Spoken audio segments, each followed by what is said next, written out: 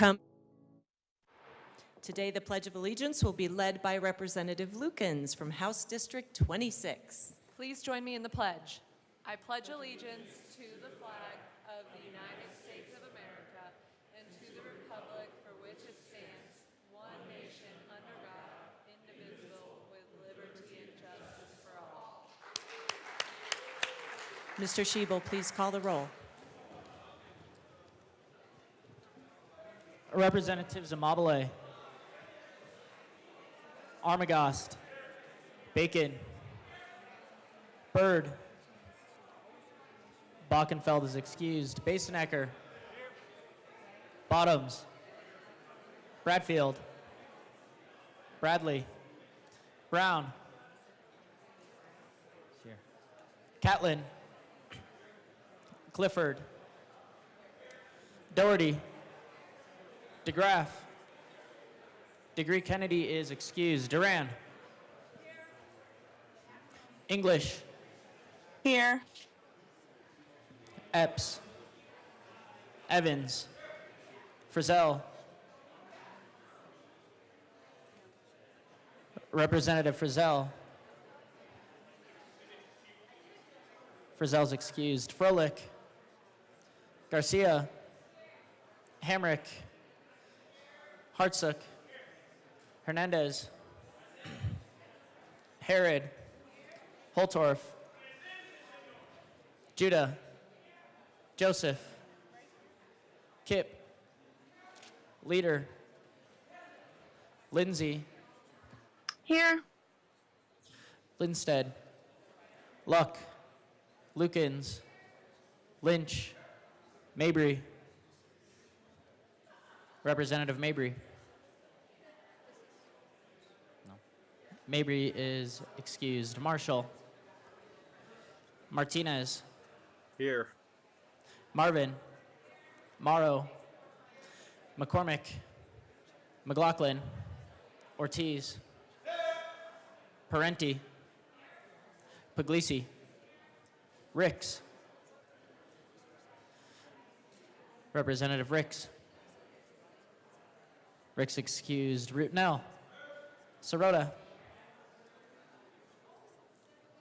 Snyder, Soper, Story, Taggart, Titone, Valdez A, Representative Valdez. Valdez is excused. Velasco, Rep Velasco. Velasco's excused. Vigil, Weinberg, Weissman, Wilford, Wilson, Winter, Woodrow, Young, and Madam Speaker.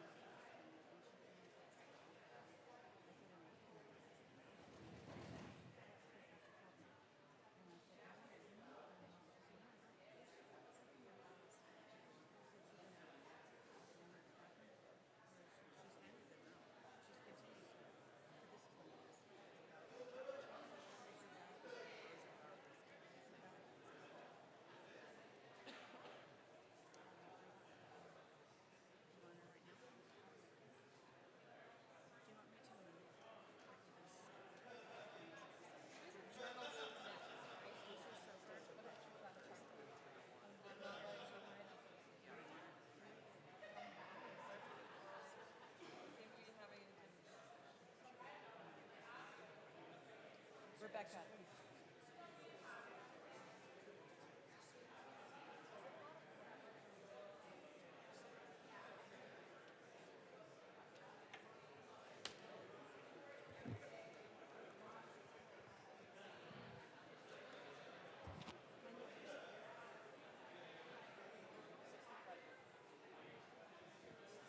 I am so excited to say we have 60 present, 5 excused. We do have a quorum. That's right, Representative Lukens. Madam Speaker, I move that the Journal of Monday, August 26, 2024 be approved as corrected by the Chief Clerk. Members, you have heard the motion that the journal be approved as corrected by the Chief Clerk. All those in favor say aye. Oof. All those opposed, no? The ayes have it. Nobody's laughing. Mr. Schiebel, please read our reports of committees of reference. Committee on Appropriations, after consideration on the merits, the committee recommends the following: House Bill 1002 be postponed indefinitely, and House Bill 1003 be amended as followed, and as so amended be referred to the Committee of the Whole with favorable recommendation. Thank you, Mr. Schiebel.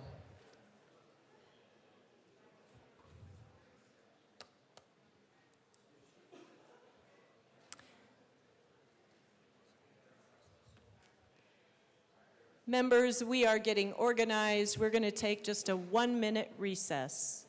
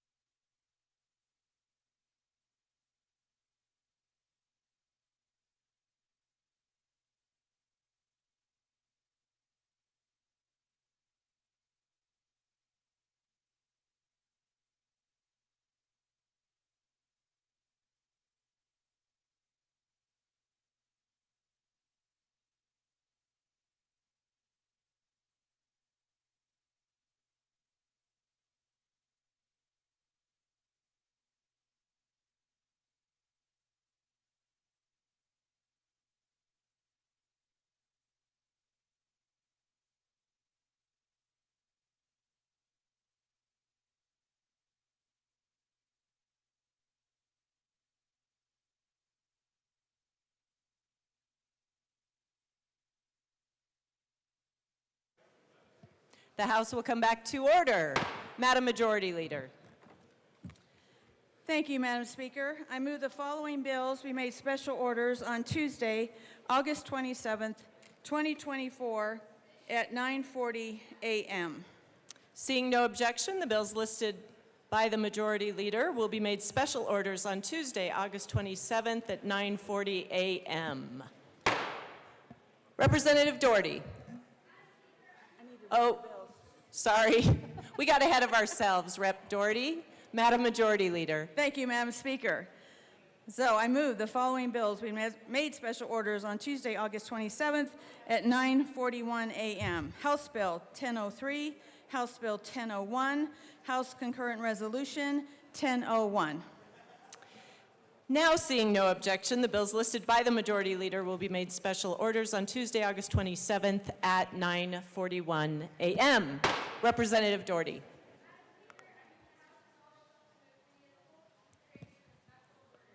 Members, you have heard the motion. Representative Doherty will take the chair.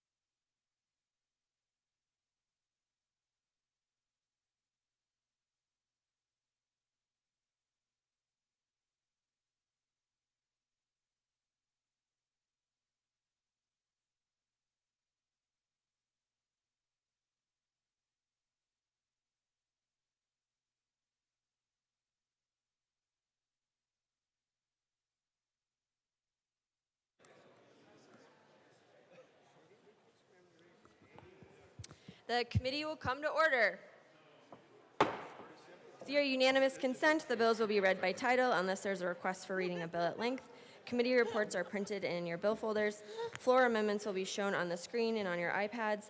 Bills will be laid over upon motion of the majority leader. The court rule is relaxed. Mr. Schiebel, please read the title of House Bill 24B1003.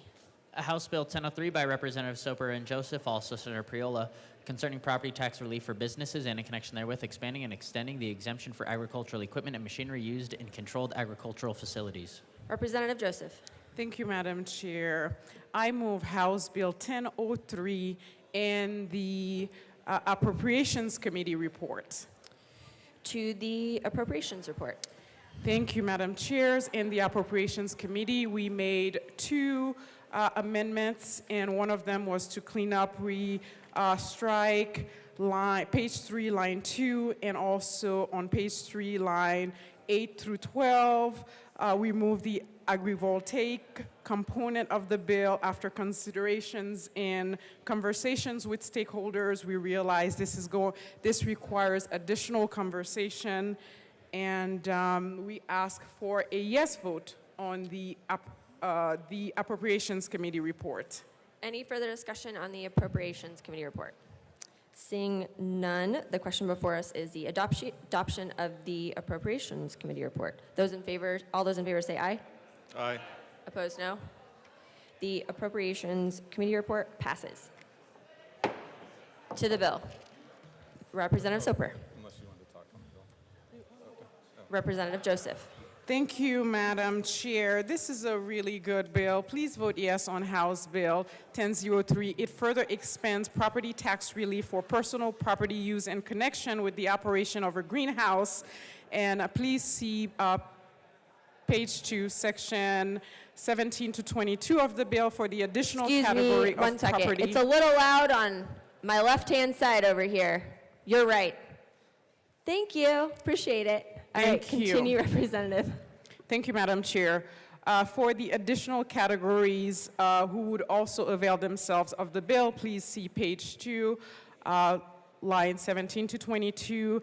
The bill extends the extension that is already in law indefinitely, and this permanent extension would lead to increased efficiency, eliminating the needs for businesses to constantly lobby the legislature for these benefits. Ultimately, this is a great bill. Vote yes. Representative Soper. Thank you, Madam Chair.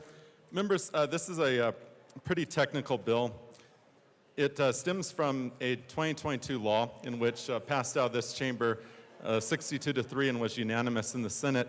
And that's one where we created, within a controlled environment agricultural facility, we exempted the equipment used for planting, harvesting, or processing from agricultural business personal property taxes. And within our state constitution, under Article 10, Section 3C, agricultural business personal property taxes are not to be taxed. That's not a thing. There's a problem that we had with the 22 law, and that occurred on the last day of the session where a repeal date was added. The Constitution doesn't allow for agricultural equipment to be temporary. It's either exempt or it's not exempt. The Constitution does not grant the General Assembly the power to make agricultural equipment temporarily exempt. So that's one correction that we're making in the bill by deleting that date. The other correction concerns also a constitutional problem, also stemming from Article 10, Section 3, and this is the uniformity clause. We're required to treat the same class of property the same for each of those properties.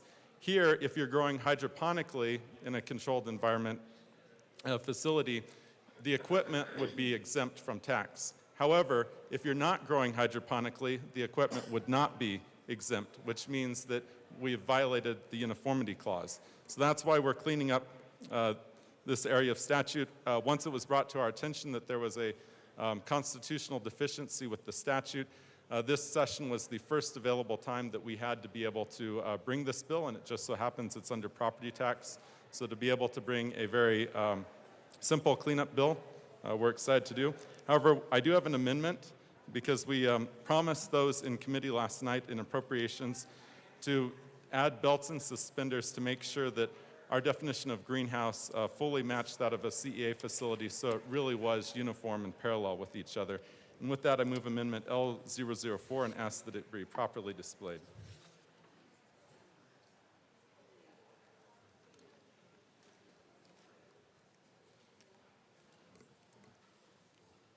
Amendment L004 has been moved and is properly displayed. Please proceed.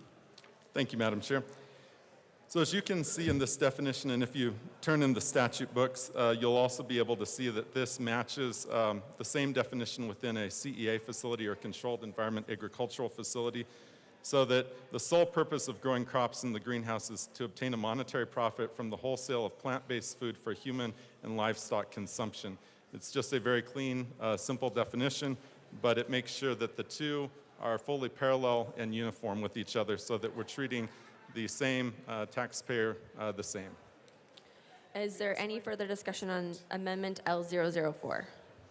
Seeing none, the question before us is the adoption of Amendment L004. All those in favor say aye. Aye.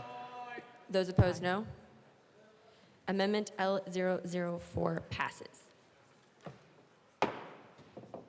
To the bill. Representative Joseph. Thank you, Madam Chair. We ask for a yes vote. Any further discussion? Representative Holtorf. Thank you, Madam Chair. It's an honor to serve with you one more time. Honor to serve with you one more time, Representative Holtorf. Colleagues, esteemed members, I want everyone to get behind this bill. Representative Joseph, Representative Soper, thank you for bringing this bill. Although it's a technical bill, I want to point out a few things. Number one, it is reinforcing the constitutionality of the statute. I think it's important that we always use the Constitution as that foundational document that we refer to and go back to. And we maintain our constitutional compliance. But furthermore, I want to talk about agriculture. And I'm not going to talk a long time. It might take 30 minutes, 45, I'm not sure. But I do want to tell you that this bill helps agriculture and it helps family farms. It helps the small growers in Boulder County, as Representative Joseph understands, in her district. It helps the farmers on the western slope that are in Representative Soper's district. And it maintains that exemption and continues it not only to be in constitutional compliance, but to recognize that agriculture is unique. The small little grows in your backyard, the small little family operations that operate off of 1, 2, 3, 4, 5 acres, the greenhouses that are on a 40. But not only that, ladies and gentlemen, family farms are mid-size operations. They're large operations. They're multi-generational family farms that farm thousands of acres that have brothers, uncles, cousins, grandsons, granddaughters that are working and operating those farms. And that exemption helps keep food on your table. It allows for Colorado to be one of the most productive, and listen up, Democrats, listen up here, progressive agricultural states. And I don't use that word in a sentence very often. Just so you know, this is good for Colorado, it's good for my district, it's good for agriculture, and I am a strong and resounding yes, and like everybody to join me and my colleagues who brought the bill. Thank you. Is there any further discussion? Representative Sirota.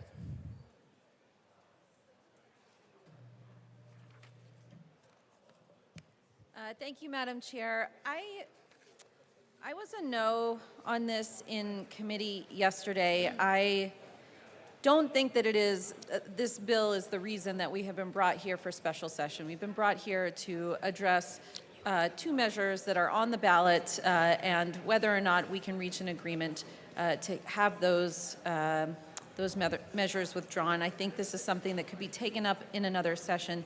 But I will just also say that another thing that gave me pause, and perhaps we needed more time for, I don't know, is that I find the information in the fiscal note pretty lacking in that it does say that we are, that there will be, reductions to taxes collected for local government, for school finance, but it says data are unavailable to estimate the magnitude of the effect.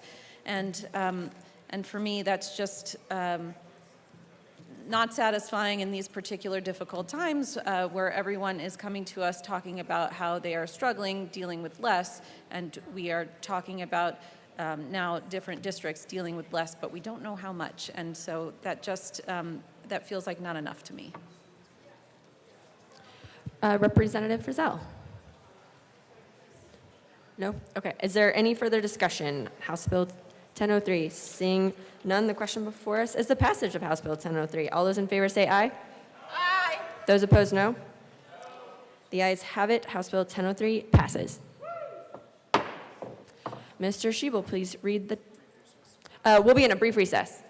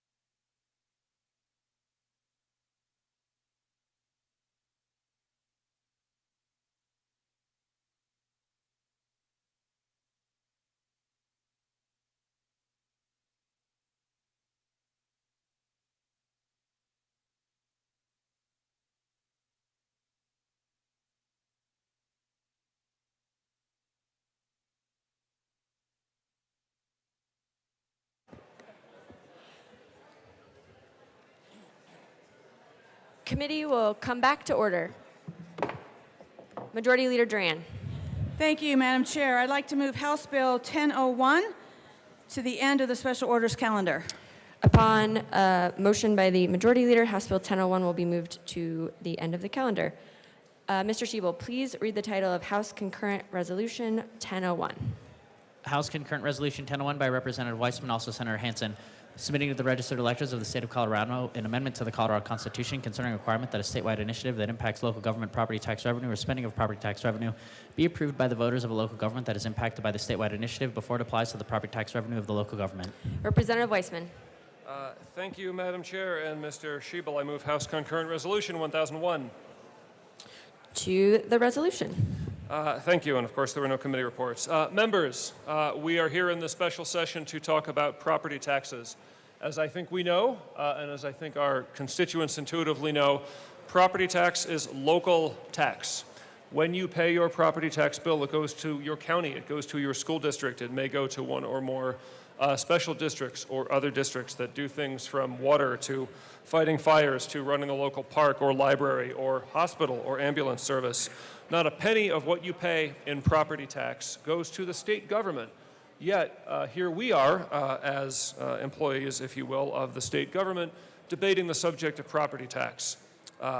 I think we should find this a little bit odd. I think in some respects, our constituents find this a little bit odd, and what House Concurrent Resolution, if passed by the General Assembly and put onto the ballot, invites the people of the state to do is to unwind that oddness and return control of questions of property taxation truly to the local government level where it belongs.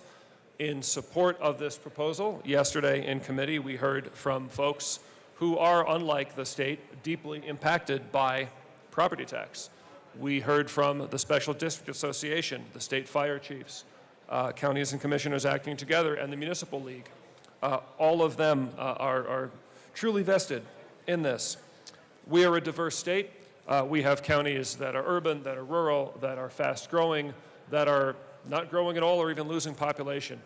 We have counties with varying tax bases from residential to commercial to a lot of agricultural. All of these realities intersect in very different ways with the system of property taxation, and when one-size-fits-all solutions are handed down in a statewide way, they can create some disparities and some unfortunate consequences that we've been hearing about the last 24 hours, and I think, frankly, for the last number of years in prior discussions about property tax here. So this, I believe, is the shortest of the many measures that have been introduced in the special session. The operative part is really just a few lines of text, but they're important. We are hereby inviting the voters of our state to decide if they want to claim for themselves close to home, in the local government way, a little bit more control over their realities. Who gets to have a say in questions of local government taxation and whether there should be more or less revenue, and what's that balance between taxes we pay and services that we get in return? Why should an Adams County voter be voting to increase taxes in Yuma County? Or why should a Denver voter be voting to decrease taxes in Moffat County? There are many other such examples. So I'm asking for your support today on second reading, and I see some questions forming up, and I'm happy to speak to them. And I'll just remind the chamber to please keep your voices down. And with that, is there any further discussion? Representative Taggart. Thank you, Madam Chair, and thank you to Representative Weissman for bringing this bill. My comments are going to seem a little odd because I come from local government. And I firmly believe, and I think I've consistently shown, that I want local control. But there are a couple of things that are very concerning to me about this bill. First and foremost, the citizens of this state have been on our case to come up with a statewide solution. That has been consistent in my district over and over, and the amount of emails I got to come back to this special session and pass a property tax relief bill was incredible, the number of people that reached out. Secondly, and more and equally as concerning to me, is we all have bedroom communities, suburbs of our major cities.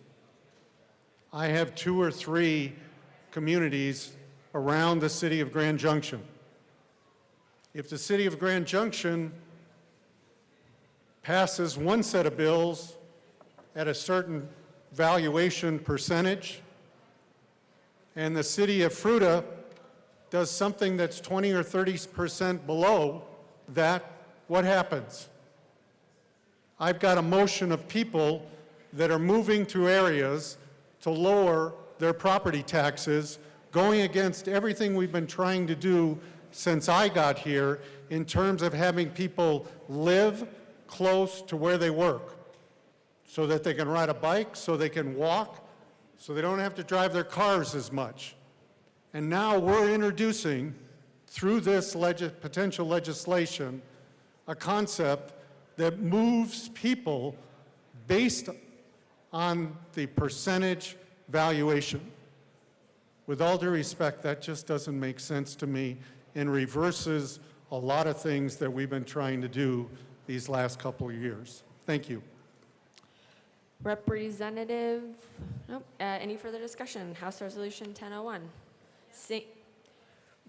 Representative Luck, please make sure that you're down here and ready to speak. Okay, Representative Luck. Thank you, Madam Chair. I thought some of my other colleagues were going to give me some time. I'm running an amendment on this.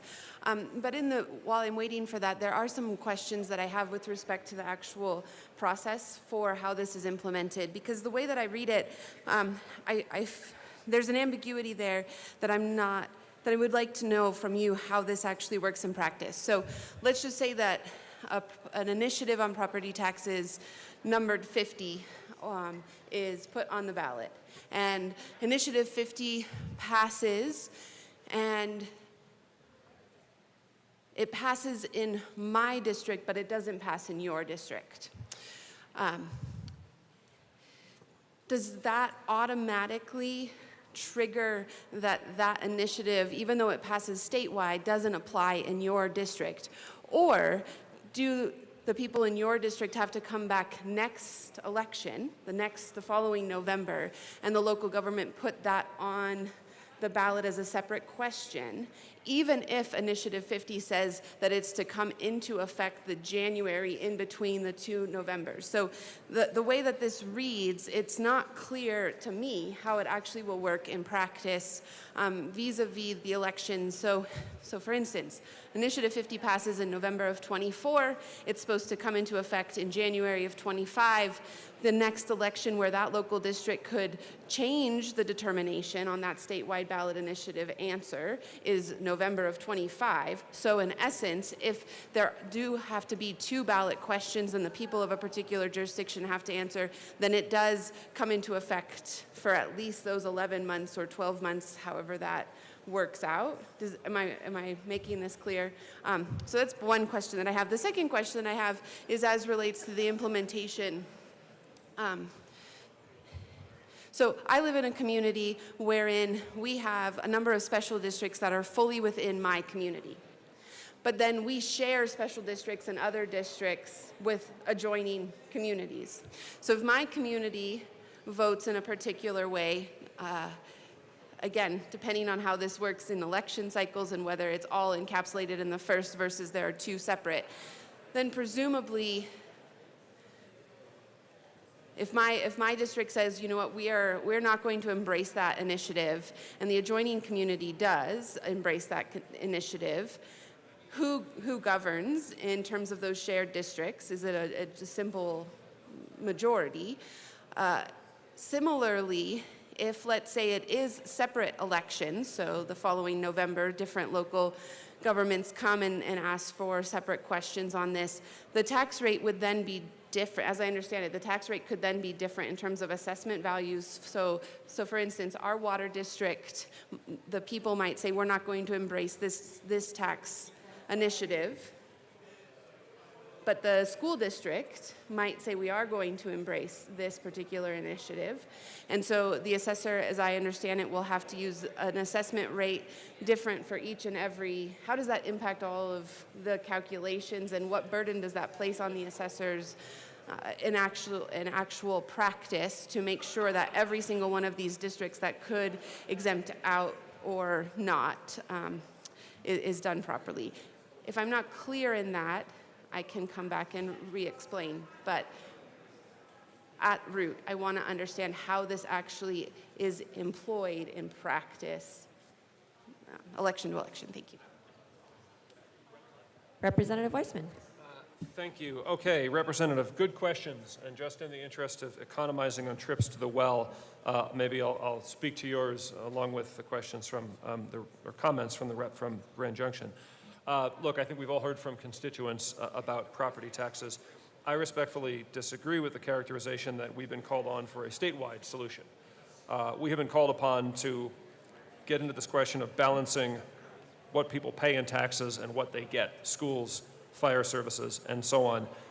I've heard frustration with this statewide approach that lumps together Aurora and Montrose, Penrose and Denver, for example. Rolling then, I think, into your questions, because you and the rep from Grand Junction touched on some similar things.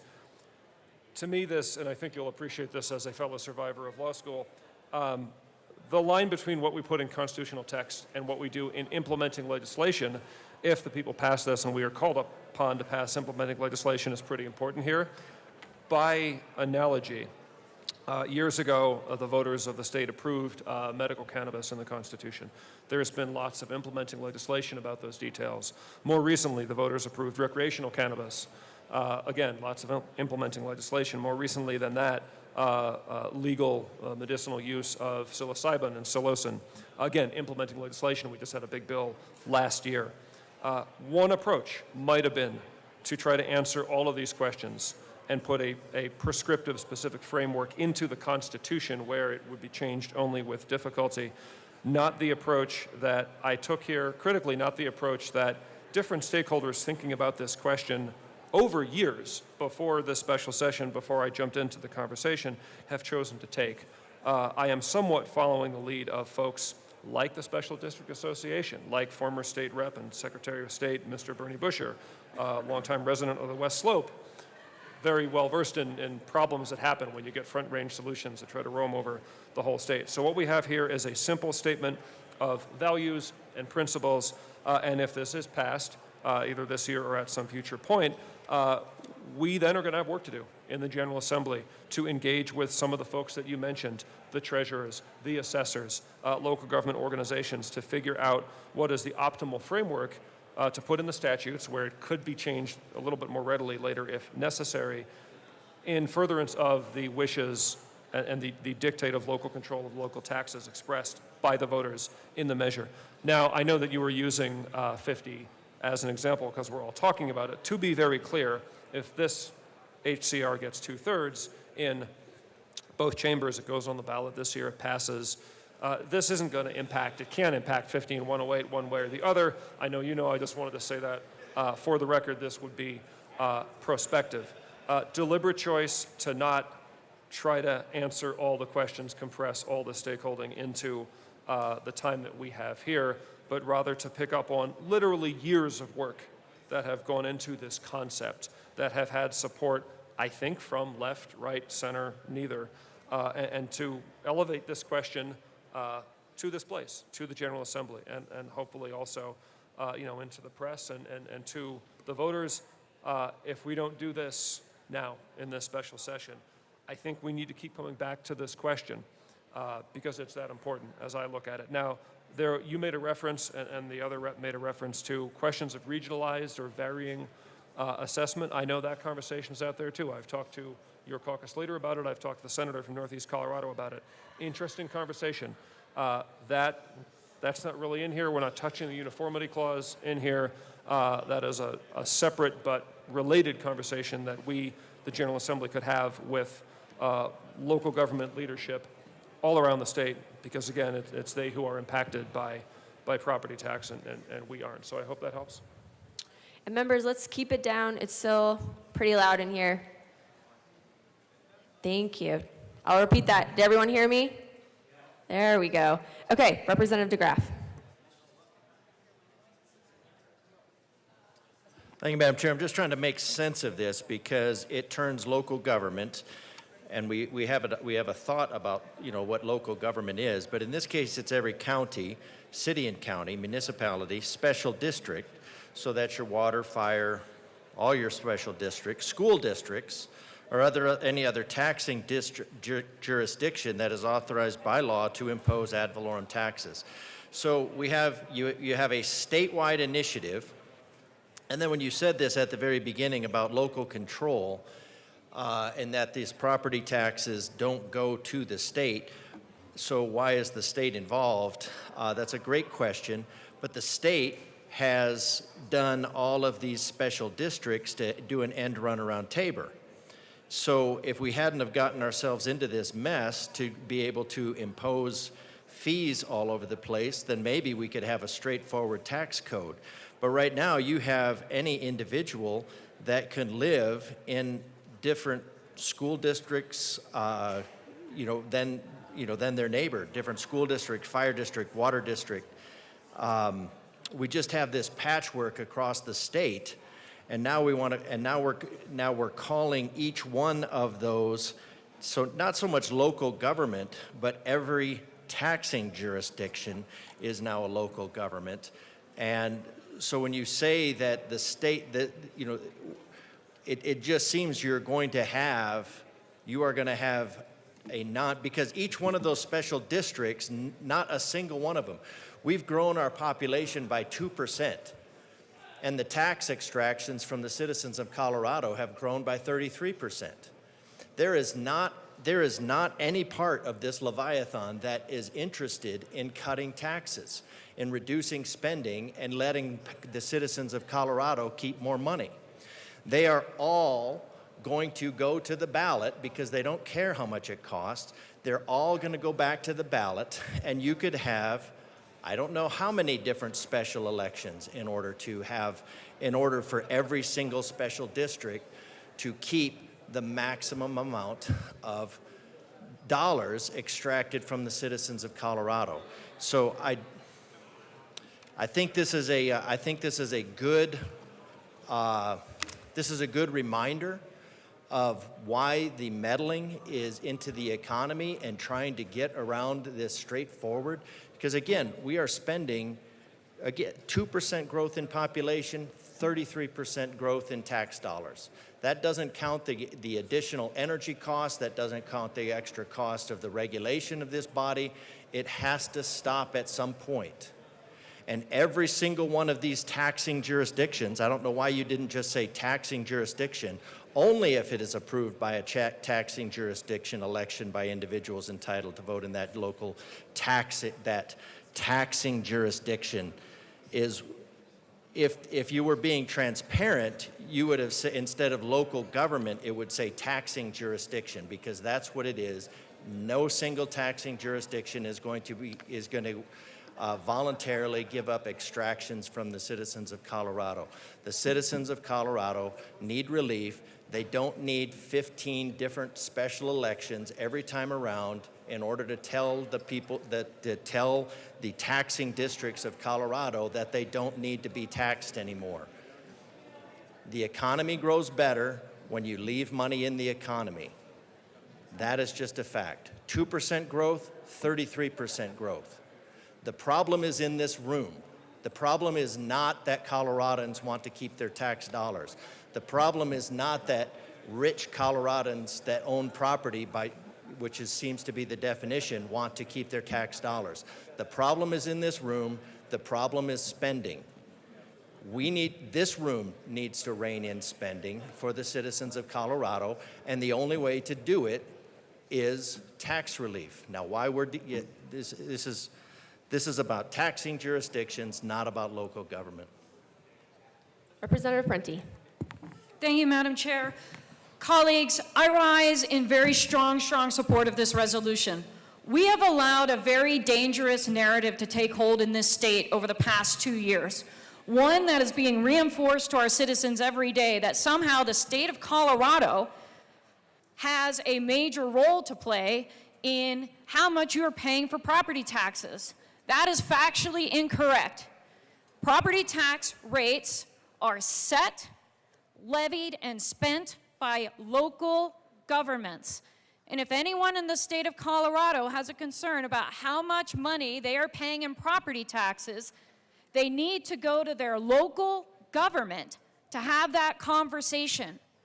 Because blunt policy changes at the state level hurt the state of Colorado in different ways.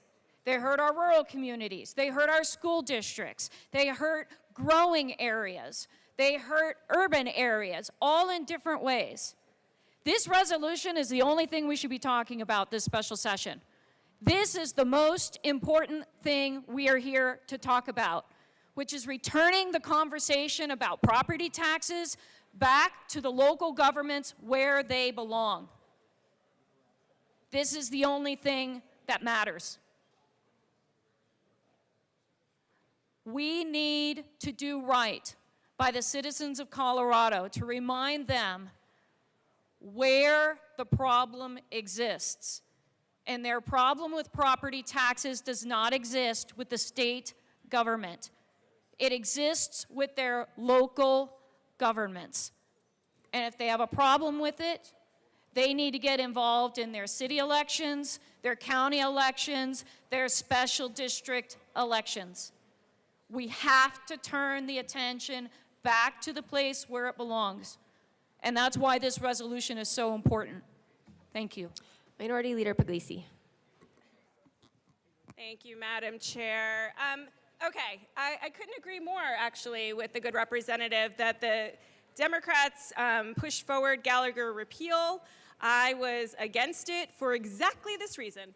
The legislature has no business in the property tax conversation, and they should have never taken that authority away from local governments. But that's the predicament we are in today.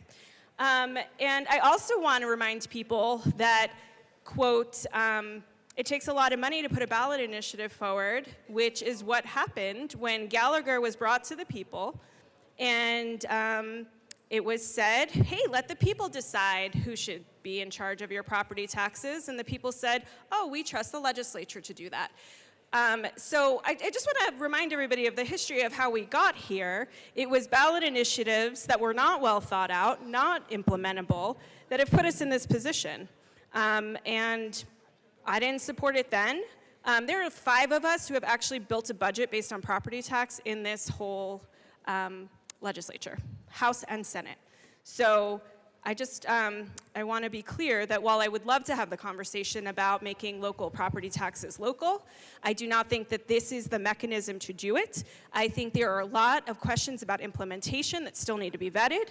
I think that at some point, we should absolutely look at what that long-term and sustainable solution is, but this is not it yet today. This is not ready for prime time, and I cannot support it. Thank you. Representative Evans. Thank you, Madam Chair. And colleagues, I've been asked to read through this bill very painfully, slowly. I'm kidding. I'm not going to do that to you all. I just wanted to very briefly respond to something I heard, which is that property taxes is a local issue, and that is generally true. However, I would be remiss if I did not speak for my district and note the fact that a significant percent of the property taxes that are paid in my district come from energy production. We all saw this building full of firefighters yesterday. I talked to all of my fire chiefs. They have lost 30% of their revenue on average in my area because of the impact of energy policy that this building has had on their property tax revenue. So the state absolutely in areas has an impact on property tax revenue. In my district, that has been manifested by a 30% reduction in revenue to my special districts, my school districts, my fire departments from the impact on energy and the reduction in energy that comes from this building's policies. That's all I got to say. Thanks. Representative Taggart. Thank you, Madam Chair. I just heard a previous speaker say the state is not involved in property tax whatsoever. I want to be a gentleman, but that is a false statement. A totally false statement. All we have to do is look at K through 12 in public education. We have a responsibility by statute. We also create the per pupil funding formula for education. And we're responsible for between 40 and 50% of that funding for the purposes of educating our youth. If property tax dropped dramatically in a particular area of the state by way of this particular legislation, we have to pick that up in the state. So to say that we do not have any say in property taxes is totally false. Representative Locke. Thank you, Madam Chair.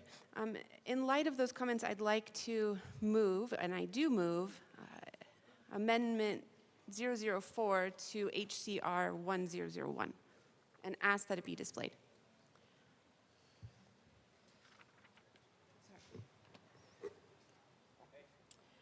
Amendment L004 has been moved and is properly displayed. Please proceed. Thank you, Madam Chair. So in light of that particular line of reasoning and commentary and the fact that there are constitutional and statutory guidelines that are very specific as relates to school districts and the impact that different rates at the local level will have on the state budget and how all of that is calculated and the complexity of that, I would ask that the bill sponsor strike from this particular resolution school districts so as to eliminate that complexity from this conversation and so as to make this more straightforward. And in light of just a desire, well, I'll speak to that. That's good. Thanks. Representative Weissman. Thanks, Madam Chair. Appreciate the discussion. Mike. All right, it's pretty soft today. Yes, school finances is interesting in that there's a local role and a state role. I'm going to ask for a no vote on the amendment because the point here for me, and I think for everybody who's been involved in this concept for years, including folks I've spoken to in the last couple of weeks, in development of this is that we want to be inclusive of entities who are property tax funded. A prior representative was talking about how we might colloquially think of local government, how it's defined here. The reason this definition is what it is we're trying to capture everybody who depends in almost entirety or in part on property tax. Yes, there is a state role in school finance. Yes, there is a profound local role. You know, what's happened over the decades and what we're only starting now to sort of reverse is used to be more local funded. And then that crept from 60-40 local state to closer to 40-60, and now we're trying to level that out after decades of a certain policy decision made in 1992. When we look at the School Finance Act, it starts with local funding.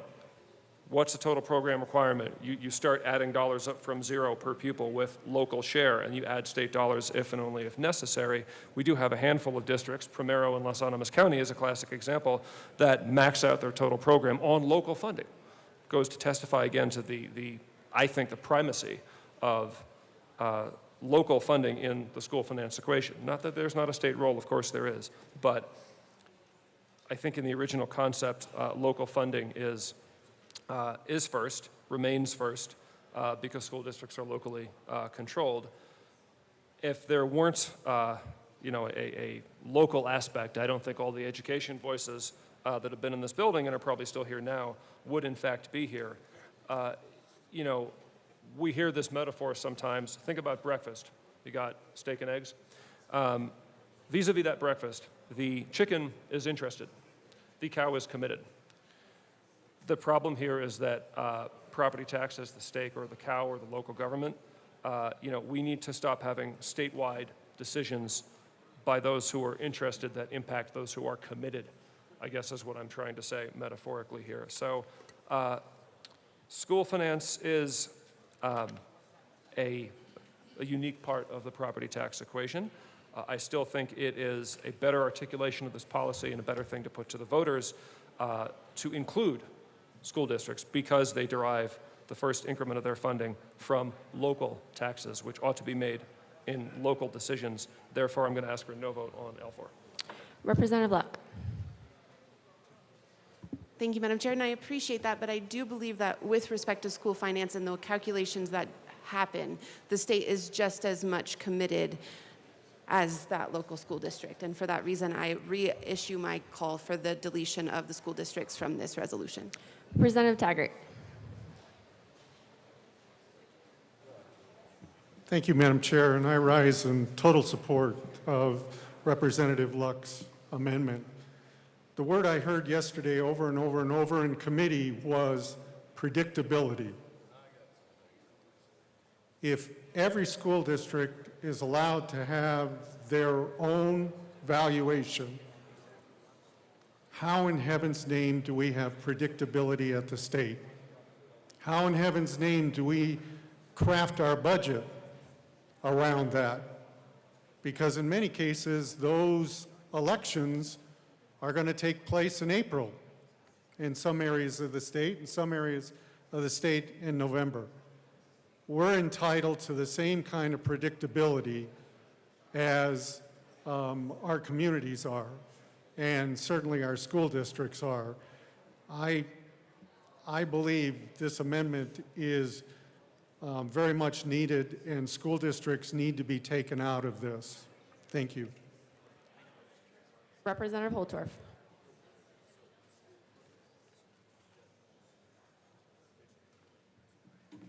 Thank you, Madam Chair.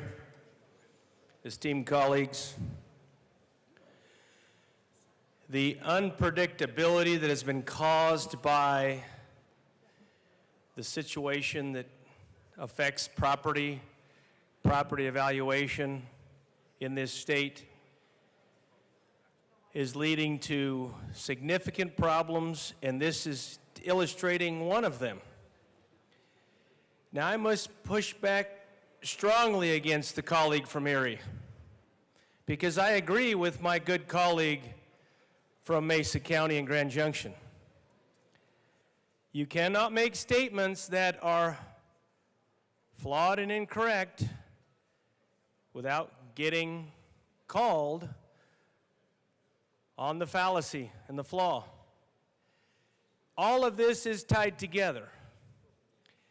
And I find it hypocritical, I find it grossly hypocritical when we now show such a concern for local government when in previous sessions the bill sponsor here has taken control and authority away from local government without reservation. Representative Holtorf, let's stick to this bill.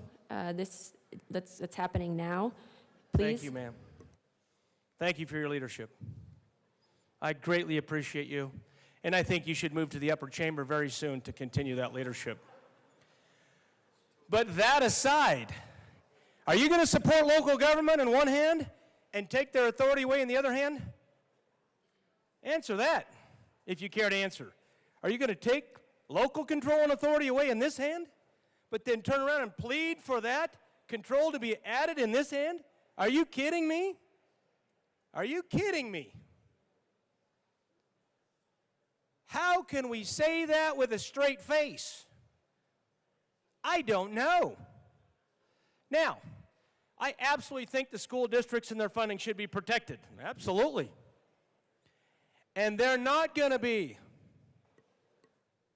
Even after all the gyrations of this extraordinary special session, as more people move to this state, as the demand for housing continues, as property values go up, unless we have a recession or economic collapse, which could happen in the next 2 to 3 years due to other economic policies that are promulgated in this state and across the nation. But if not, this thing goes up. The graph goes up and does not stop. For those of us from Steamboat Springs, you have been affected the most. The most. Aspen, want to go to Telluride? Oh, we love those places, but go try to live there. Ain't going to happen.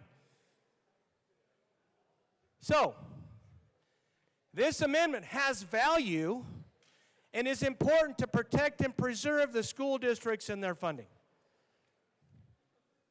Even in little old rural Colorado and my rural counties, my school districts are very concerned about what we're doing here.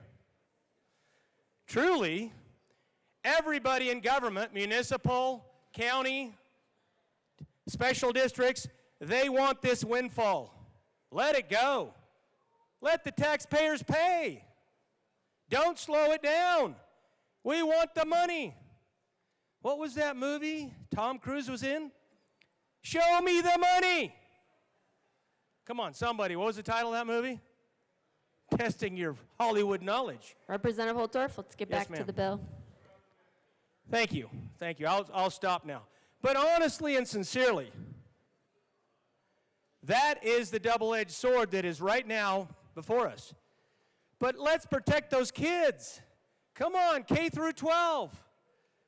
Where are we at in trying to protect those kids in those school districts that are going to suffer because they're not going to have the funding they need to run their schools? Now hold on a second. This is real important. As the schools grow, as their costs increase, as the inflationary forces of everything to run a school goes up, energy costs go up, transportation costs go up, maintenance costs go up for the school buses, the HVAC systems on the schools. As teachers want more pay, yeah, I see that. I know. It's going to happen though, isn't it? And are we going to have those technicians? Are we going to have those trades and the institutional knowledge to do all this stuff? We don't now. And everything goes up. So that's why this amendment has merit and value. So with that, I'm going to yield the dais and say that I am absolutely in support of Representative Luck's amendment. I understand where she's coming from. And oh, by the way, for those of you that didn't know it, she's a school teacher. She has taught school. She knows K through 12. She knows what budget shortfalls are, and she knows what happens when the kids don't have enough school supplies. And I know she knows. So please support the amendment. Any further discussion on Amendment L004? Seeing none, the question before us is the adoption of Amendment L004. What? All those in favor say aye. Oh. A division has been called.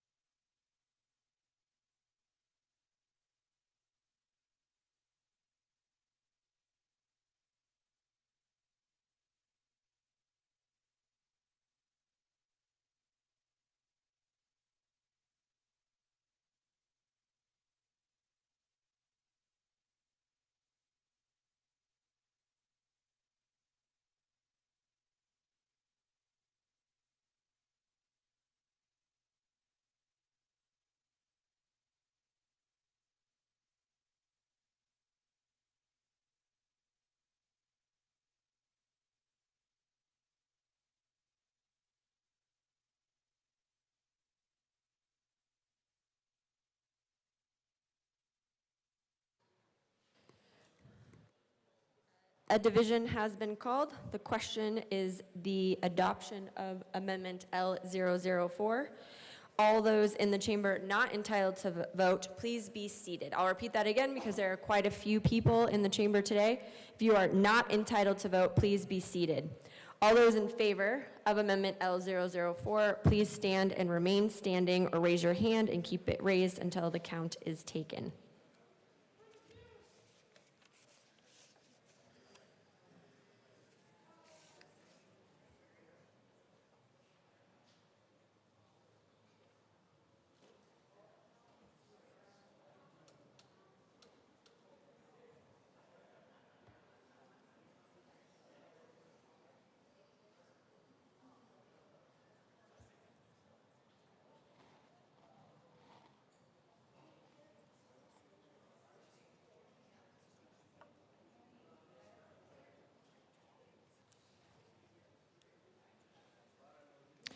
You may be seated.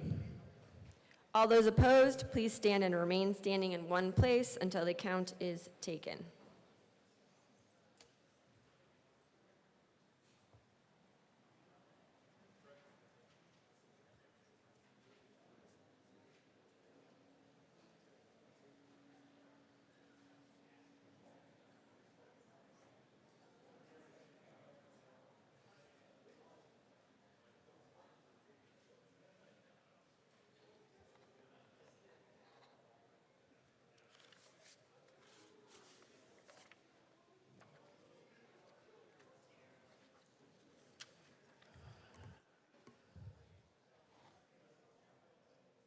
You may be seated. Amendment L004 is lost to the bill.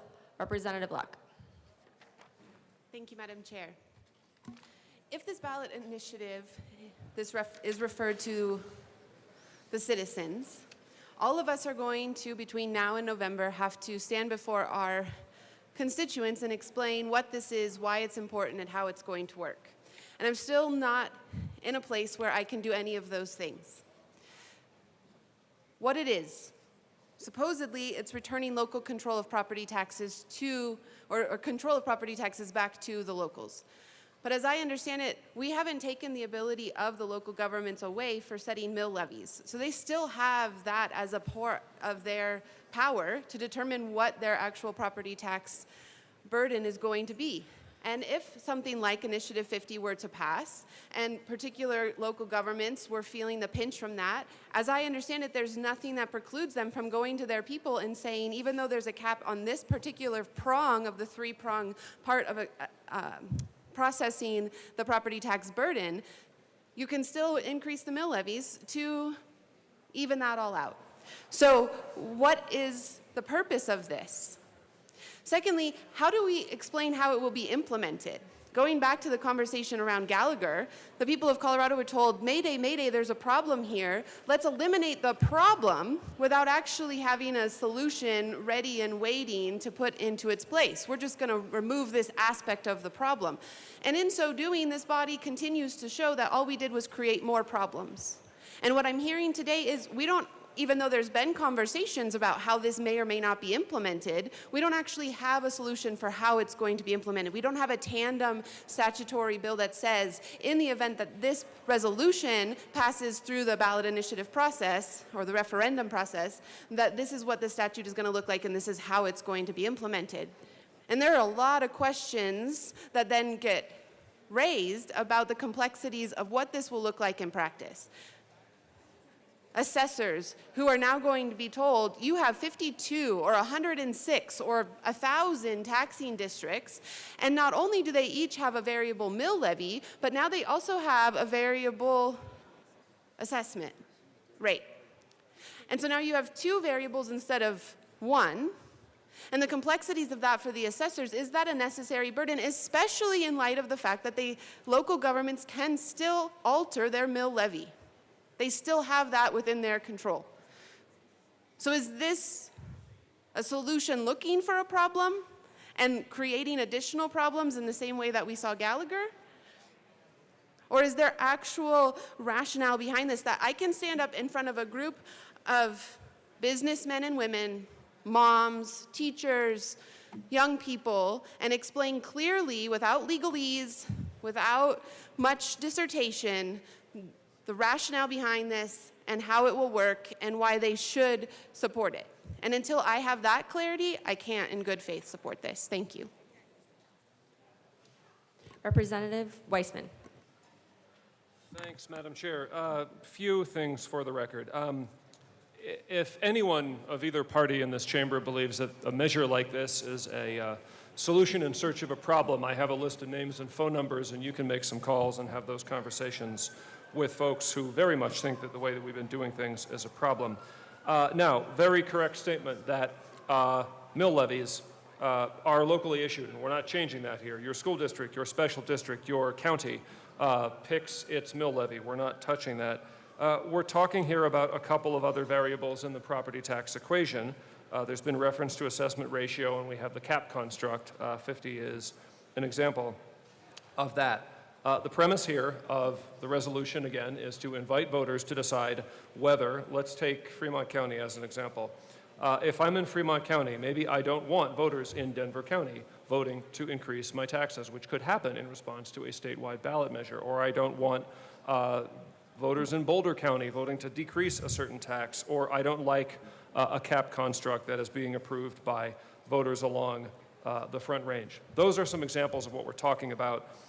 We do have one function right now performed by the state that I personally think needs to stay there, and that's simply definition of property classes and the very, very highly technical business of slotting particular parcels with characteristics into classes. I think if we start atomizing that too much, it gets messy. But I didn't want it to be taken that just because mills are set locally and would remain set locally, that we're out of the woods, because we're very much not.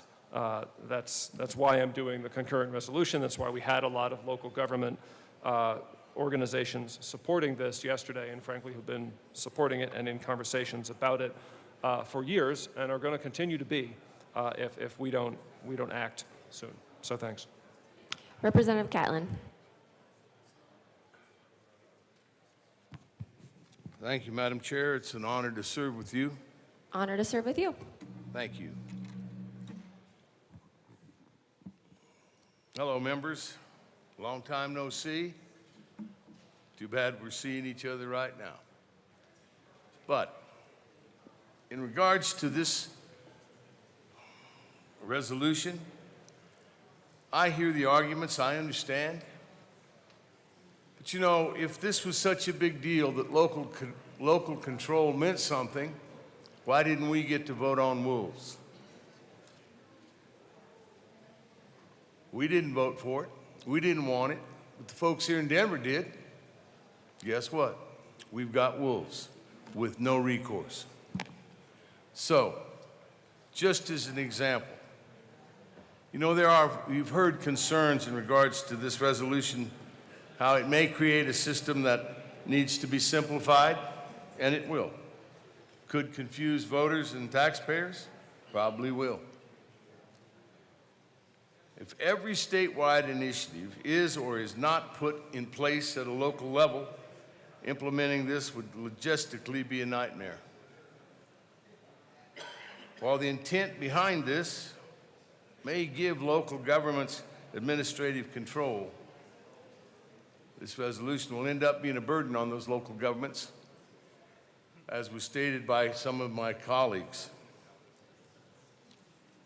If this entity, that entity, and the other entity decide they want to have a vote, we pay for it locally. If we want to stay in or if we want to opt out. The other thing I want to bring to your attention is we were brought here today for this 3-day session to try and remove 2 ballot initiatives. And here we are arguing and debating about whether or not we want to put another ballot initiative on this year's ballot.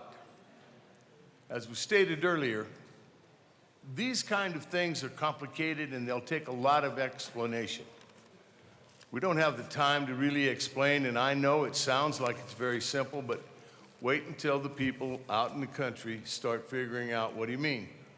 What do you mean? Oh, we're going to have to pay for all of this? There'll be some questions that those of us in this room will not be able to answer. This may be a good idea, but it needs the time and the effort in creating something over time that we could put in front of the people that makes sense and that every average voter can make up their mind and would understand. I don't think the time is right for this one. We've got other issues that we're trying to deal with.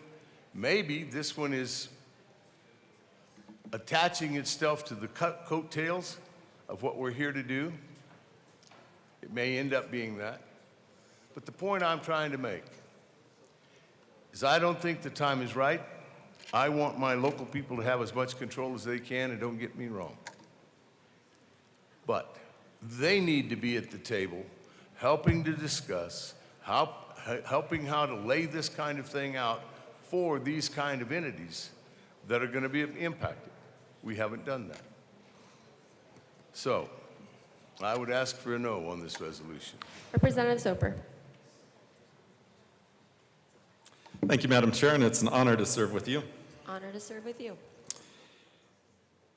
Members, it's an honor to follow my West Slope colleague. He raised several points that I think are really pertinent within the referred measure that we're currently debating.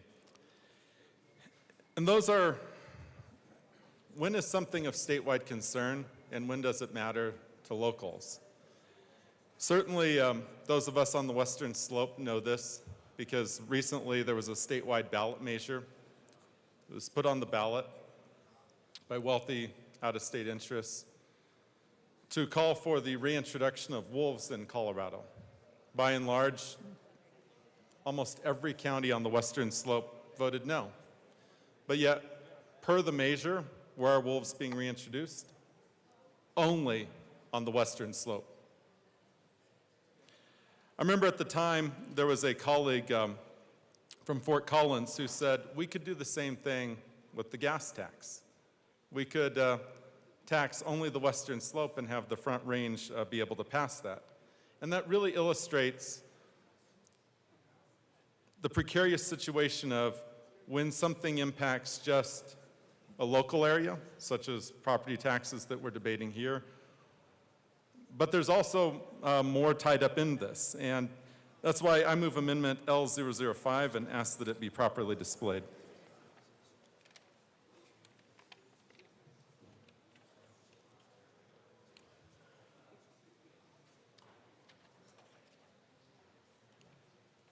Amendment L005 has been moved and is properly displayed. Please proceed.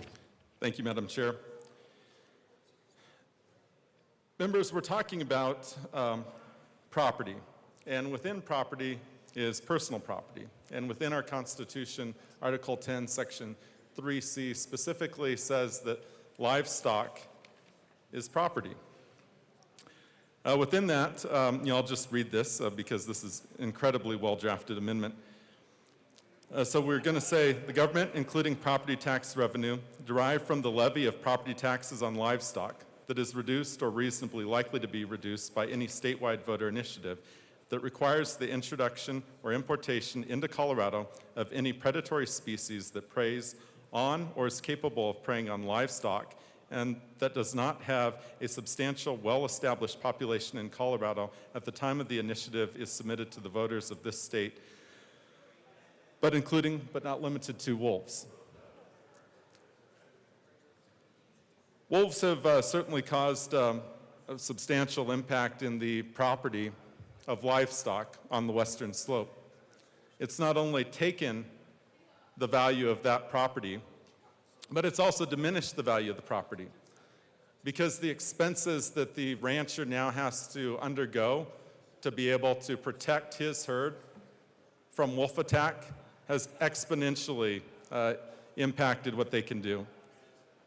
Many of you may not realize, but 25% of all the beef imported into Canada comes from Colorado. And yet, that number is likely to decrease because the price of Colorado beef is going to get more expensive as the wolf population starts to grow and becomes established.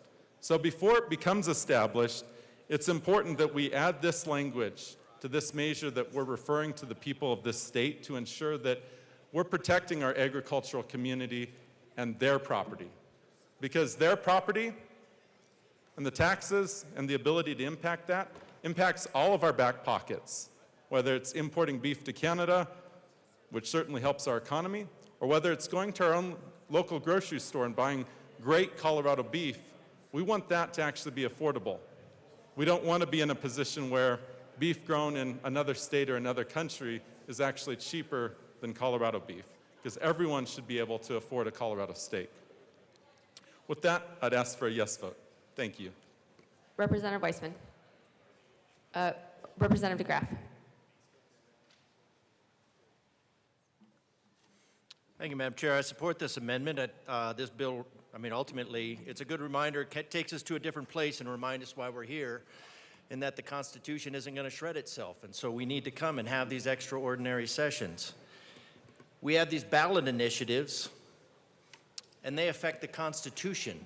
So this bill would effectively give every single sub-taxing jurisdiction in Colorado its own constitution. Representative DeGraff, I'll just remind you we're on the amendment. If you want to speak to the bill, you can do that, but we are on the amendment. Thank you, Madam Chair. But it gets to the point of this bill in that the state of Colorado, well, the moneyed interests for the purpose of devaluing and distressing the ranchers of Colorado, sick to the hellhounds and demon weasels, on agriculture. I don't know why. Maybe it's because they want the cost of beef to go up, distress the agriculture. So I would think, so in this case, this would be good, because then if we're going to do this, because the citizens of Colorado wanted us to come here to give them tax relief, and then of course, what the bill sponsor wants to do is wants to evade any tax relief, and not only that, but just, so in this case, I support this because this would give our ag communities the option of opting themselves out of the foolishness that's been imposed on their livelihoods. Now, I would prefer that it said hellhounds and demon weasels, but wolves is fine. But if it's important to allow the citizens of Colorado, then this bill, I won't say what it is. Well, it's a farce. It's saying it wants local control, but it's not giving local control, it's Again, giving tax let's go ahead and jurisdiction stick to the control. amendment. You were doing a good job there, so I'll just redirect you back to the amendment, please. Thank you, Madam Chair. Come back to the bill another time. But I support this because I would like to see our ag communities be able to keep their communities safe, be able to keep their livestock safe, be able to keep their way of life safe.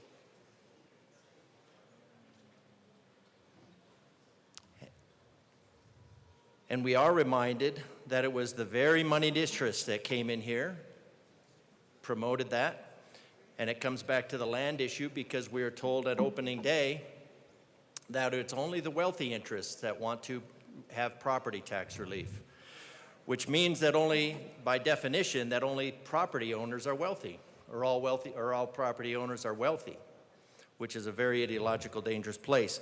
So I support this amendment. The citizens of the Front Range should be able to opt themselves out of the greeniac buffoonery that's been imposed on them by the introduction of wolves. Representative Catlin was next, unless, okay, Representative Catlin.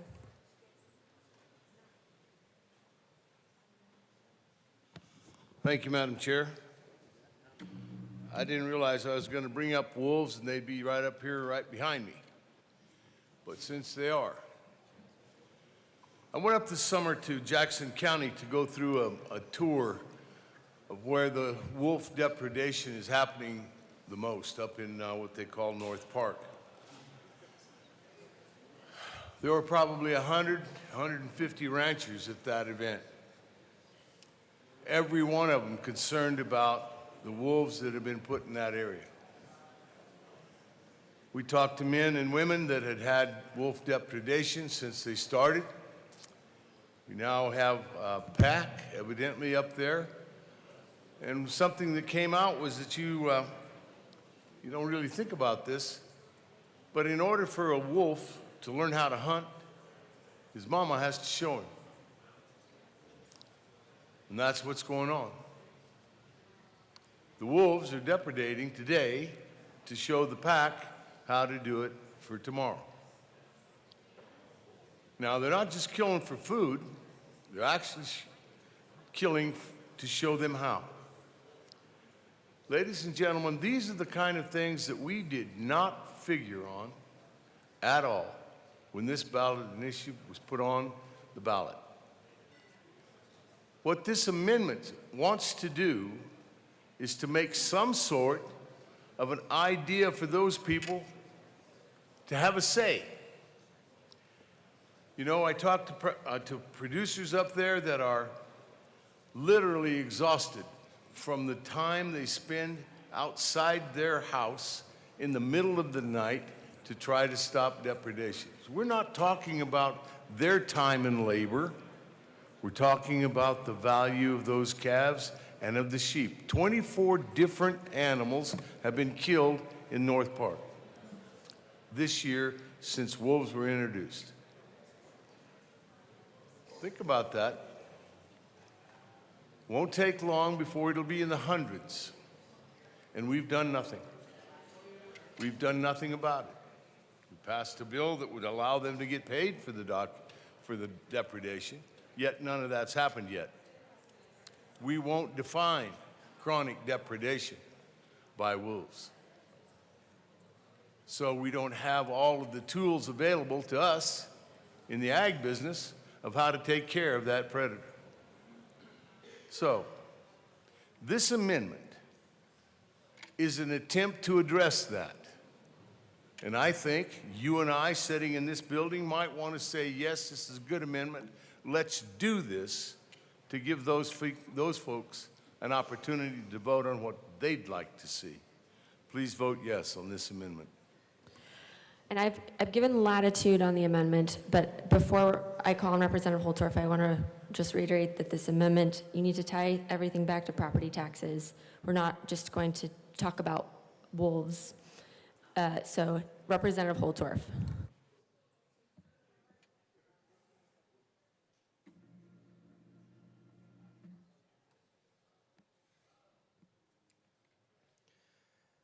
Thank you, Madam Chair. I will ask for your greatest level of leadership as we talk about a very sensitive subject to one of the only cattle ranchers in the chamber. If you own cattle, raise your hand. I mean real cattle, four-legged tail. How many cattle? You know, I guess one's enough. Cow, calf, bull. I exclude show cattle.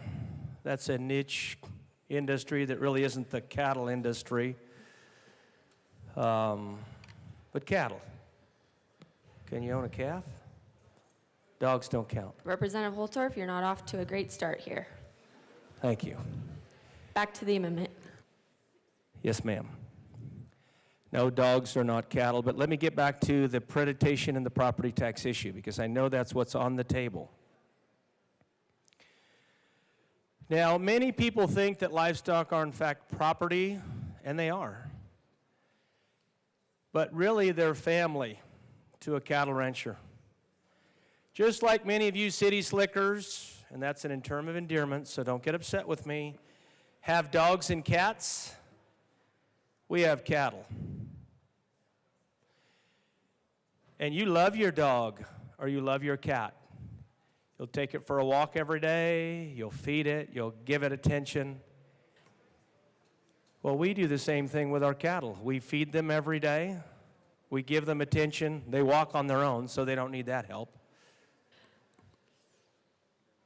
But you need to understand,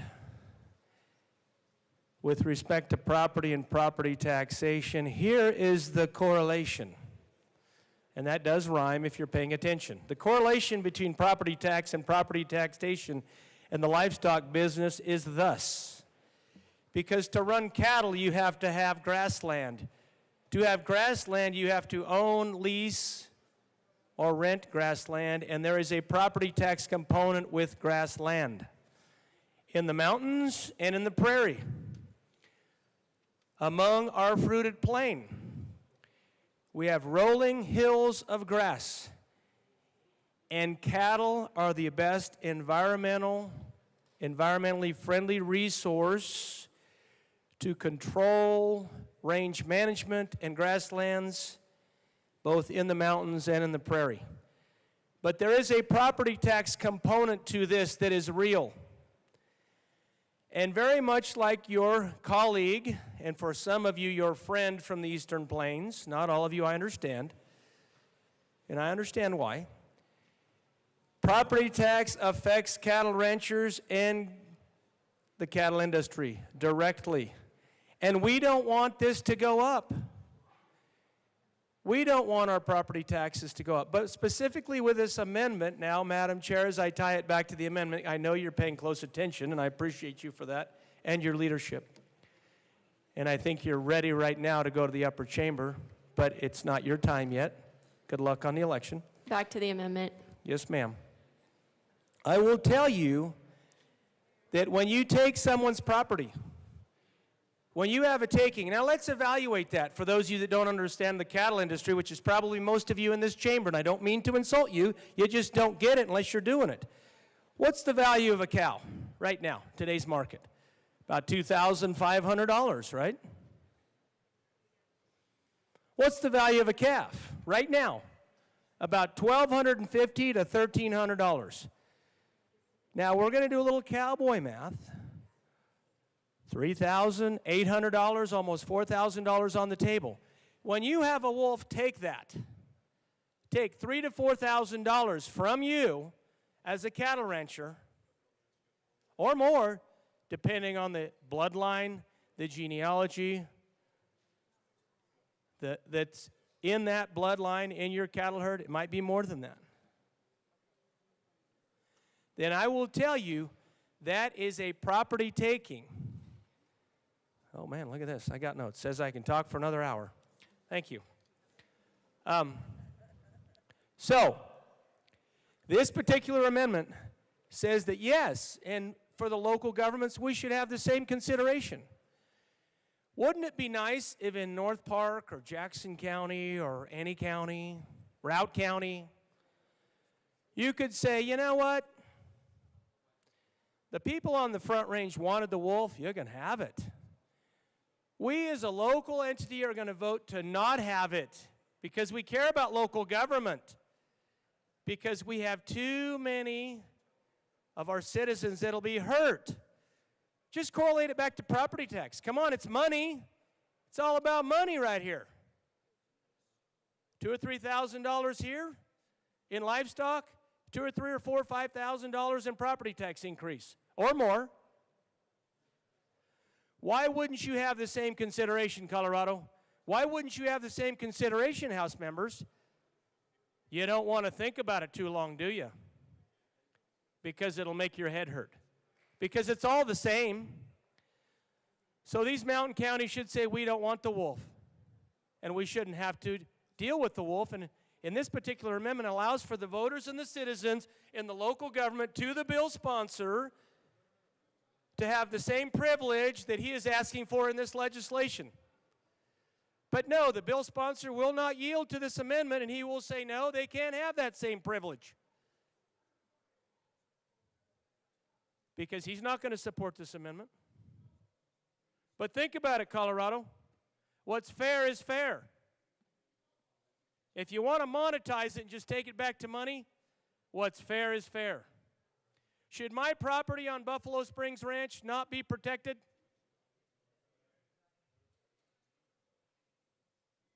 Should I not have a taking, or should my property tax be affected? This amendment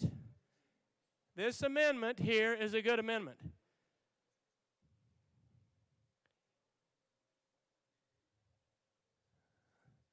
Well, at least the doors are closed and that rabble-rouser won't get in here. He was in the hallways yesterday doing the same mess. Representative Holtorf. I think the sergeant should escort him straight out. Representative Holtorf, I'm talking, and we are still on the amendment, so please talk to the amendment, and I will call a recess if we need to. Please continue talking to the amendment right now. Madam Chair, I'm trying, but there's so much distractions right to my 12 o'clock position that I'm having We can a move hard on to time someone putting the else, words Representative together. Holtorf, if you're not able to. I think that's a good idea. Okay. I'm glad the sergeants are doing their job. though. Thank you. Representative DeGraff.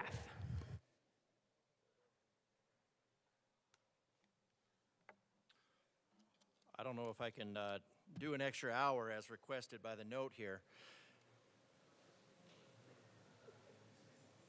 But I think it's important to note again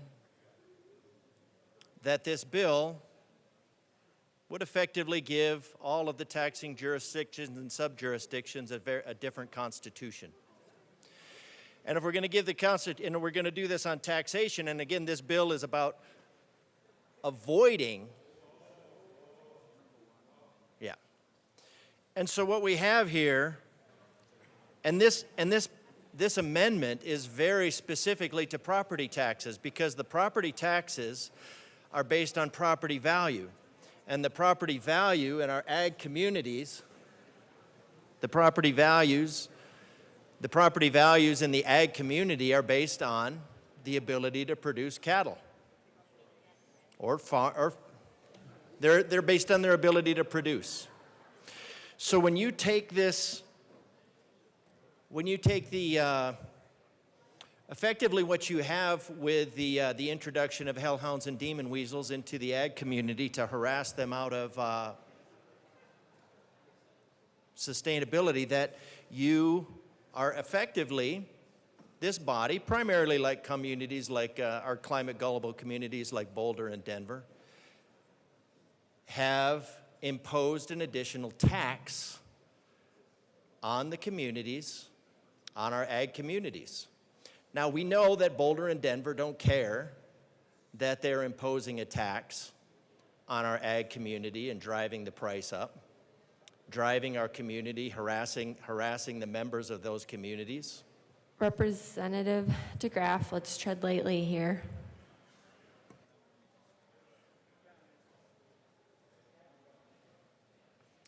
Well, I'd be a little concerned if there was a potential of a wolf at my door or my daughter's bus stop. And we talked about the imposition on the ranchers of having to be out at night. That is taxing. That is taxing. The citizens of Colorado, Denver and Boulder are not out helping the ranchers with this tax. They're not taking up the workload. And so this bill would allow those communities, I mean, there's no guarantee that they would. They might really there might be an overwhelming support for wolves and wolverines, mini wolves in those areas. I doubt it. I mean, it doesn't affect Boulder and Denver. Denver and Boulder could still be wolf sanctuaries.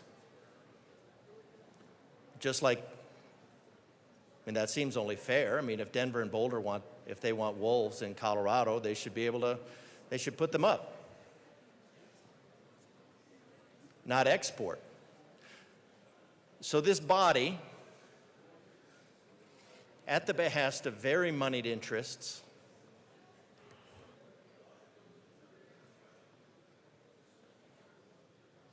are engaged in a unilateral taxation of a foundational community and a foundational economy of the state of Colorado. So if we're looking at reducing the tax load on the citizens of Colorado, you should reduce what's taxing the citizens of Colorado and the people that are actually productive in the state of Colorado, in the primary economy of the state of Colorado, which is agriculture. Well, you also have oil, but we ultimately all need to eat. So I recommend a yes vote on this. So we can at least undo some of the damage that this body has done with its ideological imposition on the citizens of Colorado in trying to harass the ranchers out of business. So I think the ranchers should have the option of exempting their communities. So I urge a yes vote on this amendment. Any further discussion on Amendment L005? Representative Weissman. Thanks, Madam Chair. Back to the question at hand, which is property taxes. I am going to respectfully ask for a no vote on L5 for a couple reasons. One, this is a level of detail that I believe we should try to keep out of constitutional text. I spoke earlier to Constitution versus implementing legislation. Second, frankly, the type of thing that's contemplated here is already in the measure, page 2, line 11, a statewide voter initiative. You know, we're framing this broadly. Initiatives could take many forms. The voters have that power. We are trying to localize back to those impacted, all of them. Line 2 of the amendment, really the first substantive line, begins including. We've already, frankly, got this covered conceptually. Finally, I mean, I do appreciate the conversation about wolves. It's a conversation I've had with members of the party sitting over here in both chambers in the last week or two.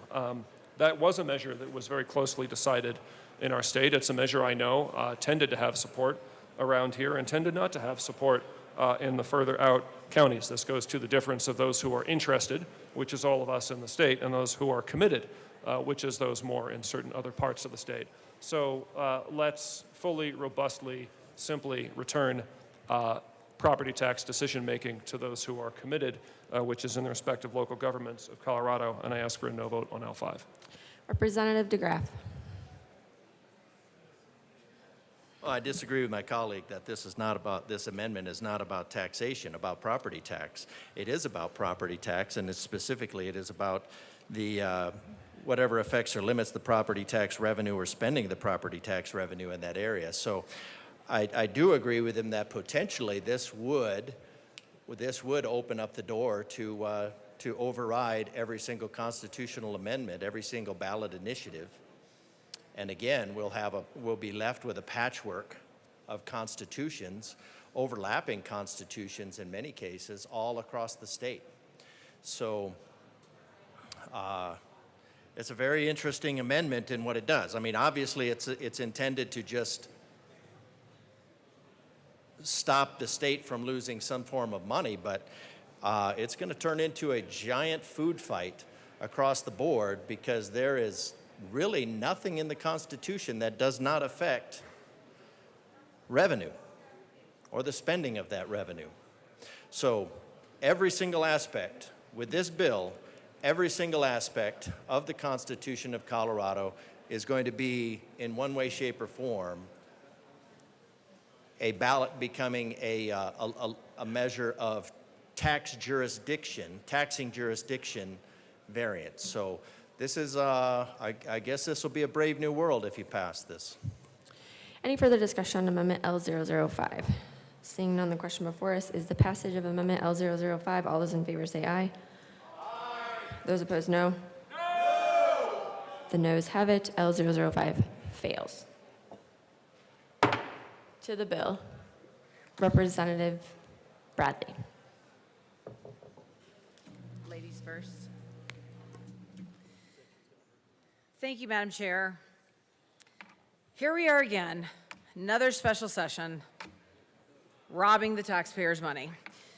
Colorado is growing in all the wrong ways, and I just want to remind the citizens of Colorado, the Democrats have held majorities in the Colorado House and Senate since 2019.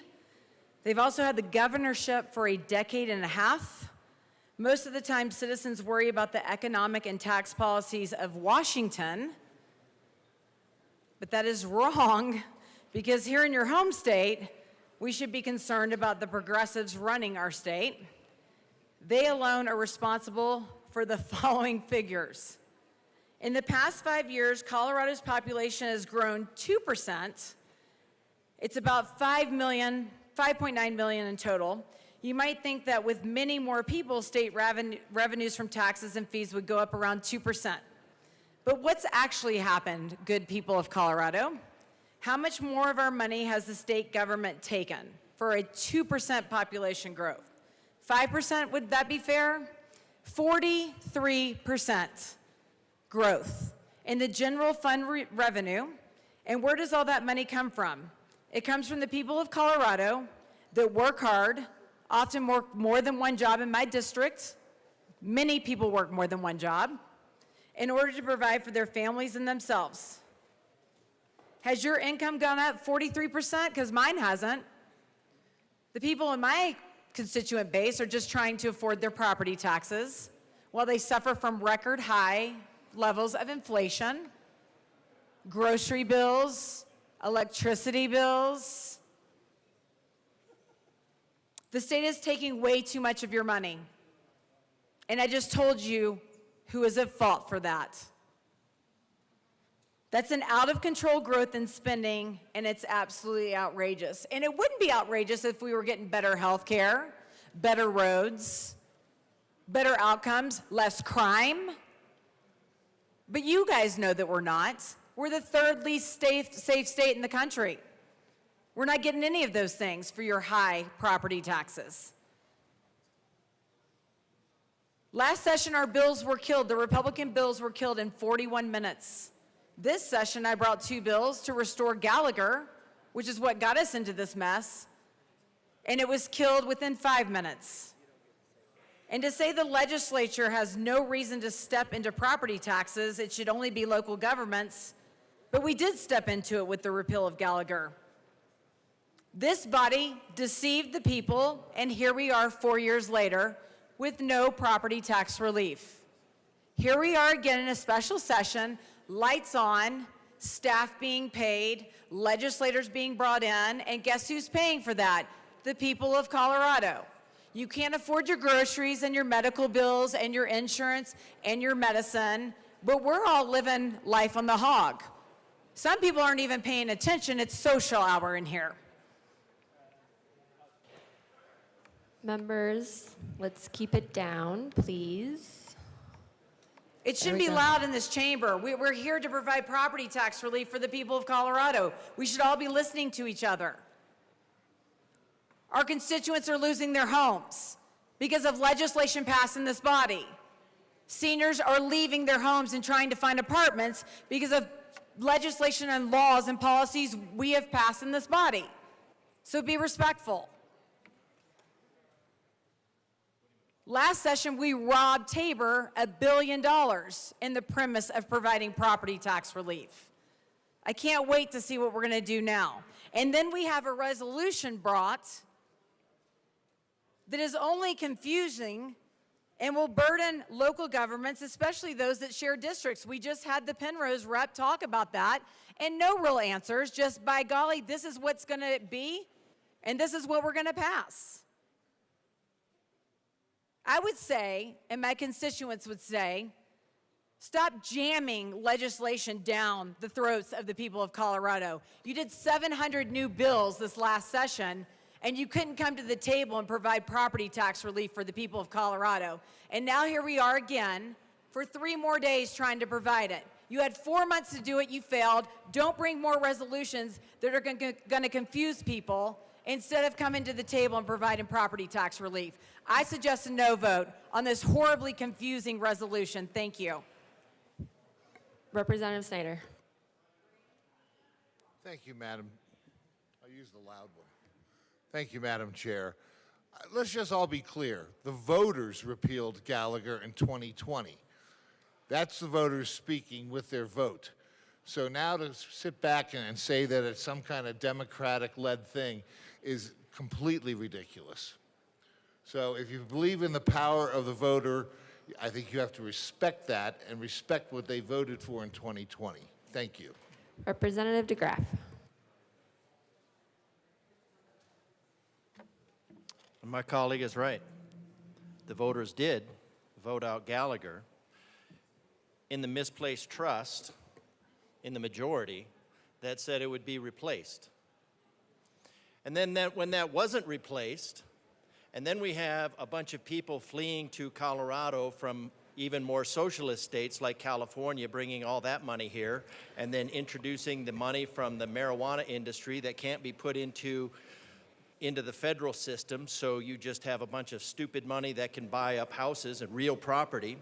And then when you have inflationary spending like only the gullible would believe the name, which is called the Inflation Reduction Act, which devalues the currency. And when you devalue the currency, you need to invest in something that's tangible, like real property. And so what you do when these businesses came in And if you look at the demographics, there's a glut of houses now in Colorado Springs, in Denver, other communities. The demographics are not keeping up with the amount of houses that are being built. The housing market is cooling. So you just kind of took this perfect storm with Gallagher. That Gallagher, the repeal of Gallagher didn't really take effect on property taxes until the inflationary spending of the majority, the devaluing, the currency devaluing of the majority, the marijuana money, the cartel influence in the state by the majority, on top of being just absolutely lied to by the majority. Representative, I've been giving wide latitude to the past few speakers. I'm going to have you bring it back to the bill, please. Please talk to the bill. Okay, we're talking about, the conversation was about Gallagher. And Gallagher, the people did vote out Gallagher. And what that should have taught them is they should never trust this General Assembly again. Vigilance is hard. We lost it. That's why we are where we are.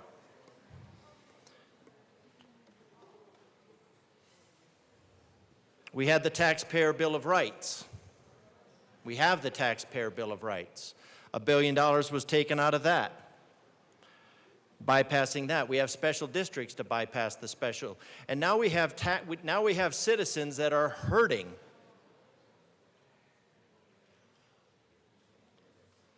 We have 6th and 14th Amendment where that nobody's going to be deprived of life, liberty, or property without due process of the law.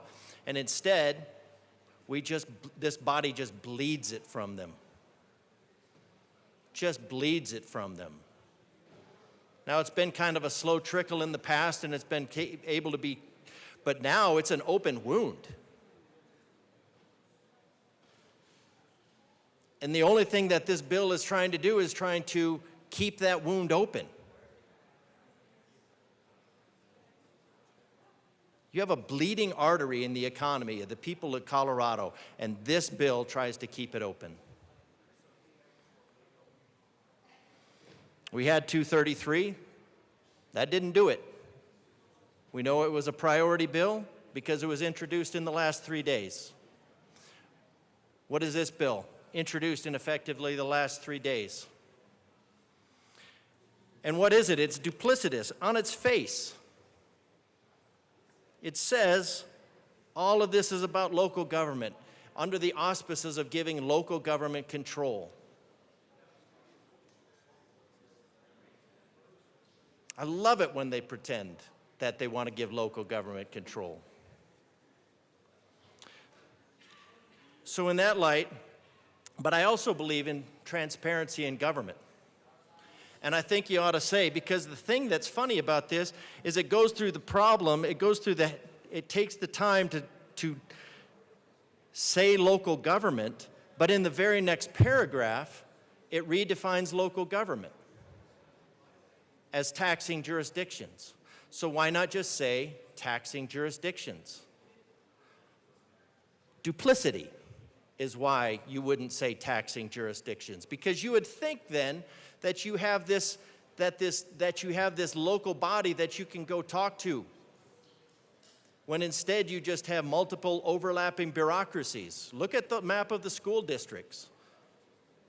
Very different than the map of the fire districts. What about the water districts? Those water districts are also different. So our Constitution is going to be like a hodgepodge of Venn diagrams that the Vice President loves so much. So I would like to introduce Amendment L006 to HCR 1001 with the hope of at least providing a little bit of transparency. You need to move the amendment. I would like to, I am moving. You have not moved it yet, so. I move L006 to HCR 1001 and ask that it be properly displayed. Just a little rusty, Madam Chair. My apologies. That's all right, just trying to make sure we were complying with all the rules. I Amendment understand. L006 has been moved and is properly displayed. Please proceed. Okay.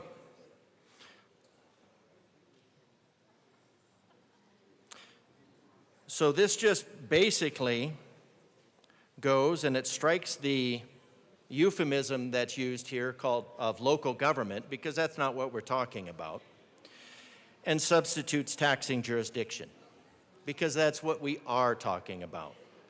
Because people, when they read this bill, would think that they're talking about local government when they're really talking about the hodgepodge of taxing jurisdictions that were created in order to circumvent the Taxpayer Bill of Rights. So on line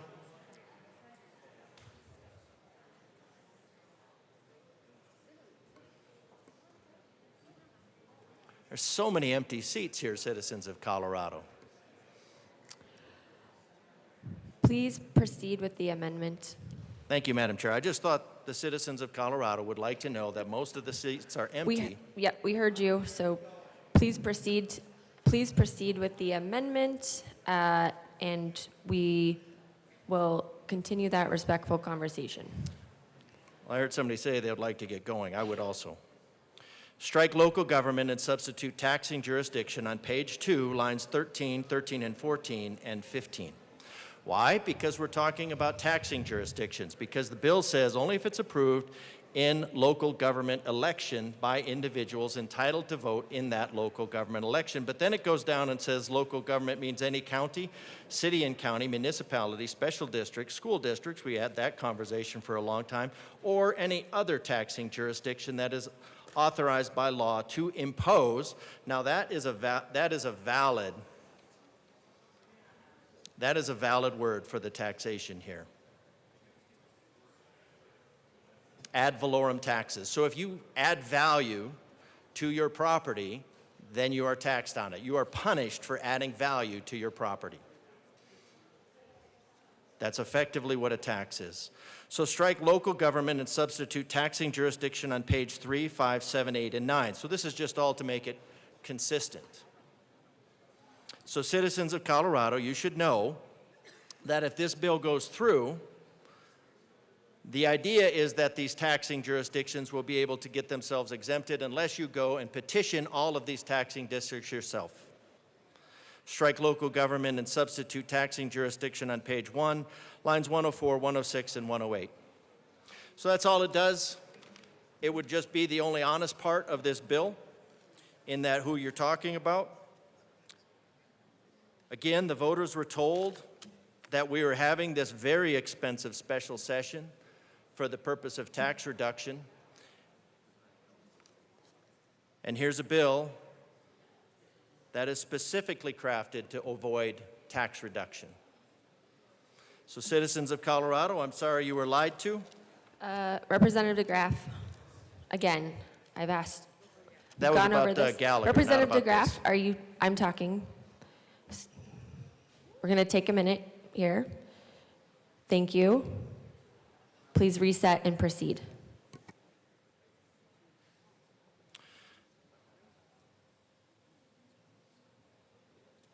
Citizens of Colorado, basically you should know what I call legislation 101. What it says it is, it ain't.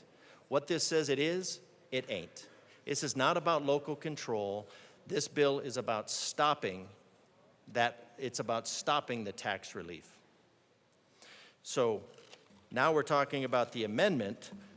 So I move that I ask for a yes vote on this amendment so that the people of Colorado can know exactly what it is that this bill does in creating what is going to look like a very bizarre hodgepodge of state constitutions, overlapping constitutions. Taxing jurisdictions, that's what this is about. Avoiding stopping the bleeding, that's what this is about. I ask for a yes vote on this amendment. Any further discussion on Amendment L006? Seeing none, the question before us is the passage of Amendment L006. All those in favor say aye. Those opposed, no. Amendment L006 fails. To the bill, Representative Bradley. Thank you, Madam Chair. I'll be brief. Just wanted to reply to the representative from Manitou Springs. Yes, the voters did vote to repeal Gallagher, but that was led by your governor, King Polis, who voted. Representative. You don't like King Polis? Please. Governor Please. Polis? Representative, please call people by their titles, and please don't be disrespectful. Please proceed. That was a nice title. Representative Bradley. Okay. The voters did vote to repeal Gallagher, but that was under the leadership of our Democrat governor, Polis. And the body did then promise the people of Colorado to have a solution for the repeal of Gallagher, and that was in 2020. So I'll do the math, the cowboy math for a rep from Akron. That's 4 years. 4 years, Representative.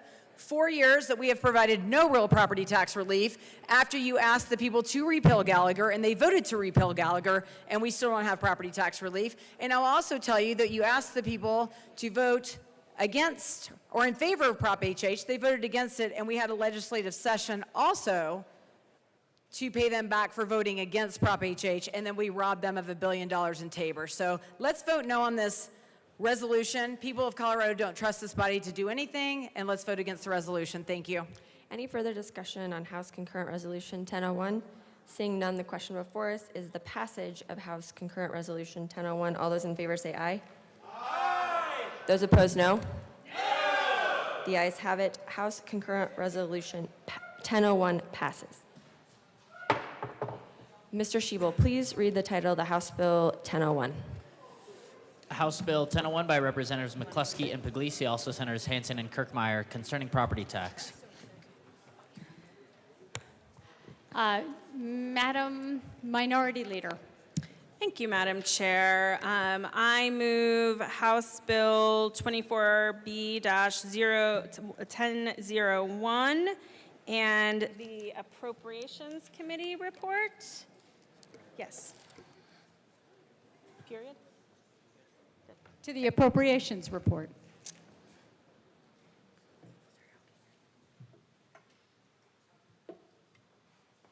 Madam Minority Leader. Thank you, Madam New Chair. In the Appropriations Committee, which was the committee of reference, we did make a couple of changes. One, to clarify that the lodging residential rate was for property tax years 24 and 25. And then we also made some technical changes that the assessors needed for implementation. And with that, I would ask for an aye vote. Thank you. The question before us is the adoption of the Appropriations Report. If there are any comments, seeing none, all those in favor say aye. Aye. All those opposed, no. The ayes have it. The Appropriations Report is adopted. Madam Speaker. Thank you, Madam Chair. It is an honor to serve with you. It's an honor to serve with you.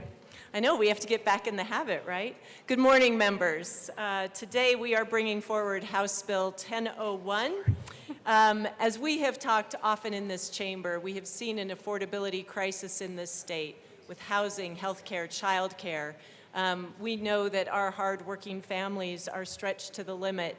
And over the past few years in 2021, and then again in the special session 2023, and then in our legislative session 2024, we have brought forward proposals that have provided property tax relief while balancing the needs to fund our local schools, our local governmental entities, and special districts. I am really proud of the work that happened at the end of this last session. Want to commend Speaker Pro Tem Degree Kennedy and Representative Frizzell for their good work on Senate Bill 233, a hard fought for compromise, 92 out of 100 legislators voting yes. And we believed at that moment we had struck the right note and delivered a package for Colorado that would protect our communities and the services that Coloradans depend on. But there are two ballot initiatives facing this state that, if passed, would absolutely decimate our public schools, our local governments, and so many of the services that Coloradans rely on. With schools alone, in the first year, we would see upwards of a $630 million impact.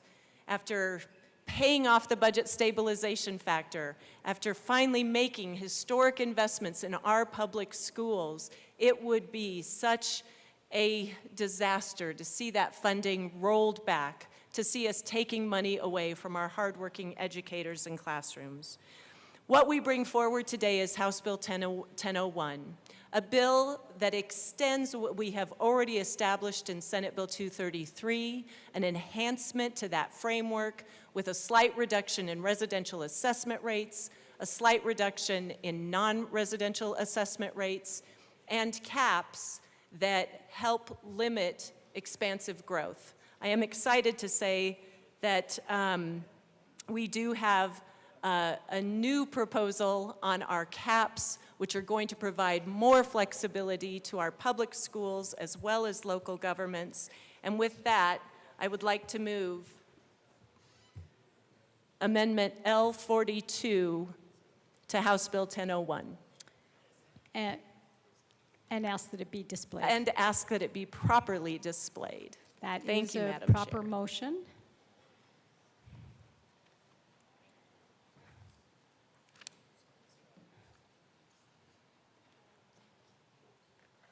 And the amendment is displayed, L042. Madam Speaker, would you like to go explain your amendment? Thank you, Madam Chair.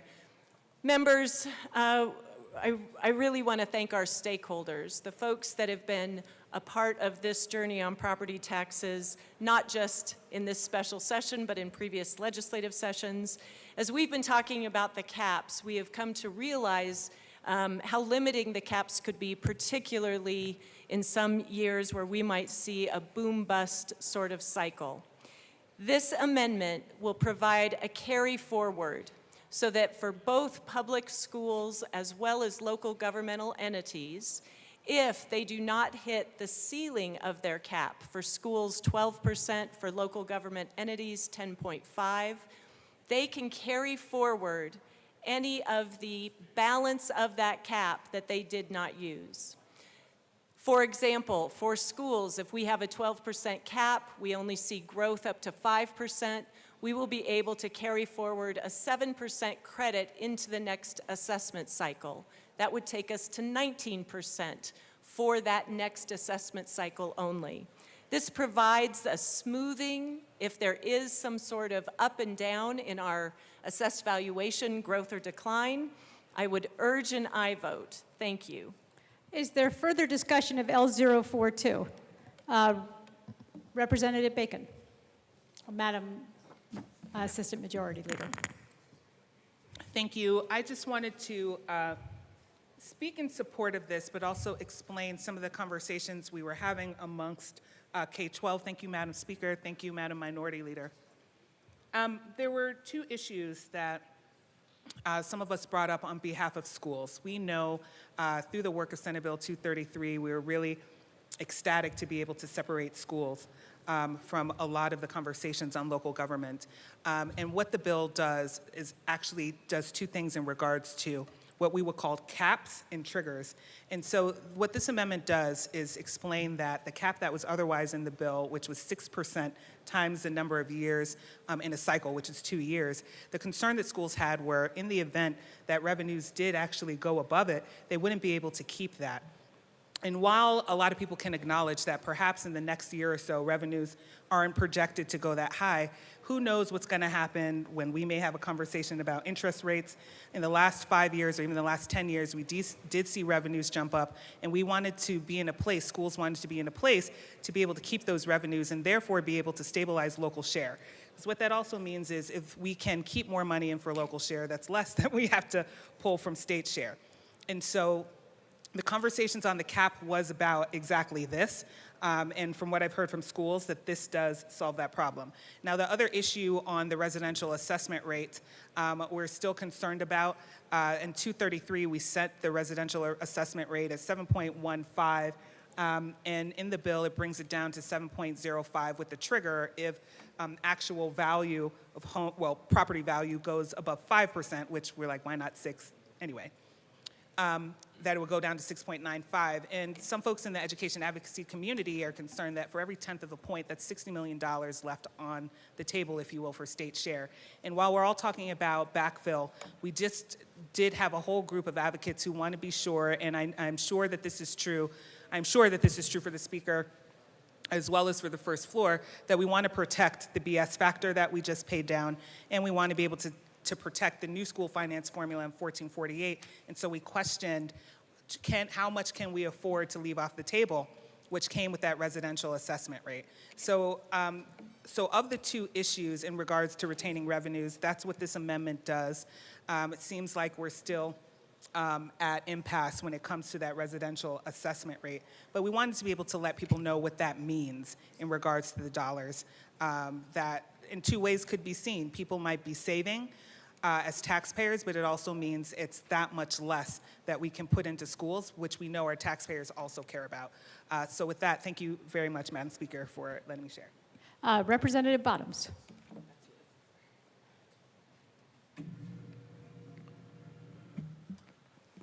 I'm fully in favor of this amendment. And just to go on the record, I will vote for any amendment you bring up. I don't care what it is. I'm going to vote for any and all amendments because I really want ballot initiative 108 and 50 to go to the ballot, and I'm going to vote yes on both of those because it is catastrophic. I think that's the word of the day yesterday. I think maybe it's decimate today, but yesterday was catastrophic. It is going to be catastrophic to the people of Colorado to keep paying these exorbitant tax, and just our property tax continues to go up and up. And so I am assuming that Mr. Fields is watching this. He was watching yesterday. And so I'm doing everything I can to encourage him to not stick with any kind of deal, but actually let the people vote. So I support this amendment. I'll support any amendment, I promise. I'm a man of my word. I will support any amendment you bring forward, any that you bring forward, so that we can make sure that Mr. Fields realizes what is happening and how duplicitous this is and how this is a smokescreen to stop the people from getting property tax break. This is a smokescreen. It has been from the beginning, and they are fooling him, and so far from my conversations from him, he has been buying into it. And I'm telling you, it is not true. This is not going to be realized. We're going to have other amendments that are going to push it down the road, all kinds of things, because this is a scam. It has been from the beginning. Mr. Fields and the people of Colorado, I stand with you. I am going to do everything I can to make sure 108 and 50 goes through for the people. So I strongly support every amendment, including this one. Let's pack as many things as we can into this, because there will come a moment, because I've talked to Mr. Fields about this, there will come a moment when he gets done and he will no longer go by the deal. And so this amendment, good. I'm not even sure what it is, but this amendment, good. Representative Luck. Thank you, Madam Chair. So my question is, where does this actually come into practice? When is there going to be a carryover amount that actually is qualifying all of these different standards? I just don't foresee, in my experience in dealing with these types of districts, where that will actually take place. And so I'm just wondering if you have contemplated and you've seen a situation wherein you actually can say this will have effect, this will actually be needed, because in my experience I don't see how this seems superfluous to me, in summary. Madam Speaker.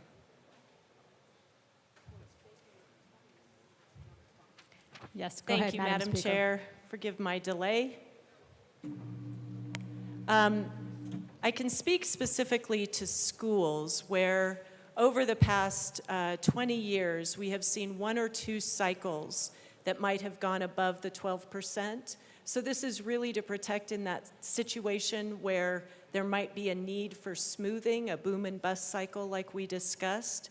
And so in this moment, in what we're projecting for the next 2 years, I don't think we anticipate hitting the cap, But the idea that we can have more flexibility in future years certainly prevents against the impacts that the cap would have that could significantly impact our schools. Representative DeGraff. Thank you, Madam Chair. Galileo said mathematics is the language with which God wrote the universe. So I'll do a little math. Speaker mentioned $630 million of impact. We've increased the budget by $17 billion over the last 5 years. Rough math, you can break that down, take away the zeros, that's about 17,000 divided by 630, so it's about 26 times.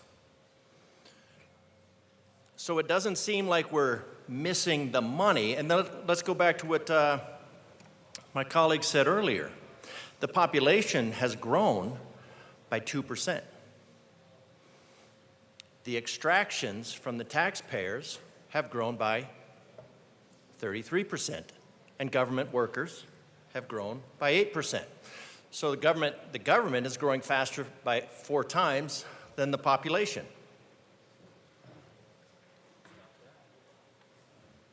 So it kind of seems we don't really have a money problem so much as a priority problem.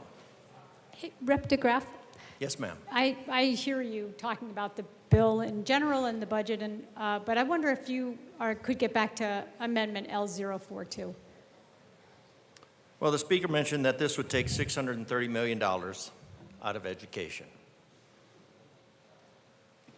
And so I just wanted to provide some perspective on what that $630 million is in relation to the budget that we're spending. So I recommend a yes vote on the amendment. And then I'll throw out one more thing because I think it's important. When we've had our advisors look at the actual per pupil cost, I was trying to do this beforehand, a little bit slow on that. The per pupil cost total, when you look at not only state but federal also, is about over $18,000 per pupil. Now that's average. So you have special needs that are going to be more, so everybody else a little bit less. But on average, when you average it across the pupils, it's about $18,000 per pupil per year. And the last time I looked at it with the state in one of the blue books a couple years ago, about 40% of that was admin. Now I'm just going to apply 40% of the is admin because the federal stuff would be all admin. But 40% of that admin would be about $8,000, which is basically the cost of a private school. So we're not opposed to education, but you can't just keep pumping money into education when the student population has grown by 2% and your administrative staff has grown by 9,500%, you have a problem. And the problem is not enough money.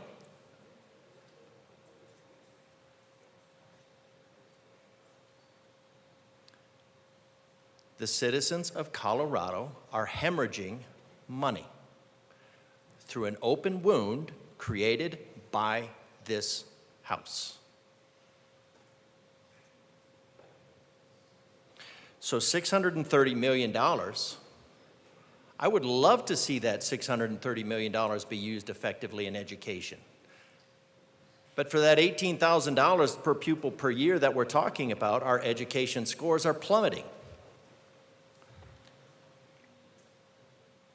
Mostly all the DEI nonsense, but they're plummeting. Yeah. Rep. DeGraff? Yes, ma'am. This amendment is really about these caps and carrying forward the caps. So that really is what I would love for you to be speaking about.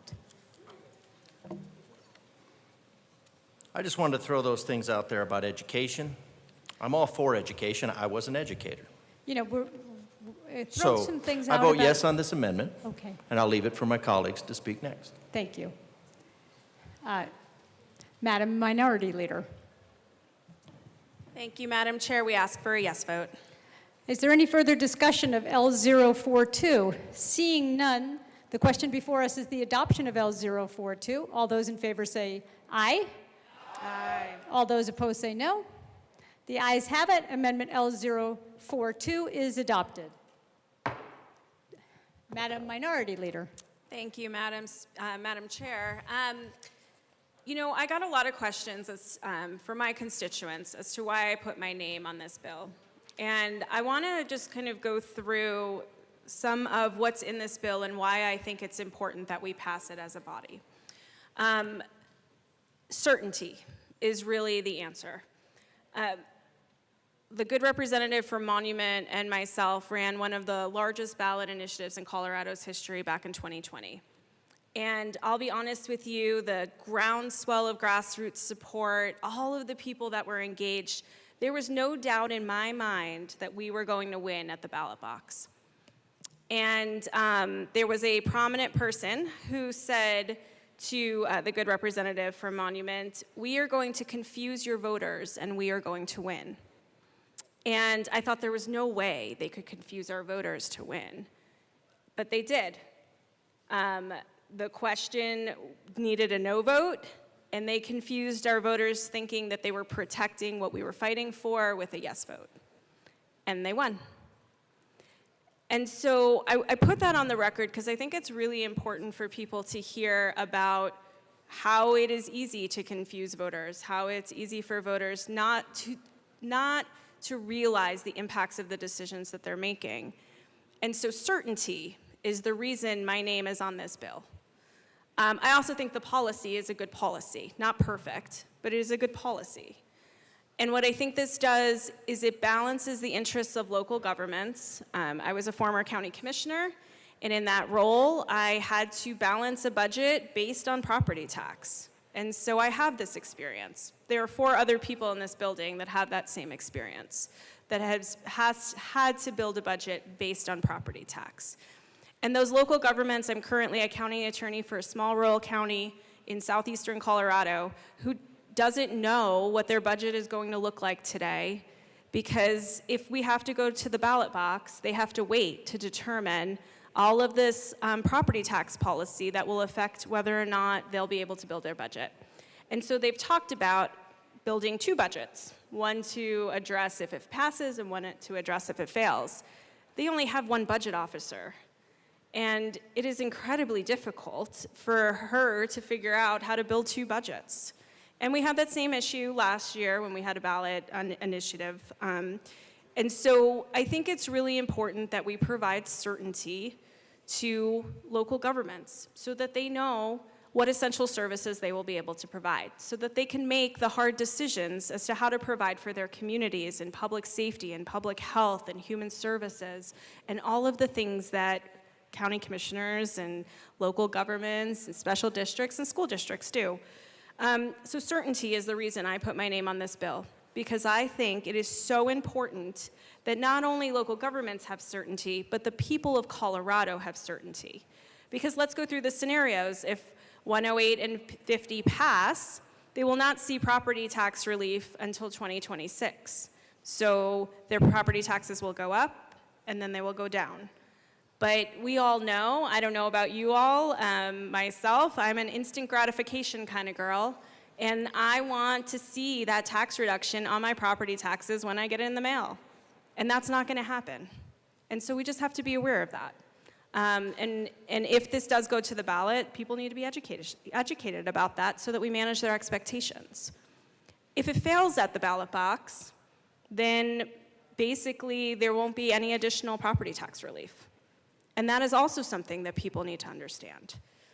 I think, and I know I speak to my colleagues who are knocking doors and talking to people every single day, that the people are suffering. And they are asking us to bring forward property tax relief in this special session. It is why we are here, to do the people's work. And that's why my name is on this bill. I also want to talk about the local property, the opt-out from the cap. Local governments will have the ability to ask their people if they need more money. And local governments do that. We do that all the time. And so then the people can decide whether or not they want to raise the cap or not. And then finally, I am on this bill because it protects the senior homestead exemption. And in our communities, when we're talking to seniors who are trying to decide if they can stay in their homes, they need that senior property tax exemption. They're living on fixed incomes, and this bill will achieve that. It wasn't an easy process to get here. I will say I am glad that my name is on a bill with the speaker because it is a bipartisan bill and we did some good bipartisan work. Again, it's not perfect, but it is something that will deliver immediate relief to the people in our communities who are suffering with the certainty to know that if we pass this, they will get that relief and our local governments can plan for essential services that they need to provide in their communities. And most importantly, we protect our seniors as well and help them stay in their homes if that's what they so choose. And so with that, I know we have another amendment, Madam Speaker, that we are going to bring up that addresses some other concerns that we have heard. We've been working through this process very diligently and stakeholdering, and we appreciate all of the conversations we have had with members and outside our stakeholders in this process. But this is a good bill. And later I will ask for your aye vote on this bill, but I'm going to ask for it as well right now. I am putting my name on this bill because I believe in the policy we are bringing forward. I believe it is the best policy and the most certainty for the people of Colorado, and that we have a responsibility to deliver property tax that is certain to them today. Thank you. Madam Speaker. Thank you, Madam Chair. I move Amendment L047 to House Bill 1001 And ask that it be properly displayed. that's a proper motion.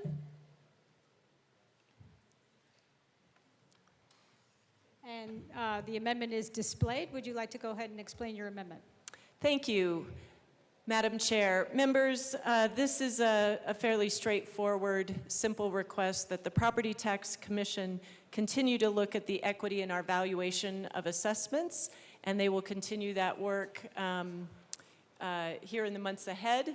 I ask for an aye vote. Is there further comment on L047? Seeing none, the motion before us is the adoption of L047. All those in favor say aye. Aye. All those opposed say no. The ayes have it. Amendment L047 is adopted. Representative Holtorf. Thank you, Madam Chair. It's an honor and privilege to serve with you It's one an more honor time. and privilege to serve with you one more time. Thank you, ma'am. Ladies and gentlemen, we are bringing forth amendments, and the amendment that I present before you is probably the most sincere amendment that I bring. I mean that, all joking aside. Therefore, I move L046 to House Bill 1001, ask that it properly be displayed, and that my colleagues pay very close attention conceptually to this and consider strongly supporting this amendment. And that is a proper motion.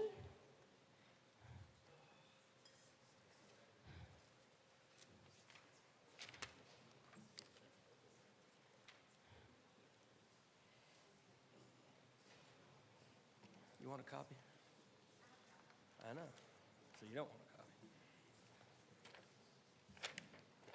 Okay, L046 is displayed. Representative Holtorf, would you like to explain your amendment?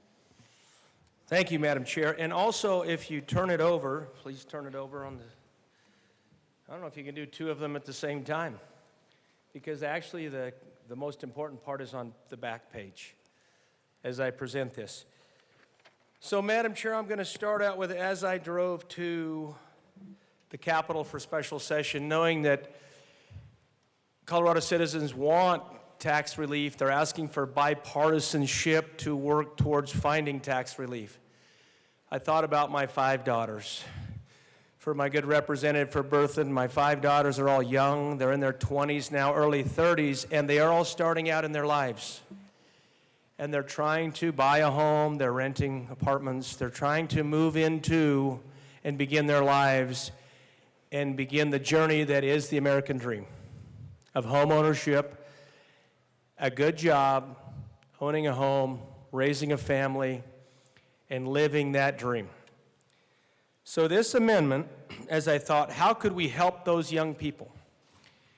One thing that came out, and as you know, 30 to 50% typically is the increase in property tax. And I spent the night with my daughter in Roxborough Park in their home, and their property tax went up 40%. And these are young people in their mid-20s, in their early, beginning their careers. And they were very troubled. And we talked about this last night. So I said, how can we help young people? And I care about people. Most people don't know that. I really care about people, all people, particularly the little people and the impoverished people, but people that are young and starting out their lives. So what this amendment does, Madam Chair, and it's very important that I say I respect the will of the people, so this actually goes to a vote of the people in that political subdivision to determine the property tax payment method. As we work towards reducing the tax, now we can distribute the payments more. You see, it's merely a provision that takes from the one payment, which is shocking and impossible for young people, and then the taxing entities and the treasurers offer to break it up into two payments, which doesn't help much for these young people. This particular amendment says you can break that payment up into 4 payments. Now, for those of us that are paying property tax, you get the statement in January. It says you can make a half payment in February. You can make the full payment in April.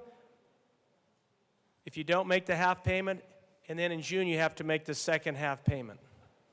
This amendment says, ladies and gentlemen, it says you can spread it out over 4 payments.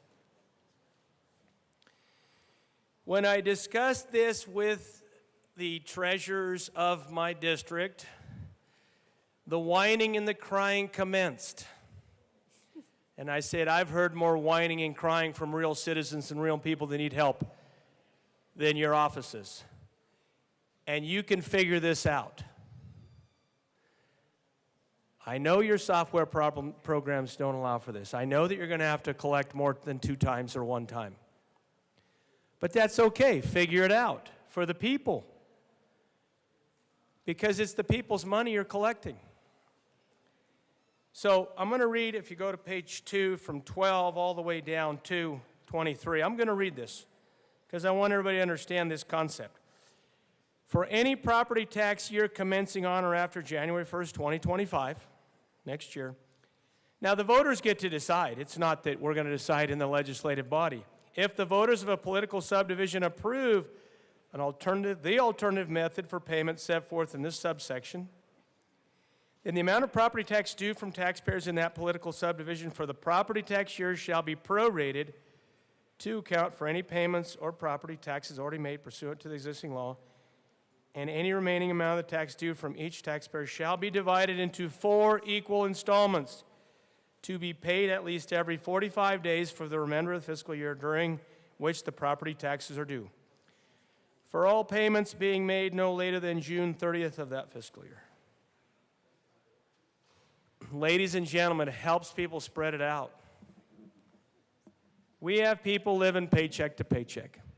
We have people that are on fixed incomes. We literally have people that say, how do I pay this? How do I fit it in my budget? How do I do this? We have senior citizens that say, I can't afford to live here anymore. I'm going to have to sell my home and move. Maybe this provision will help them spread that payment out, the increased payment, over a longer period of time. And we help citizens manage their budgets and somehow figure out a way to get through the hurdle of increased property taxes in Colorado. I truly believe, and I've been here for 5 years now, this may be the most important amendment I've ever brought forward at this in any bill to try to help people, help young people, help the 20-somethings, the 30-somethings, and also our senior citizens. So I'm asking you to dig deep. I'm asking you to be thoughtful. I'm asking you not to just shake this one off like a pitcher shakes off the signal from the bench in a baseball game when the Rockies are losing, which is most of the time, and calls for a different pitch because they don't like that pitch. Please don't just shake this off, and I like baseball too. Thank you, and I ask for a favorable consideration. Representative Frizzell.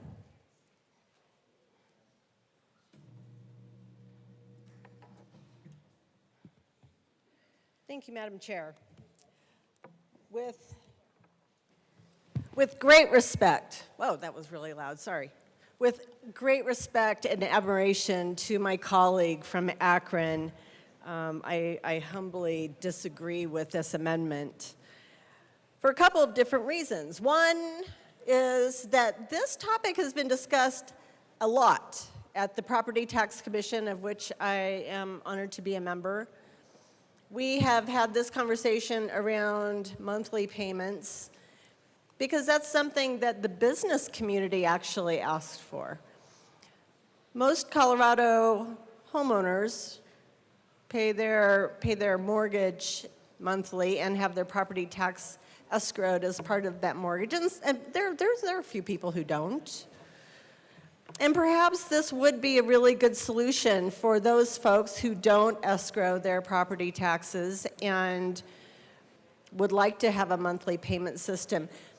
But my point is that this is something that we have engaged with the Treasurers Association on, with specific treasurers, and they are really, really concerned about this from a couple of different standpoints. I really feel like, a great first step on this would be to create a task force that actually worked with the treasurers to help them implement. This is a very costly endeavor from both a manpower standpoint and a software standpoint. We have, as the Property Tax Commission, we have done extensive stakeholding with the treasurers on this matter. And it is not that they are unwilling. It is not that they don't want the workload. It is that they don't have the staff or the software to accommodate this particular request at this point in time. There are a couple of other pieces of this amendment that I think we really need to address, and one of which is that continually through this amendment, we are referring to the ability of a political subdivision to make this determination, or the voters in a particular subdivision, political subdivision. So this is the thing with property taxes. Property taxes are paid to the county treasurer's office. So you or your mortgage company pays the property tax to the county treasurer in whole, or in 2 payments, whatever you decide. And the county treasurer's software, then by magic, divvies up your property taxes to those entities that provide services to your property and cuts a check on a monthly basis as those revenues are being collected. Political subdivisions, other than the county, do not collect property taxes. So I'd like to read you the definition of political subdivision as referenced on line 13 of the front of the bill, page 1 of the bill. Political subdivision means any entity of government authorized by law to impose ad valorem taxes on taxable property located within its territorial limits.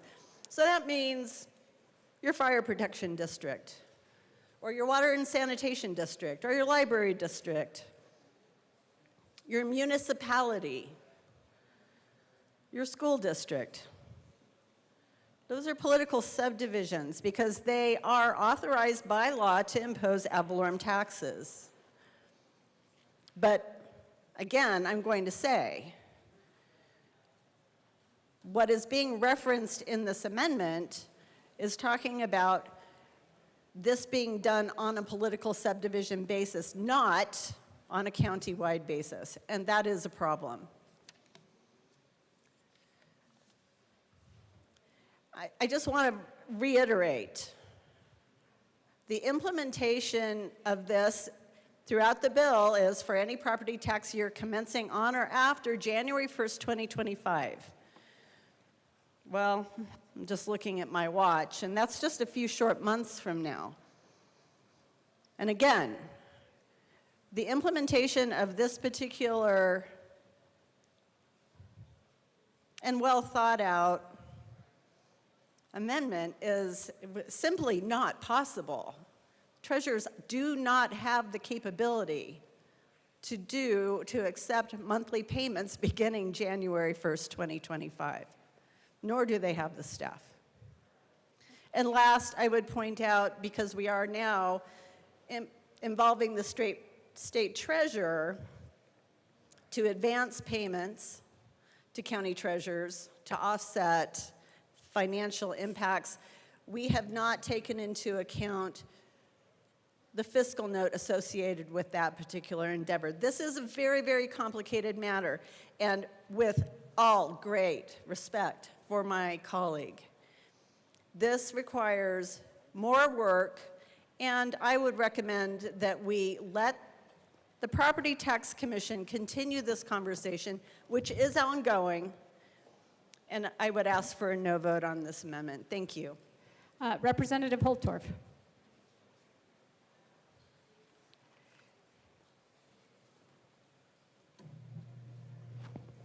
Thank you, Madam Chair. Esteemed colleagues, the amendment doesn't ask for monthly payments, just to clarify. It asks for 4 payments. I would bet that many years ago, people sat in this chamber when it was just 1 payment a year. I presume this. And when somebody said, we're going to do 2 payments, oh my God, 2 payments for property tax? We don't have the abacus or the slide rule for that. Can't do it. But yet it is done. I'm not asking for the impossible.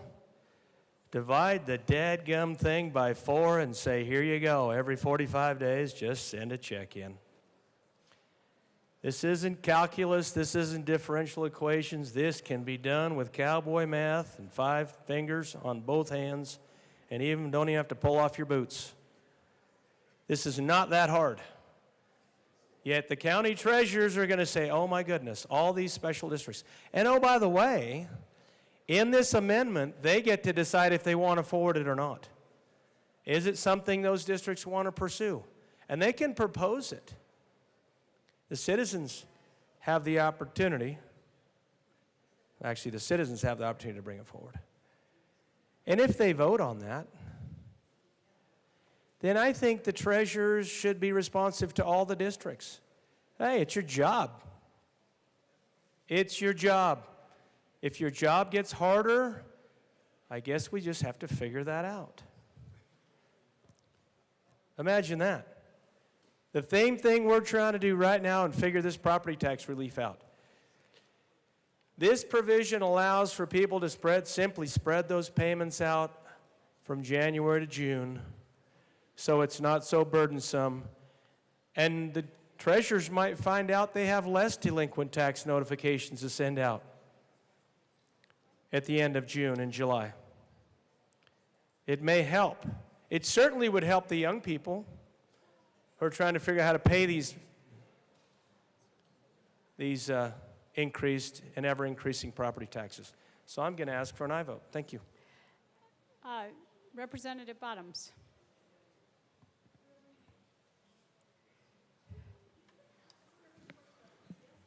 Well, I made a commitment to support every amendment. So here we go. 4 times a year we're going to have payments, and somehow that comes up to paying 45 days at a time. I don't know how that cowboy math works. But I do believe that we need to add every amendment we can to this bill, even these kinds. So here we go. I will vote yes on this amendment. Madam Minority Leader. Thank you, Madam Chair. With the utmost respect for my colleague from Akron, I do appreciate his effort to listen to his constituents and to deliver. Treasurers say this implementation is not, they're not able to implement at this time. As the good representative from Douglas County said, who sits on the Property Tax Commission, they are still having these conversations. This amendment's not ready for prime time, and with that, I would ask for a no vote. Thank you. Is there further discussion of L046? Seeing none, the question before us is the adoption of L046. All those in favor say aye. All those opposed say no. The amendment is lost. Representative Velasco. Thank you so much, Madam Chair. So I want to chat with y'all about our fire districts or firefighters. So in my community, we had a major incident, the Grizzly Creek fire. And we had a lot of help. You know, there's many incidents that grow to the size where our local communities need the help from our neighbors. And this incident shut down I-70 for 2 weeks. I jumped in to help with language access, and later got my red card and was a wildland firefighter, and worked as a public information officer. But we had the incident management team from Alaska come and help us for that incident. And later, when I was a firefighter, I was deployed to different incidents across the nation. So I was helping on a fire that was 500,000 acres in Oregon. And in that fire, we had 4,000 firefighters fighting that fire. So, you know, I really appreciate the sponsors' work that they have done to try to come up with this bill that is going to help our communities. And I also want to elevate the need for our fire districts and our firefighters to get more funding, and for us to look for different ways of funding our fire responders. I believe that for communities, climate adaptation is the issue of our generation, that as we continue to see increased temperatures, as we're breaking all the records with those high temperatures, that we'll continue to see incidents that grow, that our local communities and local fire districts are having to do a lot more with less and less resources. That back in the day, a 3,000-acre fire was a big incident, and now we're seeing bigger and bigger fire that is more aggressive, that is jumping natural barriers like the Continental Divide, that areas that had never seen incidents are now seeing fire, like the Marshall Fire. In the last 10 years, we have seen the most expensive and the biggest fires that we have ever seen in our state.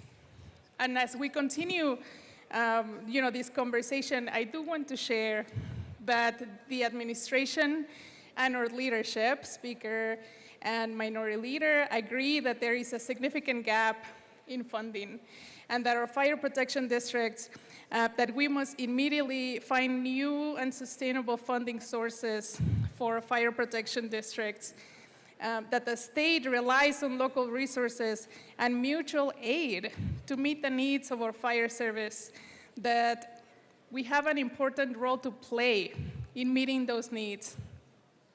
And the administration and our leadership have committed to devoting the resources of the Office of the State Planning and Budget, the executive branch, to identify sustainable, robust funding mechanisms for fire protection districts, and to presenting those solutions no later than March 1st in 2025, in time for potential legislation in 2025.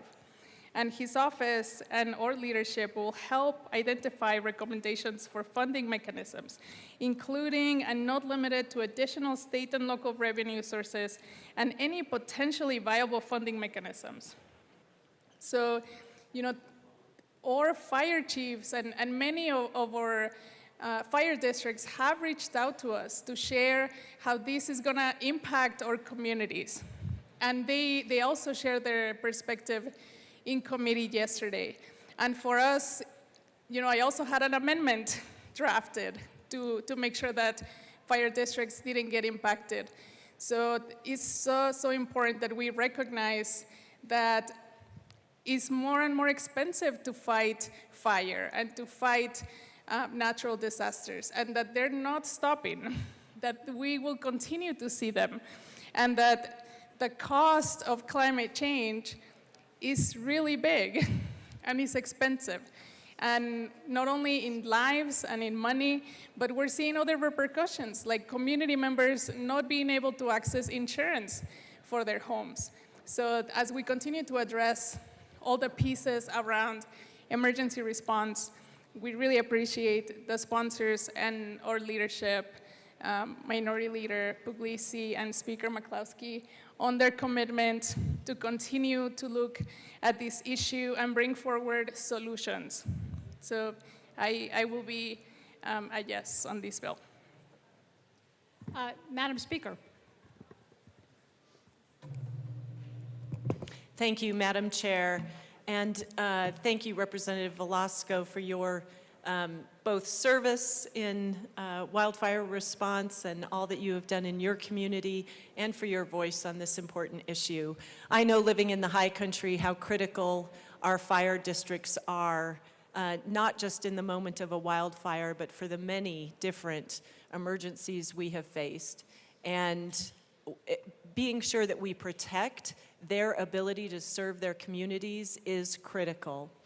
I am committed to making sure that we as a state find a better path forward in how we resource and fund fire districts. So many of our local communities have grappled with the extraordinary rise in demands for services. They don't have the local resources to be able to meet those needs, and we need to step up as a state and think about funding and how our fire districts are designed so that they can more effectively do the jobs that they're called to do.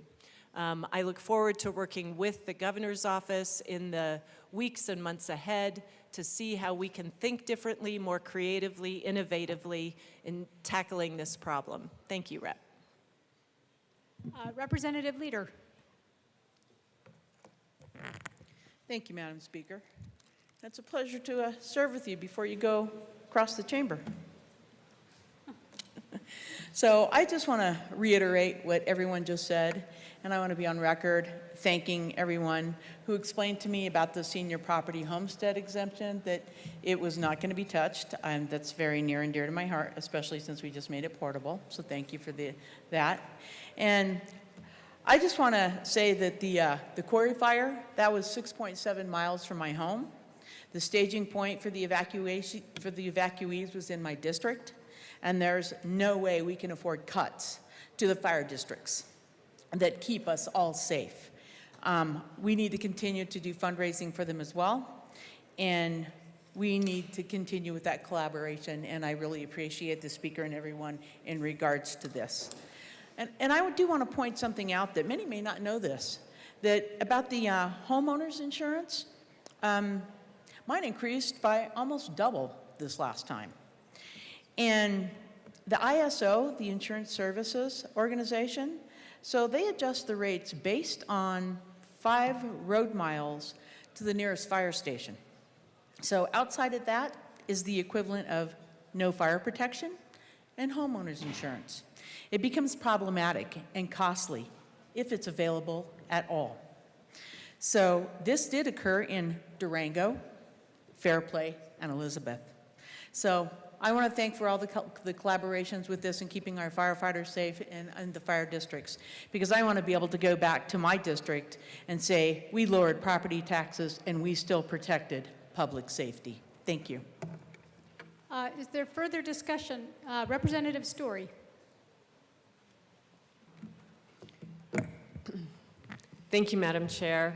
I appreciate the discussion that we're having on 1001 and the efforts to address the very unfortunate situation that we are in. But nonetheless, I continue to have some pretty significant issues with the bill at hand. And so I wanted to address a little bit the fire community. And even while there is some appreciation for some changes to the bill that put them in a less severe situation than the original bill, it's still not enough. I live in the foothills of Jeffco and have lived up there for 37 years. And all of our fire departments up there have relatively small districts, and they're all volunteer fire departments. They are among the 85% of firefighters across our state that are volunteers. Only 15% of our firefighters are paid. Our volunteer fire districts have a lot tougher time coming up with the revenue to operate as effectively as our paid fire departments, but nonetheless, all of them are suffering from a lack of revenue.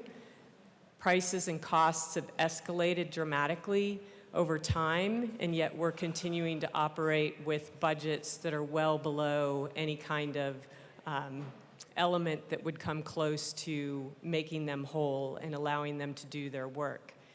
And continuing to cut property taxes, which we are on this trend where we have done it a number of times, is just making the situation worse and worse over time. And I just want to share some of the mail that I have received from a multitude of fire departments begging us to back off.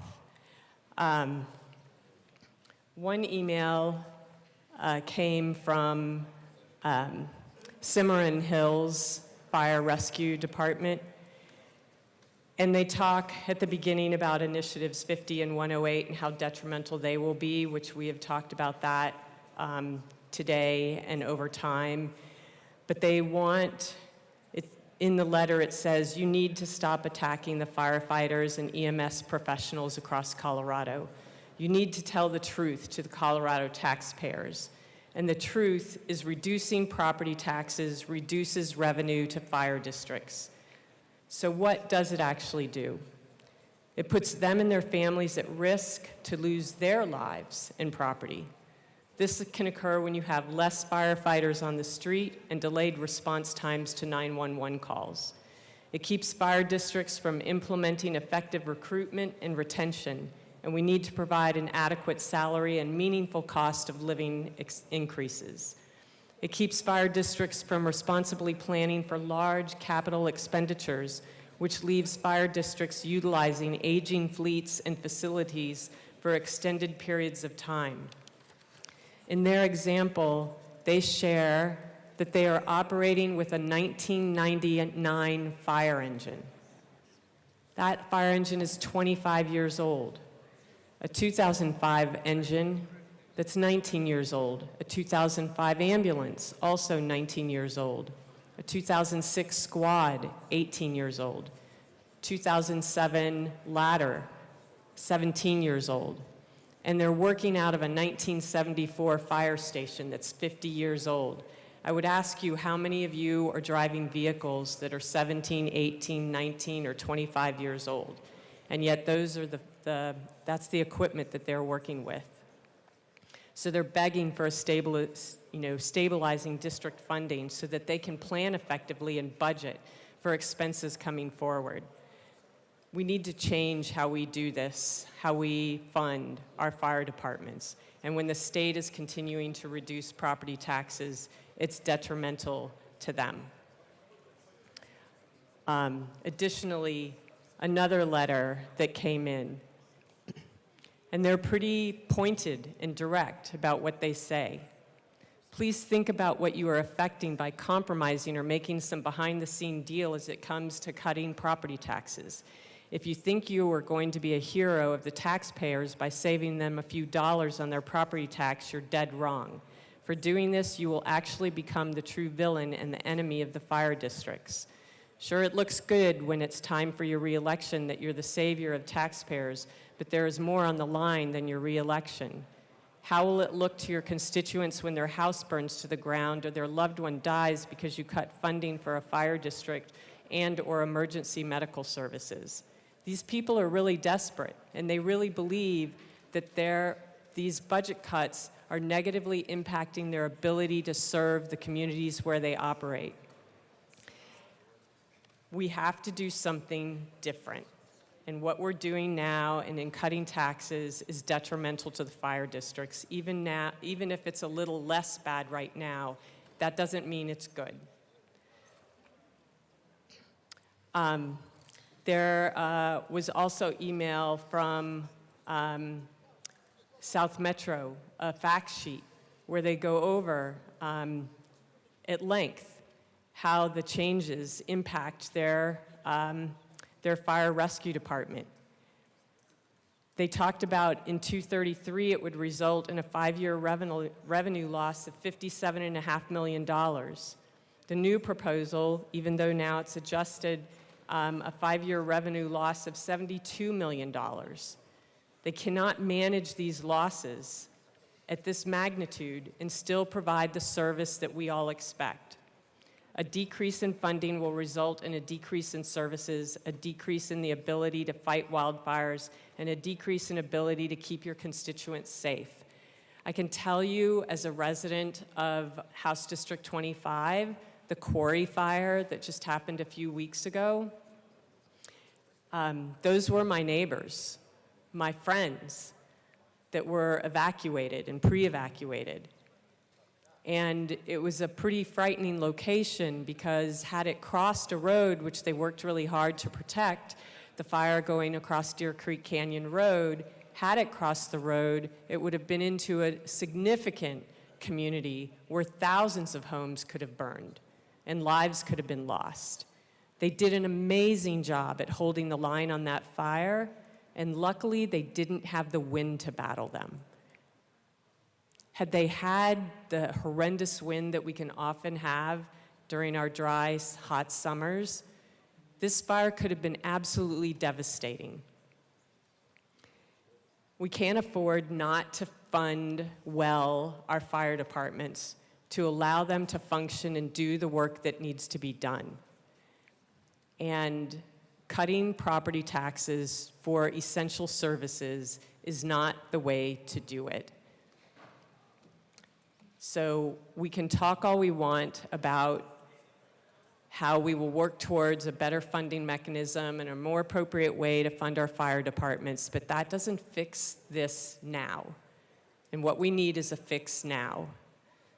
And continuing to reduce property taxes to our fire departments is not appropriate.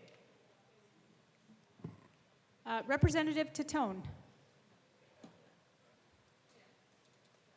Thank you, Madam Chair. Yeah, I just wanted to echo some of the sentiments of some of the previous members about the fire service. I have 4 fire departments in my district, and over the last few years, they've been quite busy. We were in the pre-evacuation area of the Marshall fire just a week ago. Golden had a pretty big fire, and without further resources as populations grow and as the risk of fires increase and the risk of insurance going up, our efforts to make things more affordable will be erased by all of the risk that's going to be there because our essential services are not. Golden Fire Department in particular, they have climbing areas, tubing and kayakers, paragliders, all different kinds of things that they have to go address all of the time, including the residential house fires as well. This is the service that they offer to everyone, no matter what they're trying to do in that district, to enjoy themselves or just to live. That's what we're protecting. So I was disappointed about the not being able to address the fire service in this bill.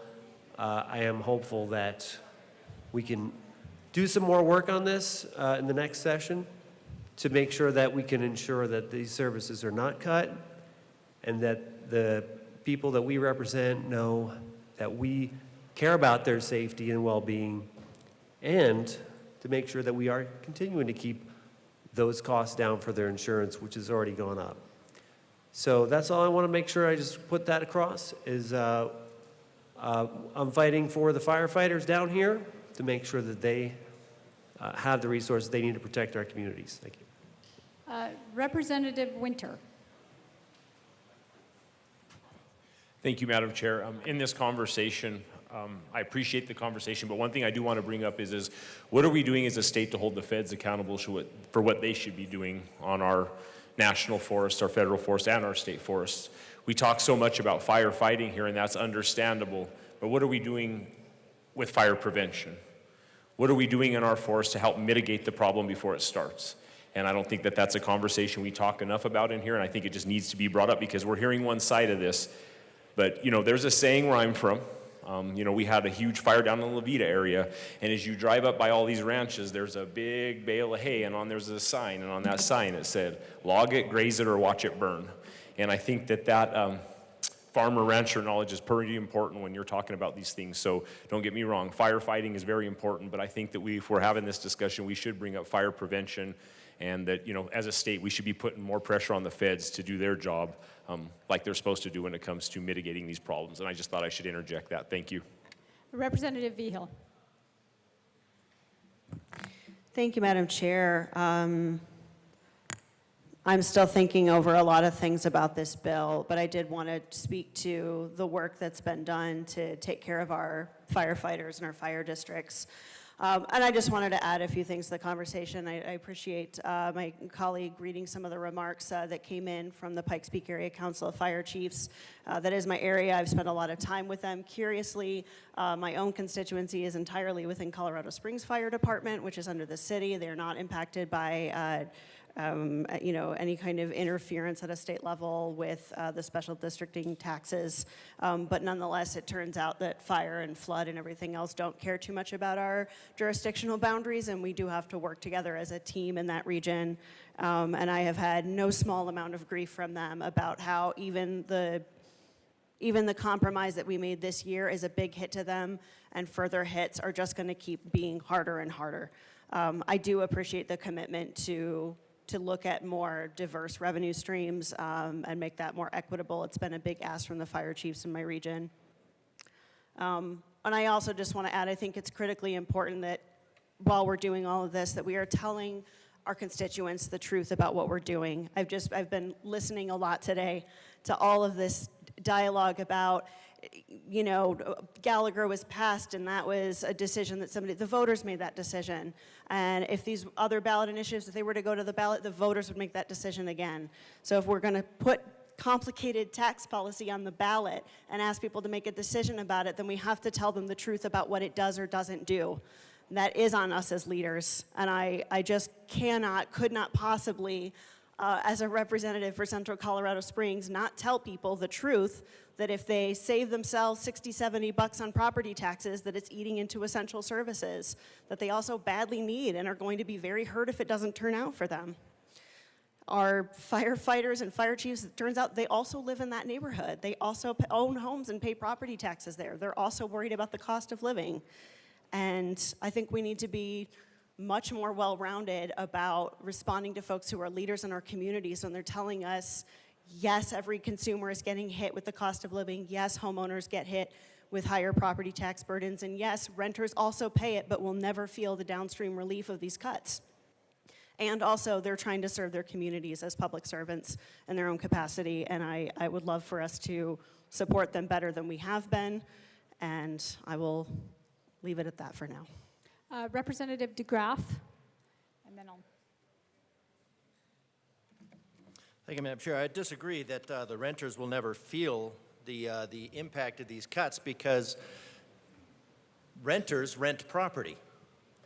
Now, there was a $30 million thing that ended, you know, that was much lauded last year, and when you did the math, it was about $50 per renter one time. Didn't fix that.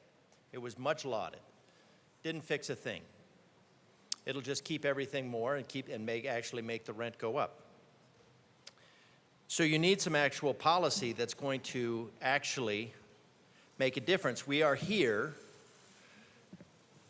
well, we're here because the people of Colorado are crying for relief from the open wound in their pocketbooks that's been created by the General Assembly. And what these 3 days are is why we can't give them any relief. And the people of Colorado need to know that there is no appetite for tax relief. The only reason that we are here is because an organization got about Propositions 50 and 108 on the ballot. Much to the surprise of the tax and spenders in this room. So that is the only reason. There is no intrinsic sense that we need to reduce taxes in this room. Quite the contrary. We've had a 2% growth, and we've had a 33% increase in extractions from the citizens of Colorado. There's your open wound. Are housing prices going up? Yep. Why? Because of climate gullible policies based on non-science. And I will revise my math. It's actually less than 1/2 of one drop in 20 Olympic swimming pools full of drops. That's your carbon footprint on the atmospheric energy, otherwise known as climate.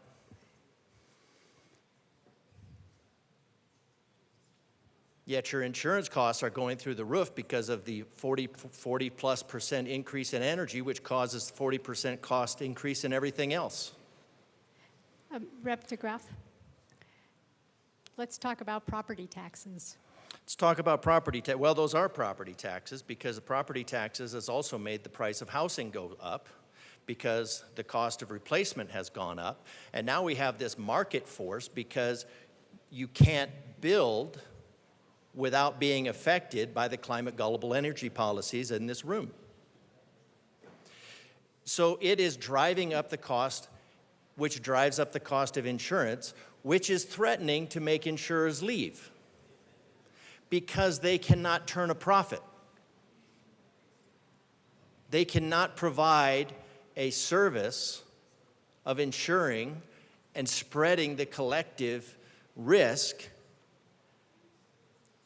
because they'll all go bankrupt. And then when they do go bankrupt, that's it. And there's weeping and gnashing of teeth. But it was all done by policy from this room and rooms like this. And again, there is no appetite for tax relief, and we've seen that. Okay, $72 billion, $72 million, I'm sorry. That is not a small amount. $72 million. I've gotten the, I've received the, but let's look at what we've done again. $17 billion has been an increase in the last 5 years alone. 17 billion. 72 million. The easy way to do that is take 17,000 divided by 72, and you will get 236 times. Maybe I did that wrong. Somebody else, go ahead and check it. I could do it. It's a lot. So let's just pretend I'm right until I can check myself. Maybe I had some other numbers in my calculator. Well, let's just see. Let's just see. 17,000.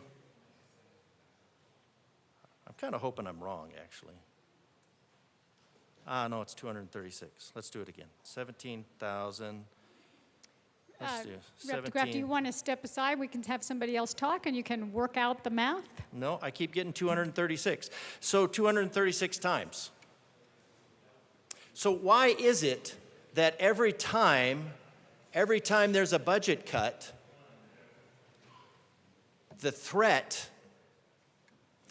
fear-inducing threat, and the reason that you induce fear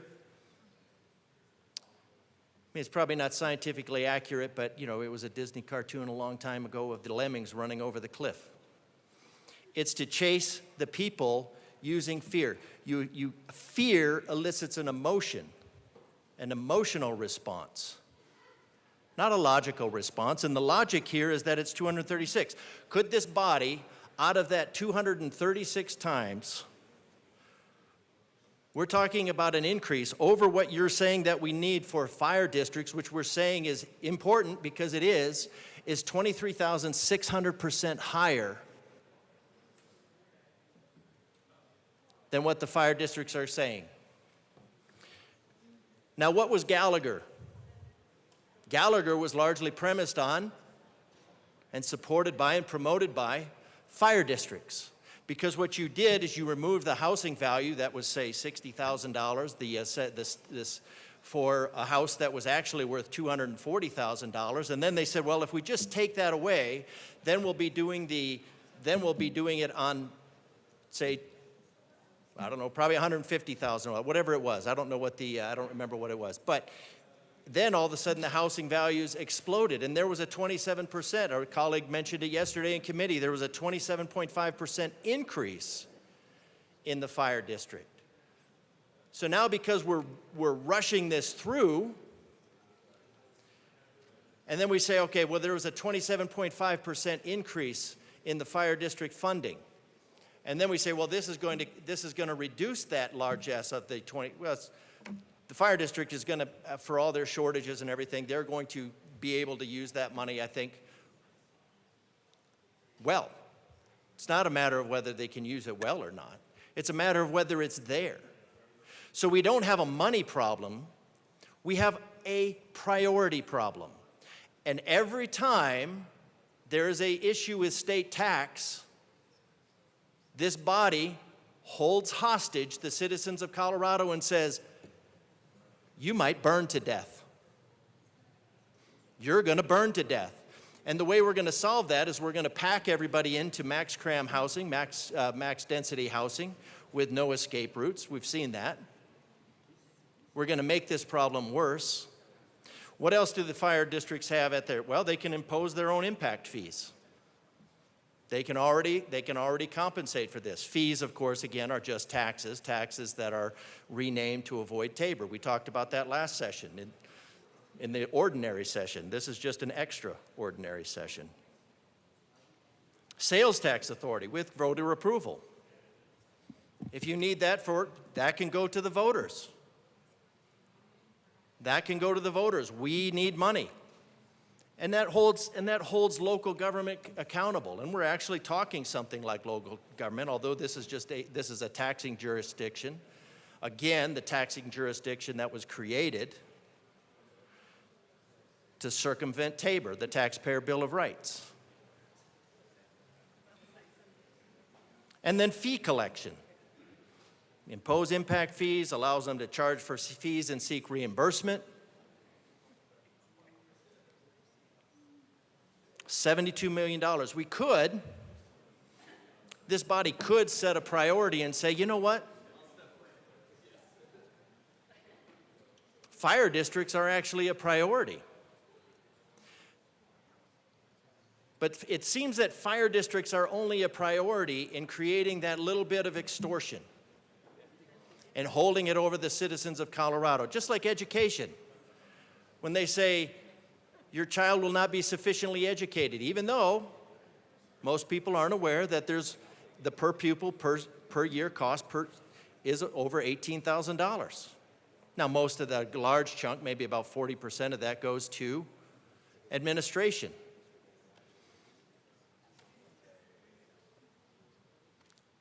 And an administration that has grown, I think last time I saw it, by about 95 times. Certainly, it's certainly gone up way faster. But are we looking at reining that in?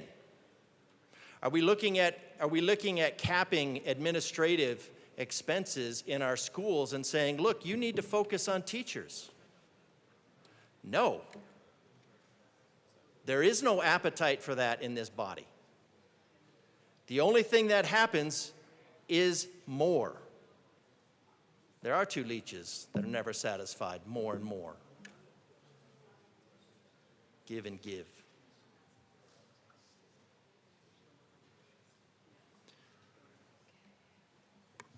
So there's this lamenting about fire districts, and they need the money. But citizens of Colorado, you need to know that is being held over your head. They could prioritize that funding. Nobody asks and says, what other funding is on the table that we don't need? I put in an amendment last time to save $100 million chasing after the climate gullible policies that have absolutely no scientific basis, as demonstrated by the letters from the colleagues in this office and the governor's office and the Colorado Energy Office. Zero basis for these $100 million have been provided. I've asked for 2 years. Zero. There's $100 million, Colorado, that they want to throw into a hole in the ground to sequester carbon dioxide to handle 1/3000th of any problem. 1/3000th of 2 degrees Celsius, maybe.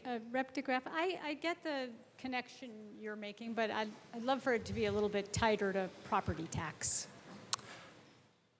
Thank you, Madam Chair. $72 million.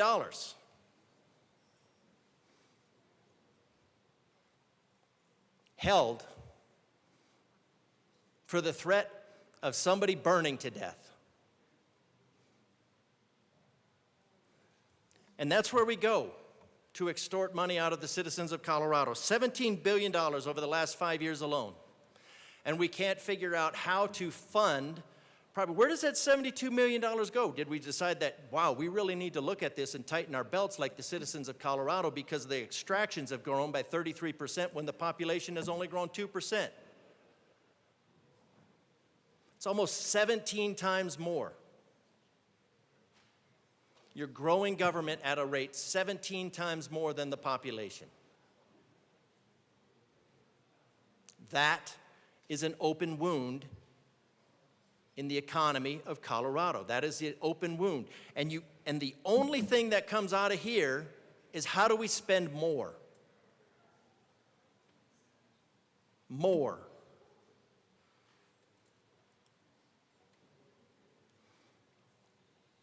The entire budget should be scrapped. Fire districts should be probably at the top. Why? Because the rights of life, liberty, and property precede everything. And what is the purpose of government? The purpose of government is to collectively, is to come together and protect those rights. So what is a constitutional spending?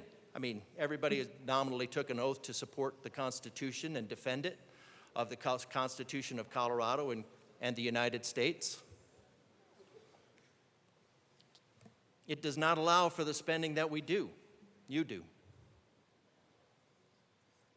Yet you ask for more. $40 billion, roughly 4 million voters. $10,000 per voter, somewhere around $25,000 per family. Up about 66.6% in the last 5 years. Sounds demonic. More and more. All this body does is reach deeper and deeper into the pockets of Colorado. And then uses fear tactics to say, this House refuses to get this House in order. This House refuses to get the budget in order. What did we just do? We just allocated something like $5 billion for trains.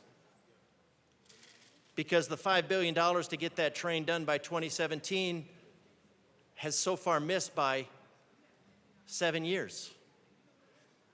And so what's the solution to incompetence in this building? More money. And so it's another $5 billion to get it done by 2050. But we can't find, and if you want to take a look at that, it's roughly $5 billion, roughly a third of $17 billion. So that'd be roughly, 1/80th of that $5 billion. So you could hold it out over Colorado and you could say, Colorado, you are not going to get your front range rail. But you know who would care? Not Colorado. We just gave $36 million over a year in the last 2 years, unaccountably, to combat ozone using slow-moving traffic jams lumbering in the wrong direction. Rep. DeGraff, I would like you to focus on this property tax bill. I think that comes ultimately out of, we're talking about property tax, we're talking about money where this property tax is needed to go to these fire districts who need the money, but then we throw this money away into pet projects.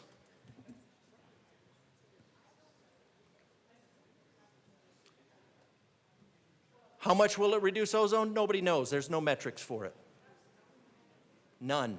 Where does most of it come from? 70% comes from China. $36 million for climate gullible policies. That's an addition. That's an addition to the $2 per passenger mile that it's already subsidized. Colorado, they can't find a way to keep you from burning to death because they need to fund buses. And they want them to be displaced emission buses so they can rely on slave labor and eco-rape in the third world. Okay, Rep. DeGraff. Thank you, Madam Chair. But the fear tactics, the fear porn that is coming from this podium, the threats, the extortion. You will burn to death. Your children will not be educated. That's fear porn. It's designed to elicit an emotional response.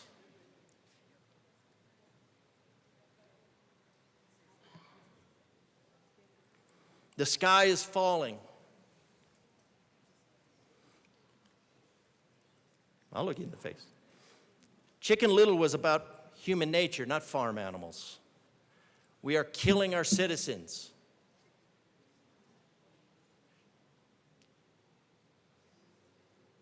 The spending decisions in this body are what is putting the citizens at risk.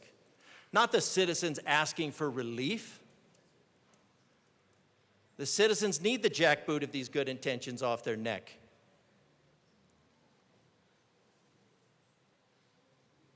The road to hell is paved with good intentions, and we've arrived.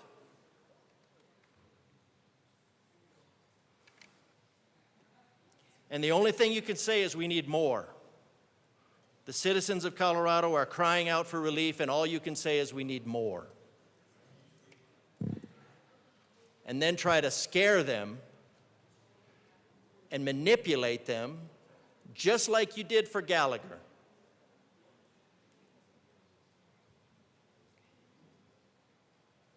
Why is it that the funding for schools, why is it the funding for schools and fire districts are always held out to the last minute? Oh yeah, I know why. Fear. Manipulation.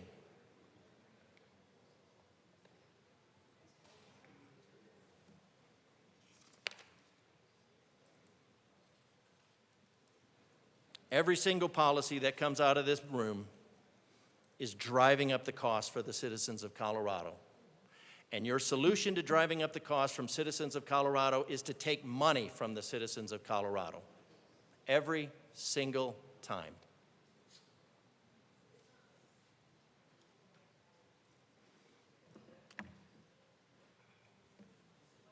It'd be nice if there was a debate about what we're actually doing with this money. We need to start over. Ask the citizens of Colorado, does your family get $25,000 out of this per year or more in taxes or lost wages? Most of them are going to say no. And then ironically, they'll ask for more government help. The lifeline, the buoy, the life ring that this body wants to throw the citizens of Colorado is made out of concrete. It is 33% growth in the extractions, 2% growth in the population. 1/236th is all you need to take out of every other program that has just been implemented since in 2019, in the last 5 years. 236. And then you could fund the fire districts. Instead of trying to herd your constituents through fear. Do I sound disgusted? Well, that's because I am disgusted. And this is when places like Denver have diverted $9 million out of law enforcement. Why? Because we need to take care of the euphemistically named newcomers. Yeah. We have a spending problem. We have a prioritization problem. Crime is going up because of your policies. Fires are going up because of your policies. Housing costs are going up your policies. And now you want to reach deeper into the pockets of Colorado to help them. Well, I know none of you can do math, so that's it. Rep. Ortiz. Thank you, Madam Chair. It is an honor to serve with you. It's an honor to serve with you. Man, you know, with talks of threats and extortion and scare and manipulating people, citing Chicken Little, and then we hear scrapping fire districts, I'm trying to find the oxygen to continue, because a lot of it's been sucked out right now, but I will find a way. And we're going to try and humanize this issue now. We've heard a lot. If we want to talk about emotions, we've heard a lot at this podium right now. But let's humanize it for a second and talk about a real, actual story that impacted a real, actual neighborhood and an individual that happens to be one of your colleagues. As most good stories start, no kidding, there I was, sitting on my shower bench, about to take a shower, and I've got a giant window that overlooks the power lines in my backyard, and I hear popping and sizzling because of the high winds. So I look out back, and I see that the branches had started stripping off the wire from the power lines, and noticed that there were embers in the place of some of these branches. So I immediately text my wife, because again, if you can't see on the cameras, I'm paralyzed from the waist down. So it's not like I can just hop up and run outside out of the shower. So I text my wife, I'm like, hey, I saw lines go down. Check to see if it fell in our yard, if the dogs are fine, and what happened. 5 minutes later, followed up by banging at the door. You better hurry up and get out, there's a fire. So my wife immediately calls the fire department and then grabs our little fire extinguisher from the kitchen, and in a heroic, she's an ICU nurse, by the way, she knows nothing else but to act. So goes outside as I'm trying to stumble out of the shower into my chair to start trying to do what she can until the fire department gets there. Luckily, we live 3 blocks north of South Metro Station 12.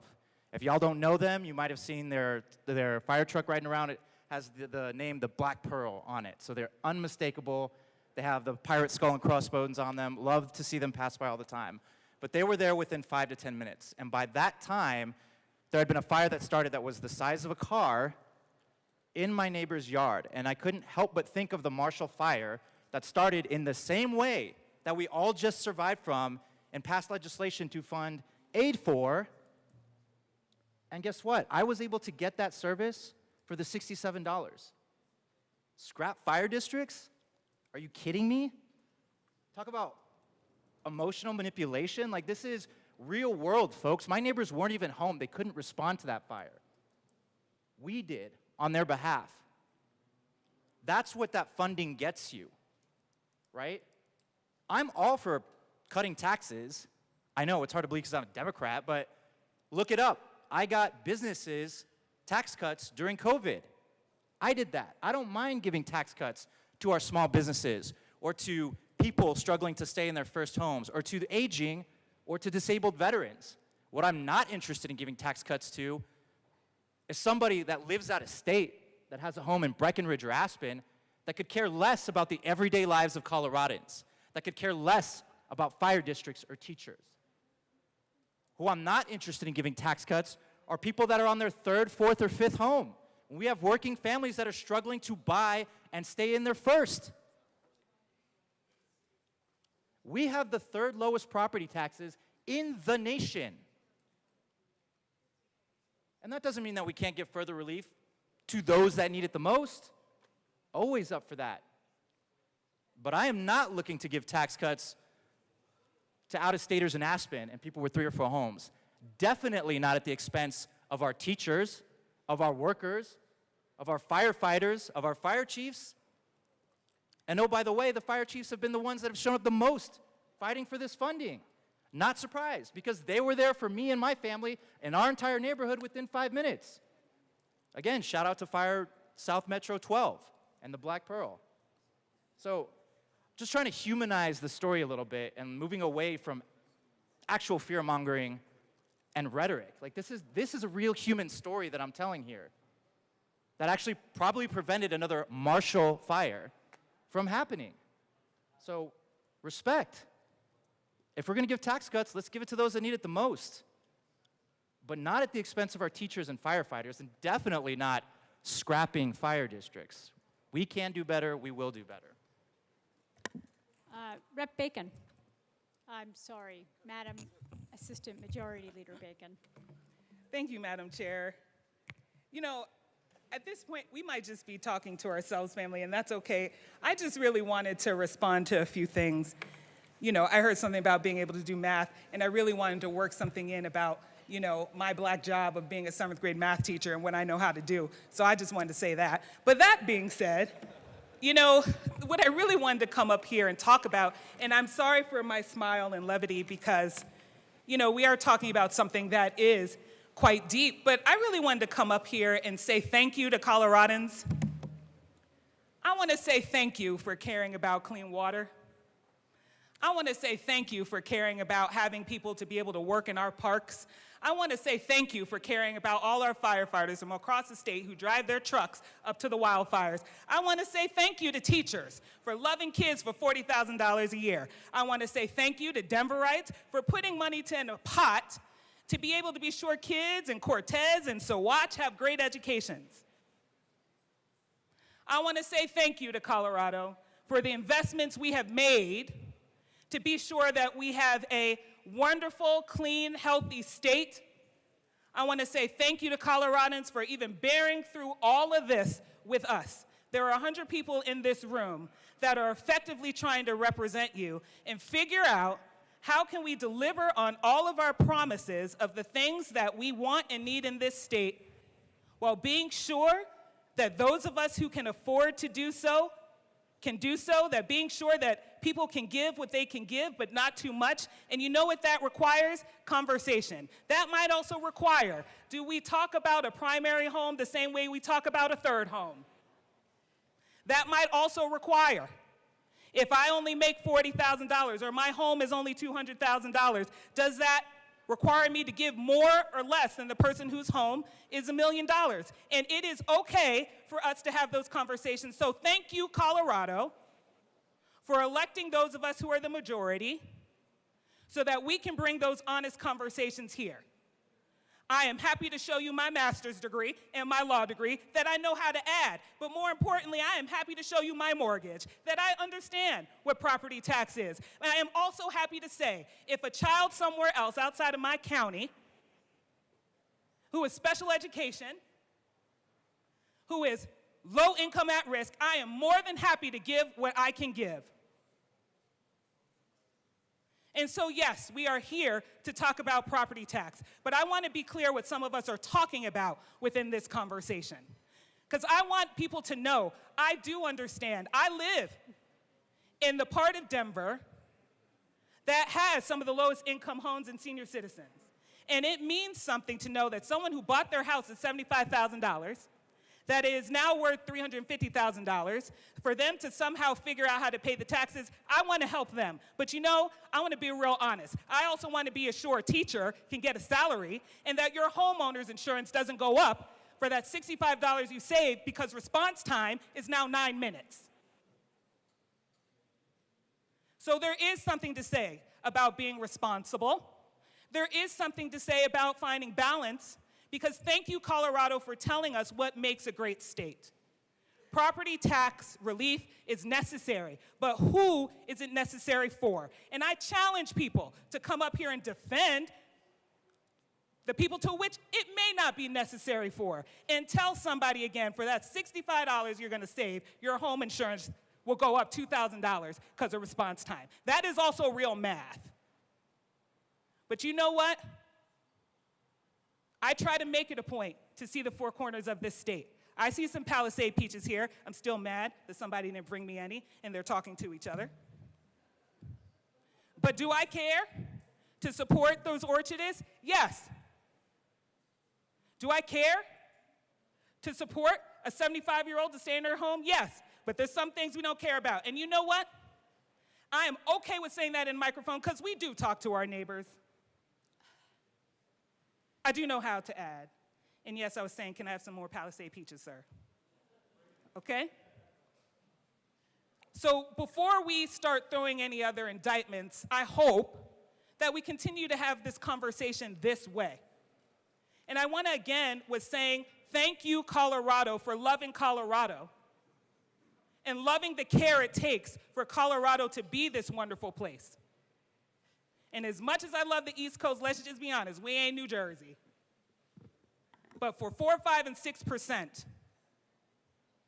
we can have the parks, we can have the schools, we can have the responses, but let's figure out how to do it in a way where we can have all the things that we are asking for, not just one or the other.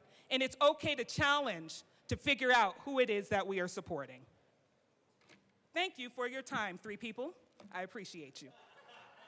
Rep. Hernandez.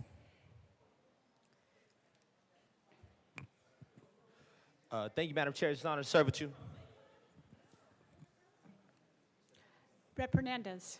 I'm sorry, I wasn't paying attention. That's all right. No, say it again. Say it again. It's an honor to serve with you as well. All right.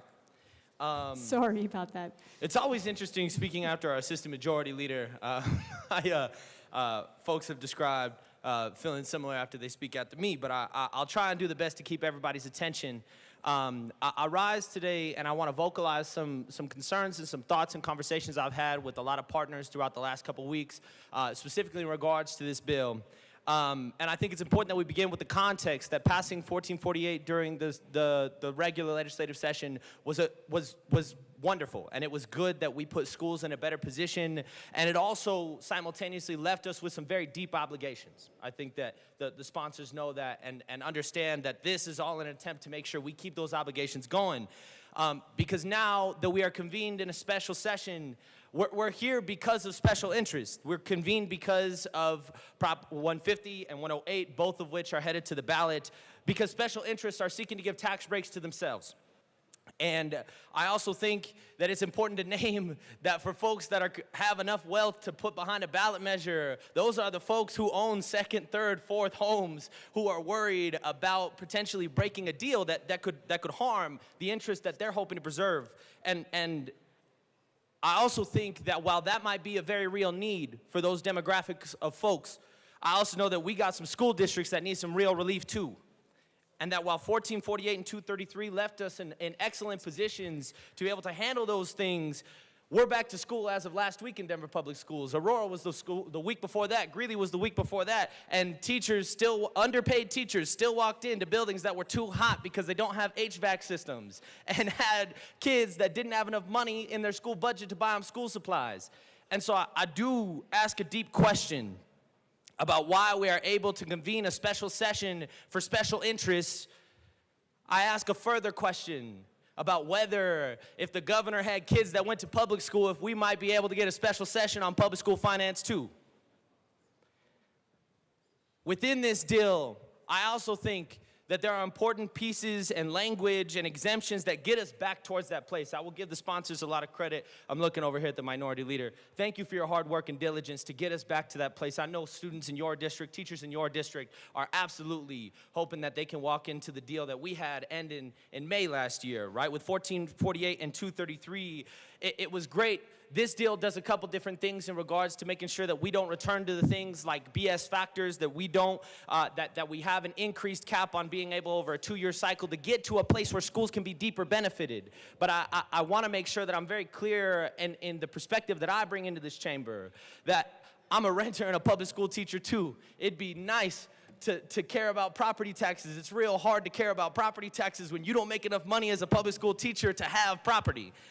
And so I appreciate the diligence of our bill sponsors, and also hope and deeply ask that as we consider amendments today that interrogate, as the Assistant Majority Leader prefaced us with, and ask us to ask the deep questions about second, third, fourth LLC-owned property, about what it means to fight for all people and not just the special interests that are here and holding us hostage. I hope that we can be very intentional with that conversation and fighting for the right things here.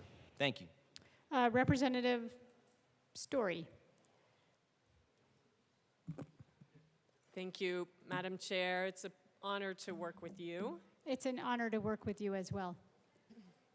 So, my good colleague from Colorado Springs spoke several people back, and she brought up a good point about insurance, homeowners insurance. I also had, and so I want to chat about that, but I also want to share that I had numerous conversations with several of my local volunteer fire departments in my district, with Evergreen Fire, Inter Canyon Fire, Indian Hills Fire Rescue, West Metro, which also serves part of my district, along with the Colorado Professional Firefighters.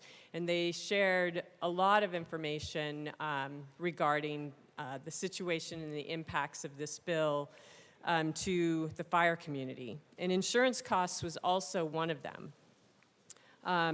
Insurance costs on homeowners is also going to rise because the ISO ratings are likely to change as less revenue is provided for our fire districts, and lower quality equipment for serving communities is what they're working with. And additionally, there are higher numbers of calls. So all of this leads the insurance companies to believe that there's more risk out there to our properties, so they are likely to change the ISO ratings and increase our insurance costs on top of our property value costs that are already rising. Additionally, larger and more intense fires are also creating greater risk, which we have experienced, and that was also covered earlier. So beyond the fires, I also want to dive back into the education realm just a little bit with Bill 1001.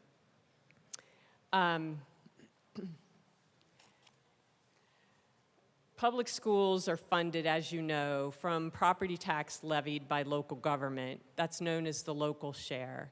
And then the state also contributes the balance to ensure school districts receive full funding spelled out by the School Finance Act. This is how it's supposed to work. But we all know that the state went through 14 years of negative factor. The state didn't pay its full share during this time. It was absolutely mortifying that that happened. School districts were shorted over $10 billion in that time. $10 billion. For Jeffco Public Schools, that's about $1 billion because they serve about 10% of the state's population. $1 billion. That has been their whole annual budget sometimes in the past.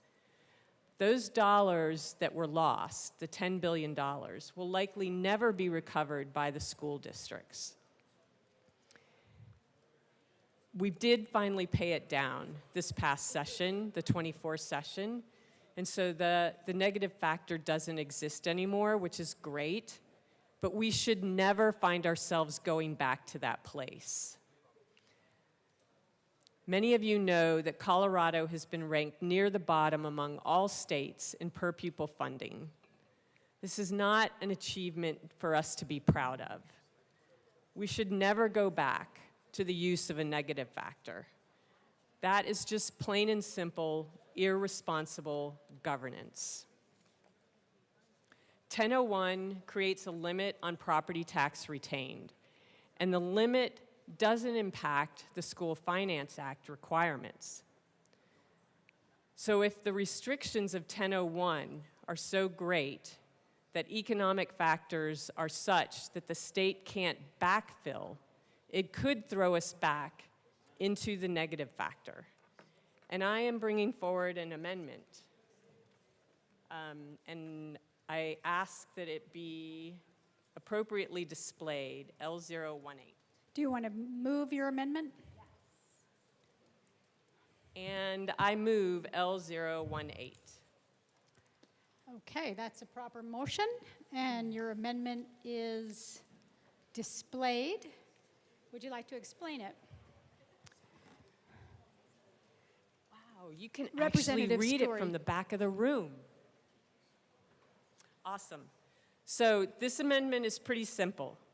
It basically allows the General Assembly, in times when school districts are up against the cap, it allows the General Assembly, when we are in economic times or other circumstances that will not allow the General Assembly to complete the backfill because there just isn't enough revenue, and there is a sense that we would fall back into that use of a negative factor.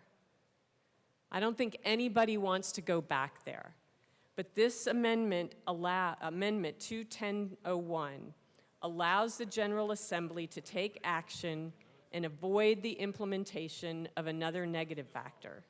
It allows the General Assembly basically to resolve the situation without going back to a negative factor. And I urge an aye vote on this amendment. Madam Speaker.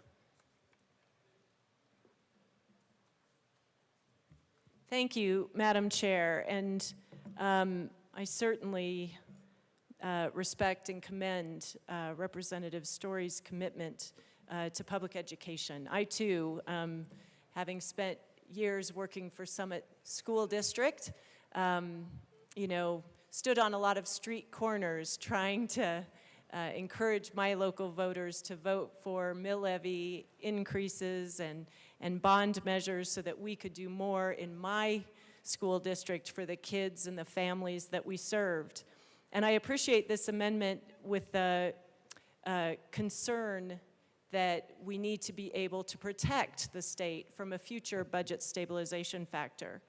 The bill already provides and allows the cap to adjust to meet the Amendment 23 requirements if Amendment 23 is above 12%. We made sure that that was clear and in the legislation.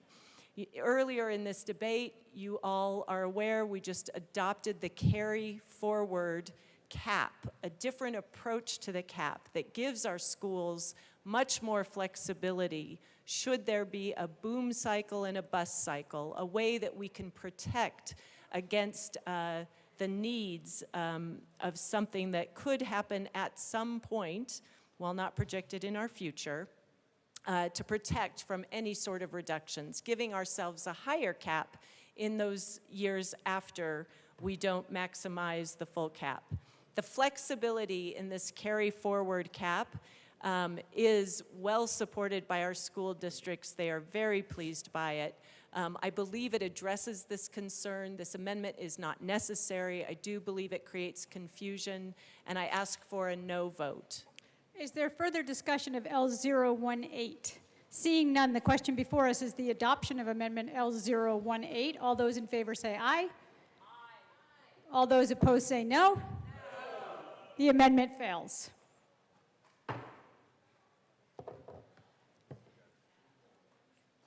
Representative Bradley.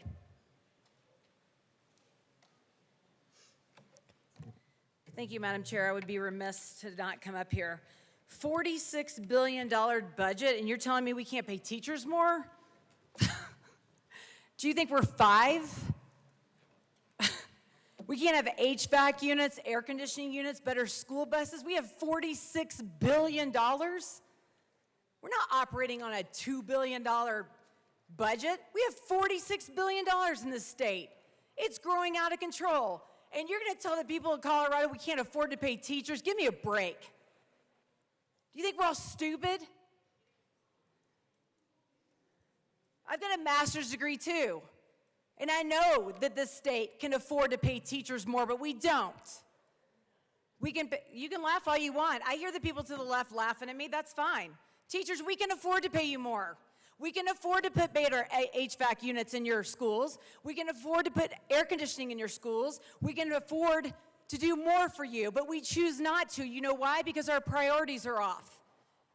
Because we're looking at green energy and climate change, things that I don't believe are real, and that's the priorities in this body. School security, my caucus prioritized school security for your schools. You know what they said? We'll give you $200,000, a penny per school, for you to decide how to make my children safe and your children safe. We begged and pleaded. So how dare you come up here and say, we don't have the money to pay teachers, because we definitely have the money to pay teachers. We just don't pay the teachers in the state of Colorado. A $46 billion budget. We all should be ashamed of ourselves for not paying teachers and fire departments and fire districts more. We have the money to do it, and we have said no. So don't come up to this well and say the poor teachers and the poor school districts, because we could prioritize that. We could prioritize them. We could prioritize the kids in our state. We owe it to them. But instead of doing that, we do shout, the sky is falling. And I'll tell you, you want to talk about special interests? I've seen your tracer reports. I got 100,000 reasons that the representative from Denver has in his candidacy with special interests. It only applies to the unions. They're special interests too. Representative Mabry. No. Representative Mabry. Thank you, Madam Chair. It's an honor to serve with you. It's an honor to serve with you as well. All right, so here we are once again in a special session about cutting property tax in a way that will disproportionately benefit the wealthiest Coloradans.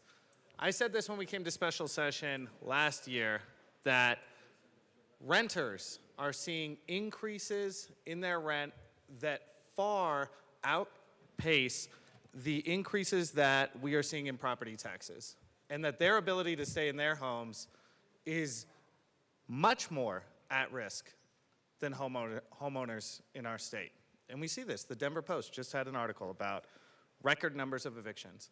And that's because we have a housing shortage in this state, and that is driving rents to be too high. Where is the special session for renters? There should be a special session for renters in this state. We find ourselves here because special interest groups have brought us to the table by bringing us to the brink of budgetary disaster with 50 and 108. If those measures were to pass, there would be devastating impact on our government's ability to provide basic and essential services. It's been said multiple times down here today, but we have some of the lowest property taxes in the country, and we also have some of the most expensive real estate in the world, all while our schools are underfunded and our fire districts are begging us to prevent further rollbacks to their funding. Yes, some of our neighbors are feeling the impact of increased property taxes due to the value of their home going up. And those home values are going up because, again, we are in a housing shortage. We should be targeting relief at those families, people who bought their homes decades ago for a fraction of the value their homes now have, who live on fixed budgets. And in this proposition, there is a specific provision that gives homeowners in that position an added benefit. They're the value reductions that are on top of the flat cuts to the assessment rate. Flat cuts to the assessment rate inherently disproportionately benefit those whose property is worth more. These value reductions are a way for us to target relief at homeowners whose value might be $500,000 or $600,000. And in this legislation, there are value reductions of the lower of 10% or $70,000. And what that results in is about $400 of extra tax relief for those with $700,000 homes. Now, it was said earlier by our Assistant Majority Leader that we need to be doing what we can to target the relief at folks who are trying to stay in their homes, not necessarily folks who own multiple homes here in the state of Colorado. And with that, I move Amendment L28 and ask that it be properly displayed. Okay, that's a proper motion.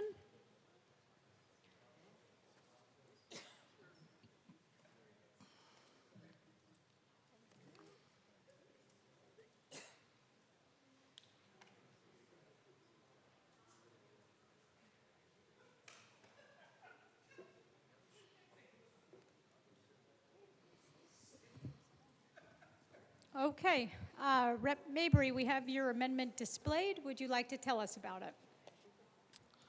Yes, thank you, Madam Chair. So this amendment is about making sure that we're targeting this additional relief to people who actually need it. Again, even with this amendment on the bill, every homeowner in Colorado is benefiting from the across-the-board reductions in the assessment rate. This targets the specific value reductions in this bill. Value reductions are similar to homestead exemptions, which exist in 22 other states. But only 4 of those states allow those exemptions to apply to multiple homes. And I believe in Colorado, we should not allow this additional tax benefit that is supposed to be targeted at working and middle-class families to apply to those who own multiple homes. All this does is prevent an extra $400 in tax benefits a year from going to those who own a second home worth $700,000. Broken down over 12 months, that's $33 extra a month, but this saves us almost $50 million. You know, it's worth talking about how the legislation that we are debating here in this special session puts us in a further budget hole of $150 million. $150 million of backfill to local governments that we are going to have to make up out of the general fund. That means less money for essential services. All right, they're walking y'all through the whole thing here, looks like. So we saw legislation that essentially mirrored this yesterday in the Appropriations Committee. But again, I just want to reemphasize that by limiting the value reductions for assessment purposes to primary residences, we will save 1/3 of the money that we will need to backfill to local governments. This approach allows us to target the benefits to those who need it, these extra benefits to those who need it, in a way to increase equity. But at a time when our schools are underfunded and our fire districts are begging us to prevent harsher cuts, we should not be giving extra tax relief to those who own multiple homes. Again, this does not increase taxes on anybody. This is about the extra tax relief that is on top of the across-the-board cut in the assessment rate. This is about making sure that it goes to those who are trying to stay in their primary residences. And with that, I ask for a yes vote. Representative Woodrow. Thank you, Madam Chair. It's an honor to serve with you. It's an honor to serve with you as well. Colleagues, I'll be brief. I rise in support of this amendment. I was a co-sponsor on the bill that was unsuccessful yesterday in the Appropriations Committee. When we passed Senate Bill 233, it had some flaws in it. It was actually fairly regressive in so far as it creates a homestead exemption for all residential property in the state. And what this amendment would now do is it would restrict that homestead exemption only to primary residences. That would bring us in line with the vast majority of states that offer homestead exemption. Right now, the only, I think we're one of 4 states that currently scheduled from 233 would offer it across the board. We can be more progressive with our actions today. We don't have to come to this pressure cooker with a proverbial gun to our head and make a bad deal when we can make it a little less bad. Okay, we're asking people to pump the brakes and give this thoughtful consideration.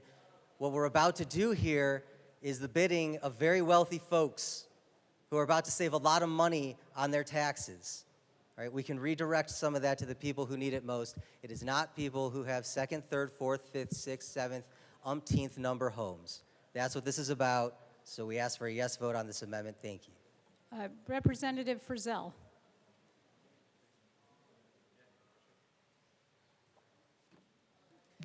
Thank you, Madam Chair. Like you, I sat in the Appropriations Committee yesterday and heard this particular bill, which was resoundingly defeated in the Appropriations Committee. And it was defeated for a number of different reasons. And I'd like to perhaps, with your patience, talk about some of those reasons. This bill has quite a number of unintended consequences. The bill sponsors, or now the amendment sponsor, made the statement that this does not increase taxes. Well, yes, it does. We have a bill in front of us with specific, very specific terms that have been agreed upon. And for those properties that are then going to be excluded by this amendment and the previous bill, that does raise their taxes. It is important to understand that this will have the effect of some people have second homes. I would beg to say, not a ton of people. Some people have second homes and they use them for a variety of different purposes. The biggest use is for rental properties. These rental properties are a lot of times the retirement account of the people who own them. They rely on that income. And sometimes they are in resort communities and they are used for short-term rentals.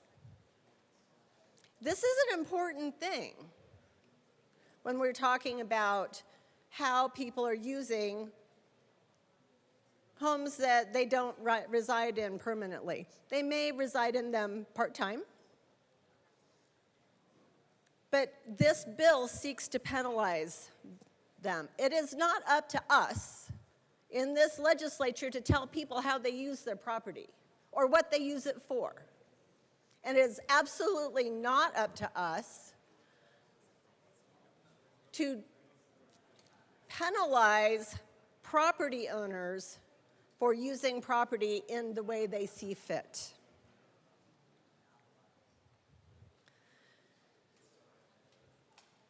We have seen legislation over the past 2 sessions that has made rental property ownership in the state of Colorado more and more unattractive. That was actually one of the things that we heard most from those testifying against this bill yesterday.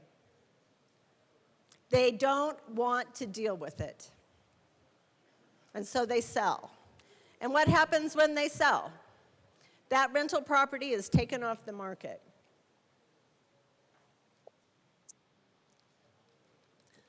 People's real estate, the real estate that they own, whether it's their primary residence or a secondary residence or rental property, these are most likely their most important investments. And whether they bought a house in Highlands Ranch in 2000 for $130,000, and it's now worth $1 million, that doesn't necessarily correspond to these people being millionaires or making really high salaries. Maybe they're retired and they're living off of a fixed income.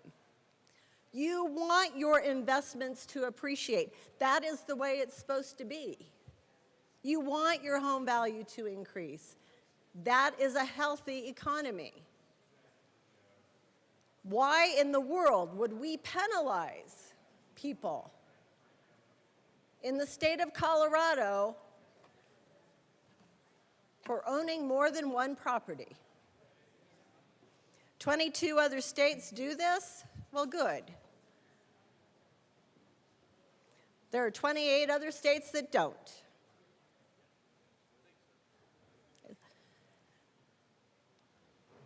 This is not a good amendment. Again, we resoundingly voted this bill down in appropriations yesterday, and I ask for your no vote today. Representative DeGraff. Thank you, Madam Chair. I do appreciate the hyperbole of rentals. I was really hoping to get back to the math. But when somebody owns umpteen houses, I'm fairly certain they don't live in umpteen houses, but they probably do rent them out. And when they rent them out, now I know we've had a lot of talk last session about things like rent control, things that are designed to push these into corporate ownership. And then when you do push these homes into corporate ownership, those corporate owners have a monopoly. So it was brought up earlier that these LLC-owned homes, but what you're doing is you're pushing homes that are held by mom and pop in this economy that are going to spend that money in this economy. You're pushing it into investment corporations that are outside the state. And they invested in it because it's real property, and the prices go up because your currency is devalued. And now your solution to this is to penalize the citizens of Colorado. You're not going to look at the issues of why this is happening. You're just going to penalize the citizens of Colorado. There are some big YIMBY interests that are coming into the state that are pushing for this. And they have a lot of money to put in people's pockets. Why? Because they're investors. And they need legislation to drive that money towards their pockets. And legislation is delivering. Now, we have a housing market that was hot, and it was definitely a seller's market. It is definitely cooling. If you read and if you look at the people who are tracking the demographics, the state is not growing as fast as the housing is becoming available. If you look at the tens of thousands of units of housing that are on the books,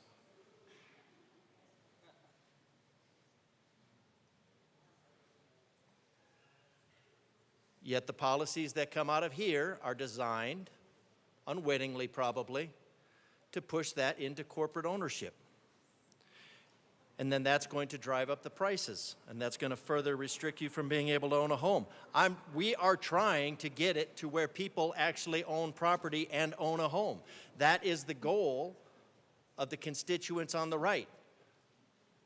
We are not the ones that are protecting the corporate ownership.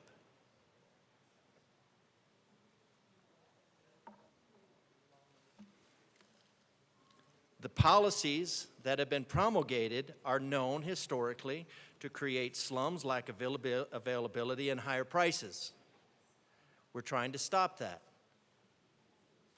Now, when you want to go in and you want to punish somebody for owning umpteen houses, you're not going to be punishing that corporate owner. What you're doing is you're just giving it one more. That $400 that maybe somebody would save on that property that has become inflated. There was the idea last year that the property owners were now flush with cash because their property value increased from $75,000 to $350,000, which another thing you probably ought to look at is that would be called unrealized capital gains. Now you're talking about taxing that homeowner on unrealized capital gains. That's really going to leave a mark. Who's going to be able to afford that? Well, the big corporations. The big corporations will afford that, and then they'll have a monopoly on homes. They won't have to use algorithms to figure out what the rent is because they'll have all the rentals. That's how that works. So punishing Coloradans for having a business that rents homes to other Coloradans seems a little bit contradictory to your goals. What you want is you want a housing market that has a lot of availability. And you would like that availability to be in the matter of competition between owners.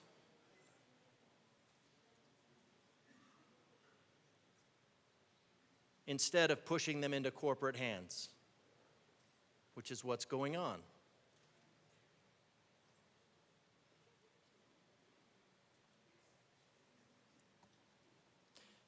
When I looked at it just now, because I knew I'd heard this progressive tax somewhere before, it's number 2. Right after the abolition of private property.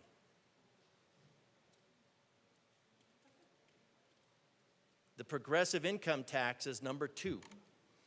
And what is the purpose of number 1 and number 2 and then the rest and then the other 8? The purpose is to eliminate the middle class.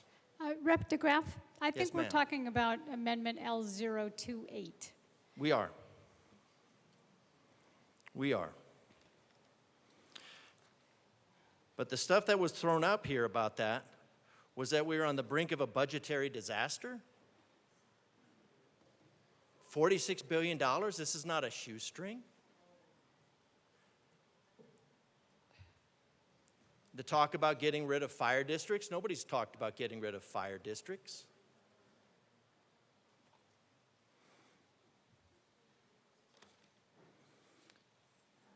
This is designed, maybe it's not designed, I'll take designed away. You're further punishing the individual Coloradans who over time have invested in multiple properties or maybe an apartment building. I know people who own a property building, they're 50 units. Well, if that taxation goes down, that is an area that they can reduce the cost of that rental to be more competitive with another rental.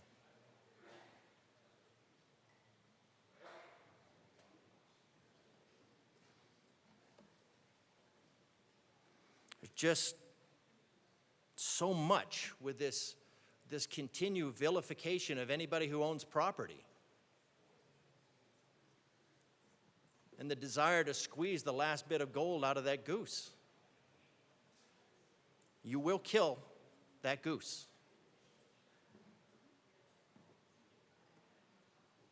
You're driving property into the hands of corporations every single time. Madam Speaker.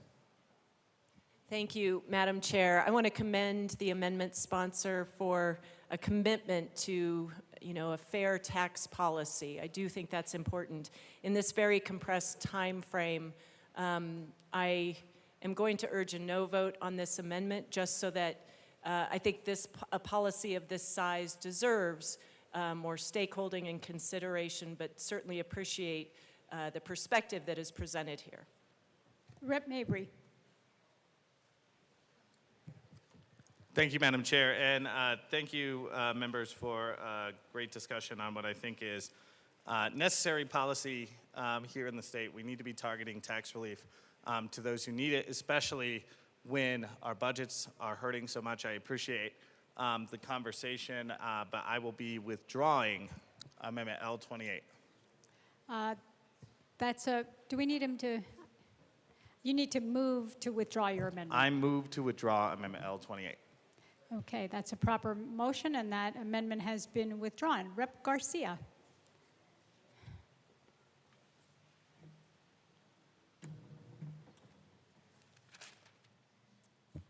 Thank you, Madam Chair. It is an honor to serve with you, not really great to be here. It's an honor to serve with you, and it's So great to be here with you. Why are we here? We're here because I think we can all agree that there really is a need to provide some form of relief in the form of a property tax cut to some people who own property. But while we are talking about cutting property taxes, while we still hold the third lowest property tax rate in the country, we should also be talking about how property tax cuts also decrease revenue for our crucial local services. In Adams County, we face a $20+ million loss in projected revenue. This is at the same time that we experience a 9% increase in services.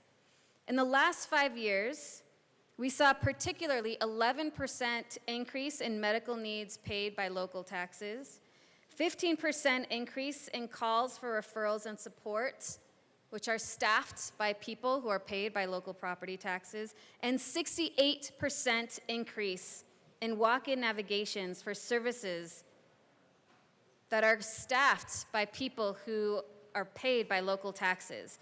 These services are crucial to making sure everyone in Adams County can live a thriving life. And these are the services that we'll be cutting with this bill. But here's the other part. Those who are needing these services are most likely the elderly, the renters, the low-income homeowners, and those are also who will benefit the least by this bill. This bill as written, and with the cap amendments, still lead to greater tax breaks for the wealthy, for the high-valued homeowners, while the economic relief that we are talking about providing is not actually there for those who need it. So with this, I would like to move L49 to House Bill 1001 and ask that it be displayed however you see fit. I think that's a proper motion.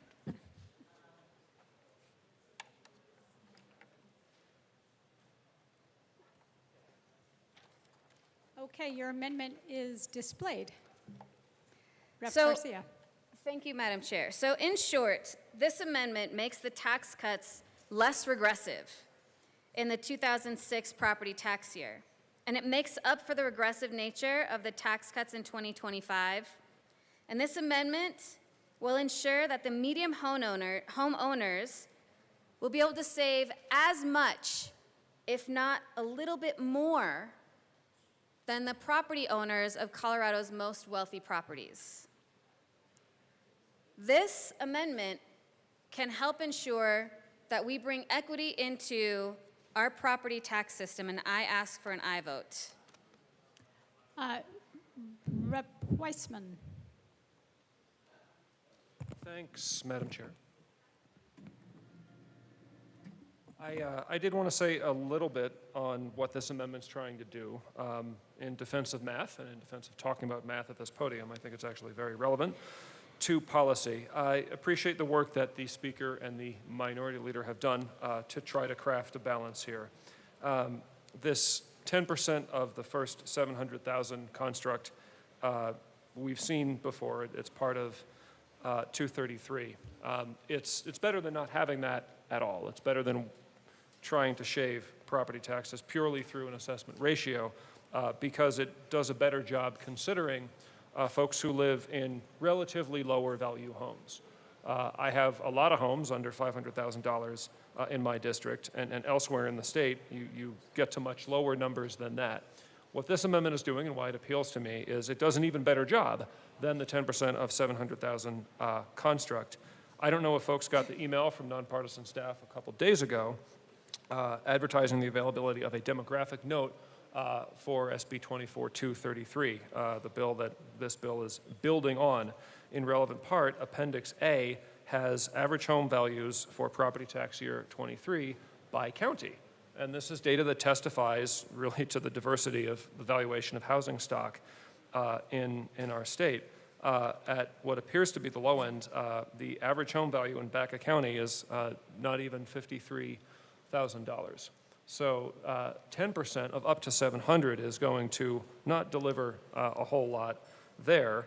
On the other hand, where the average value, and again, we're only speaking in the averages, is markedly higher, those folks are going to be maxing out the benefit. Pitkin County, we're at almost $5.3 million on average. You've got plenty of homes there that are 20 million. So just to boil the math down, what we're doing by trying to, I believe what the sponsor has done is reduce property taxes in aggregate by about the same number as the introduced is doing. A little bit less with the assessment rate ratio for residential, a little bit more with the amount that you reduce the taxable basis. This is to deliver more benefit to low and moderate income folks. Again, we have many, many counties where the average is under $700,000. We have many counties that, frankly, are under 200, represented, I think, in large part by folks on this side of the aisle. So I do think that we should be having conversations within the conversation about property tax to aim benefit at those who are struggling most. As a representative of a district that does have some economic struggle, I'm going to be a regular participant in those conversations. I think that I have been, and I support this kind of modification to the construct in the introduced bill, and I appreciate the sponsor for bringing it forth. Representative Garcia.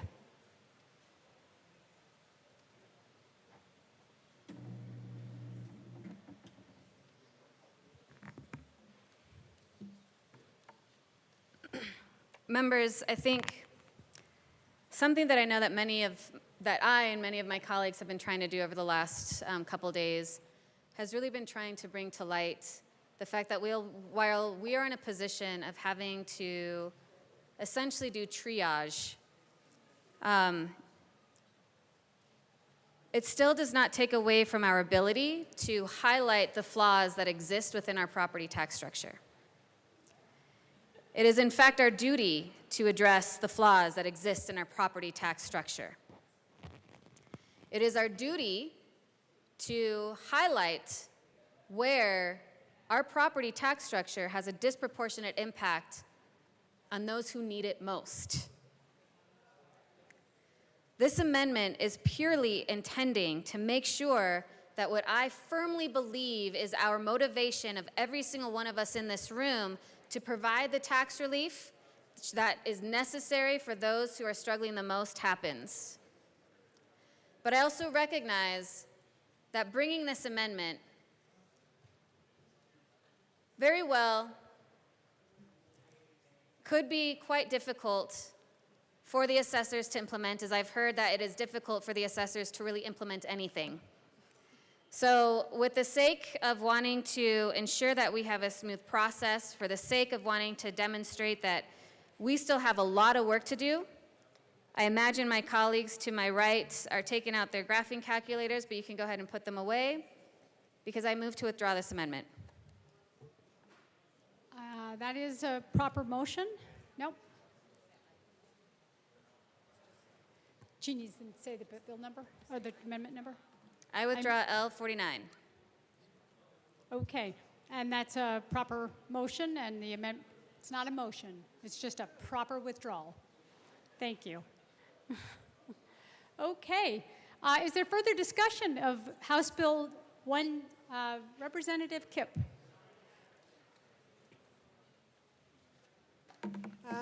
Thank you, Madam Chair. So I wanted to point out that whether this bill passes or not, our districts are going to be harmed. I want to talk a little bit about my county. I live in Larimer County. I live in Fort Collins, but Larimer is a very large county. We have a lot going on up there. And my colleague from Larimer County and I met with our county commissioners last week. And as they were telling us about the truly devastating harms that would happen to our county if 108 or if 50 passed, we also had a conversation about what would happen if this bill passed, the bill that's before us today. In my county, Larimer County has had more federally declared disasters than any other county in Colorado. And mitigation is key to reducing those risks. Every dollar that we spend on mitigation leads to $6 in disaster recovery savings. Oftentimes, the upfront cost of mitigation is a barrier to this important work. So my county started a program to help mitigate wildfires, because wildfires is something that's greatly impacted my county. And it's certainly a lot cheaper to mitigate the disaster before it happens than after. If the $4 million that my county is going to lose from this deal, that's one of the programs that is likely to be cut. Let's talk about the Larimer County Office on Aging. The Larimer County Office on Aging serves about almost a quarter of the residents in Larimer County that are over the age of 60. It is responsible for providing services to older adults and adults with disabilities to empower them to live independently in our community. The team is composed of 16 staff and 85 years of experience and that serve older adults. And the services they provide include ombudsman advocacy, legal services, nutrition services, in-home chores, transportation, case management, fall prevention services, and caregiver support and respite services to family members who care for an older adult. There are so many of these services that are vital in our community, and even though we fought in this legislature to get additional funding for our offices on aging in Colorado this last year, our Office on Aging is likely to be impacted by the $4 million a year that my county is expected to lose. My county is also very large, and we have places in our county that are underserved. And so we've created programs, sort of satellite programs, for programs in other places in our county. One example is the Justice and Transportation program that has served as a barrier to success for individuals who are ordered to justice services in Colorado, but they can't make it to Fort Collins offices. So our county opened the Colorado Justice Alternatives campus in Loveland to provide much-needed mental health services and substance use needs in our community. The campus houses the Alternatives to Incarceration for Adults with Mental Illness and Day Reporting Center, providing individual and group therapy, case management, basic needs support, medication administration, and medication prescribing, while the DRC provides drug testing services for justice-involved residents. These are just some of the programs that look to be cut by the deal that is before us in the bill today. In addition, public safety reductions are temporary and emergency benefits for our vulnerable citizens and human services, our traffic safety and criminal investigations. All of these services, which ultimately save money and provide services that are valuable to people in my county, look to be cut. So I just want to make the point that whether these tax cuts pass or not, your taxes go to good use in Larimer County and in your counties throughout the state. Your funds are managed by people who are close to your county and know what happens in your county and makes good use of those funds. And I will tell you also that the even more dire thing that will happen is if, for instance, 118 were to pass.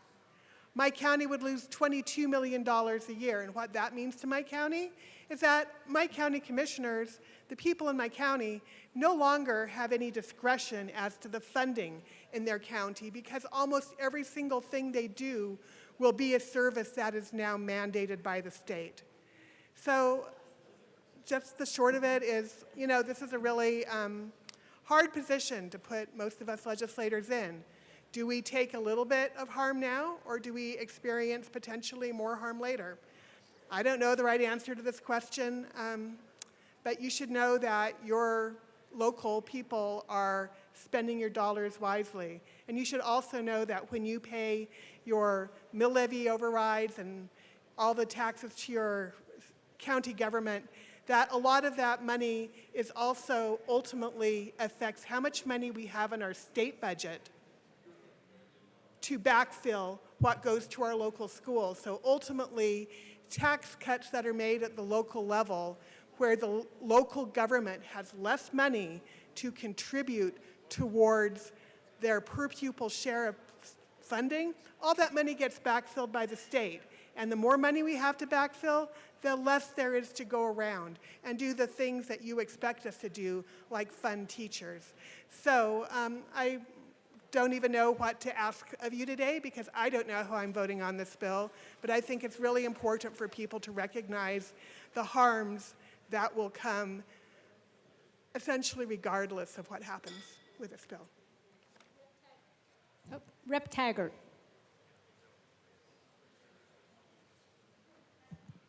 Thank you, Madam Chair. We're going to miss you in these chambers. Thank you. I'm going to miss all of you too, or at least I think I will. I promise I won't try to upset you too terribly much. First off, let me say I'm in total support of House Bill 1001, and I appreciate all the hard work on getting that prepared for this particular session. I am concerned, though, with some of the information that is coming to this podium. I call your attention to the Colorado Division of Property Taxes annual report that came out in May of this year. Our last two speakers at the dais spoke of how this hurts our local governments. Let me read you a couple of numbers. Adams County, which came up in this, last year had additional revenues of $288 million between all the governments and districts. $288 million. That's an increase of 23.3%. In my career running corporations, I could probably count on less than one hand when I had increases of revenue of 23.3%. Larimer, which just came up, Larimer had an increase of $165 million. That's an increase of 23.3%. Our local governments, if you look at from a county standpoint in those same two just for their counties, Adams County was up for their county government $75 million, a 27.1% increase. Larimer County had an increase of $34 million.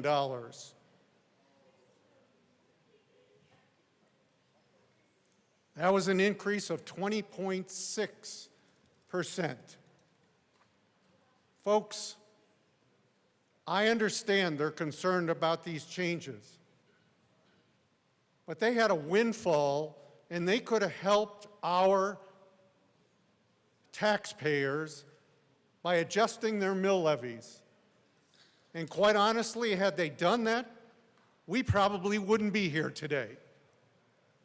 50 and 108 probably wouldn't exist, but they did not reduce their mill levies. Excuse me, maybe they did in Larimer, but they still had a 20.3% increase. And I'm sorry. That's the reason why we're here.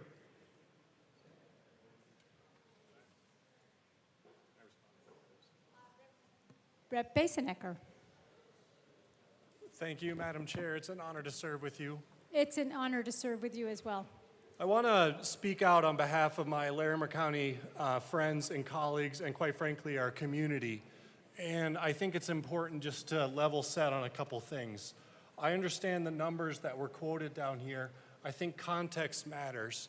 First, our Larimer County commissioners did vote to lower mills and return funds to the taxpayers.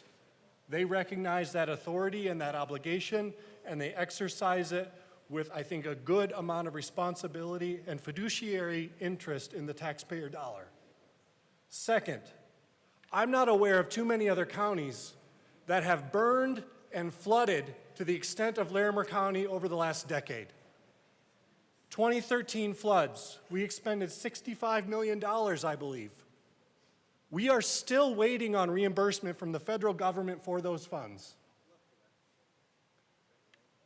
Recently, you might have noticed some smoke over the foothills. Larimer County also experienced a wildfire that we've paid out millions of dollars to fight this year. When we don't do that, your communities are at risk.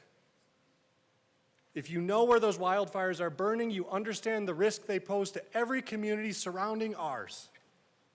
We've also had the Cameron Peak fire. We've had the High Park fire. I cannot tell you how many millions of dollars that we've expended to fight those fires and how many millions of dollars we've expended to fight the fires that you've never heard about because we were able to get them under control. Now, I am deeply supportive of the Speaker and the Minority Leader's bill. I think it is a responsible approach to tax policy in our state. I think it heads off a potential disaster that all of our counties would face. But I do need to be on the record for how we utilize dollars in my community and the people that are protected and safe as a result. Those are the very visible instances. I can also talk about how our county government has prioritized mental and behavioral health, opening up the Longview Mental and Behavioral Health Center in our community. That was a voter-funded initiative that our county has partnered with Summit Stone and others to implement. We recognize the concerns in our community, and we recognize the obligation we have to use each taxpayer dollar with discretion and purpose. Our county commissioners have the authority, and they will exercise it, I have no doubt, again, when appropriate. I have to speak out against the language that suggests that we are facing a windfall of funding. Because what we are facing are a windfall of concerns in our community around jobs, clean air, wildfire mitigation, making sure that at the end of the day, the folks who need help and support have it in the form of Larimer County services. I respect my colleague. I respect your insight on these issues. I have to vehemently disagree on how this was characterized in terms of how my county spends these dollars. Thank you. Representative Holtorf.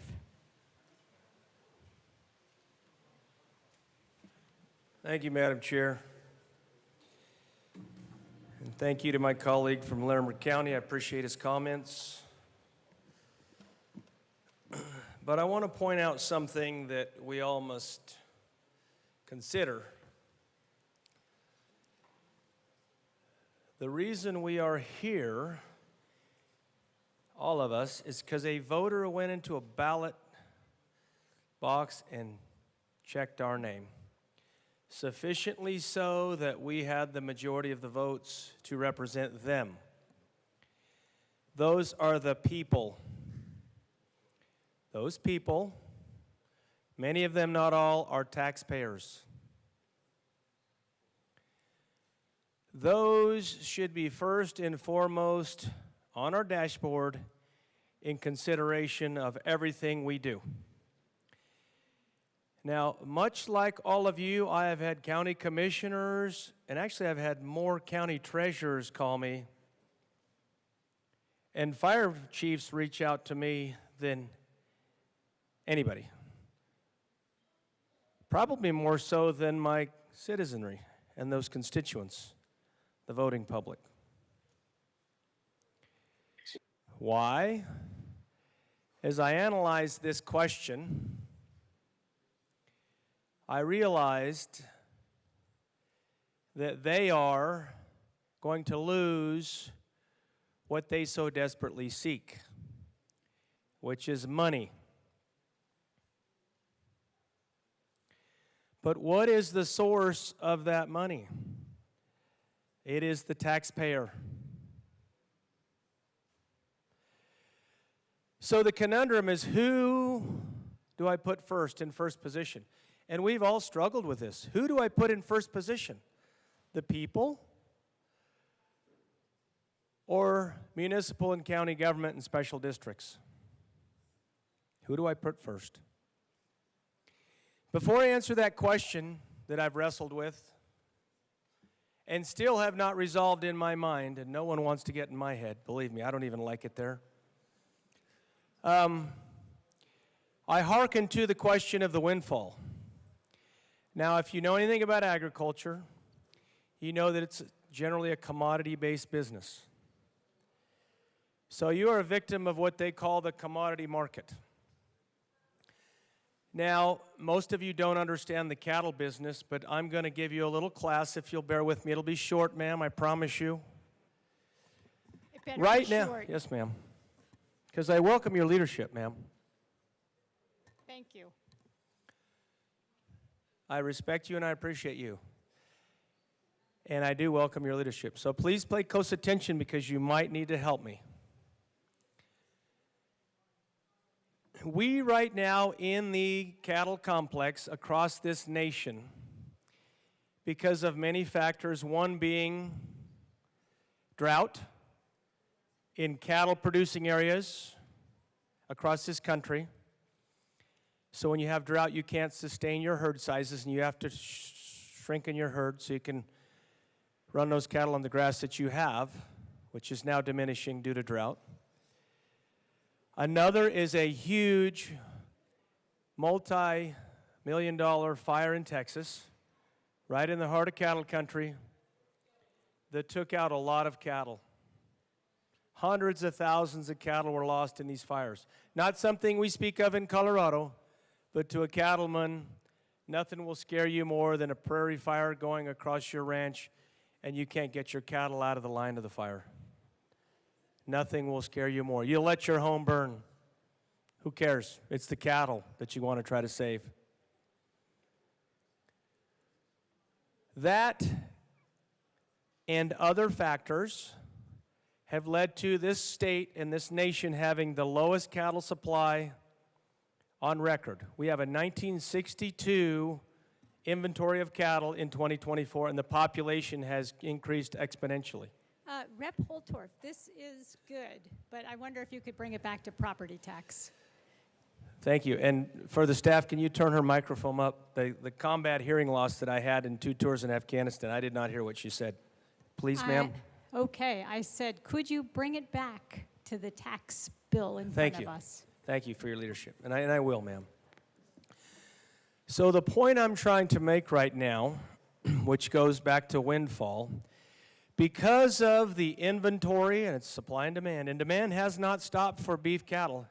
Go to any Texas roadhouse in the state on a Friday night or Saturday night, and you'll be waiting to sit down and eat because we have a wonderful, delicious protein product. That price, the price per pound of cattle right now in this fiscal year, this calendar year, and the last calendar year are higher than we've ever seen it.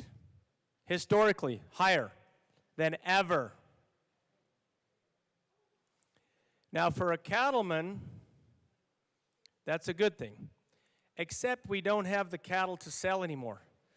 My herd size is down 20, 25, 30% because of all the aforementioned reasons. We've suffered that too. So I can't respond to the demand. But I will have a windfall in the per pound price of the cattle I sell. And I'm a straight shooter. So will every other cattleman that sells their cattle. Either as weanlings at 550 pounds, and this will be on the test, so pay attention, yearlings at 800 to 900 pounds, or as finished beef at 1,400 to 15 pounds per head. With a dressing percentage of 62 to 64% if you want to figure out how much red meat yield you're going to get on that finished weight. And those are pounds. And my daddy used to say, boy, and he wasn't insulting me when he called me boy, because I was his boy. Okay, Yes, ma'am. let's get back to the bill. This has been, Okay, I'm just about ready to get to this point, ma'am, but I appreciate your leadership. He said, we sell pounds of beef. Never forget that. You got to pound out. It's pounds of beef you sell. So, we in the cattle business are going to have a windfall of all-time record cattle prices. So are the county governments and the municipalities and these special districts who are now realizing property taxation from the highest value of real estate in the state of Colorado ever. Now, if you think about the parallels, here we go. Highest price per beef ever, highest price for housing ever, and also the highest property tax assessment and property taxes being taken by the citizens on property taxation. So, now the question isn't what I'm going to do with the extra money I get from selling that beef at the highest prices ever. The fact of the matter is it's a windfall. And this, as I drove up here, I told myself, the municipalities, the special districts, the fire chiefs, the county commissioners, the county treasurers are getting more money in their coffers, historically, than ever. But now we say goods and services. Oh, we got to have these services. We have better services now than ever in Colorado. Let's be honest. Walk it back 50 years. Walk it back 20 years. Walk it back 10 years. We have reached this level because of our prosperity. And people expect more. I think about my granny and granddaddy on Buffalo Springs Ranch back in 30. We didn't even have electricity. We didn't have running water. A windmill provided water to the cistern that sat above a building, and they had to manage their water consumption. My granddaddy, a very intelligent man who was way ahead of his time, had one of the first power generators that we had to run out there to have electricity on that ranch. And we were one of the first ranchers to have electricity in that county. The point I'm trying to make, ladies and gentlemen, is everybody that's worried about not getting this money is not getting more money. They're worried about not getting more because they're used to more and they want more. We are here to try to help the citizens who have to realize the burden of putting that tax money forward to the special districts and the municipalities. And they're worried about not having enough. Well, let me tell you something. In the cattle business, and I'm about ready to finish, ma'am. I know you're wanting this to end. The prices go down as fast as they go up. So when you're selling cattle for $2.25 a pound, but the next year it goes down to $1.75 or $1.50, guess what you have to do? And this is something that our municipalities and special districts don't understand. But this country boy is going to say it loud and clear. You got to tighten your belts. You don't get to do as much as you used to do because there's not as much there to do it with. Face that reality. We all in this state might have to ratchet back. The county governments have experienced this ratcheting in previous decades. Haven't seen it in recent time, but it could come. So, we can cry devastation. We can cry like Chicken Little that the sky is falling and we'll never be able to do anything. We cannot understand that this is a windfall and say, yeah, we're spending the money wisely. I'm not going to debate or doubt that people are spending that money responsibly, those elected officials. But you're getting more money to spend. Now, I'm going to tell you how I know. Washington County, you're going to be mad at me, and this is my hometown. We just built a $3 million ambulance building for Washington County's EMT. We've never had that before. The citizens, many of them, said, how in the world can we afford that? Well, I just explained to you how.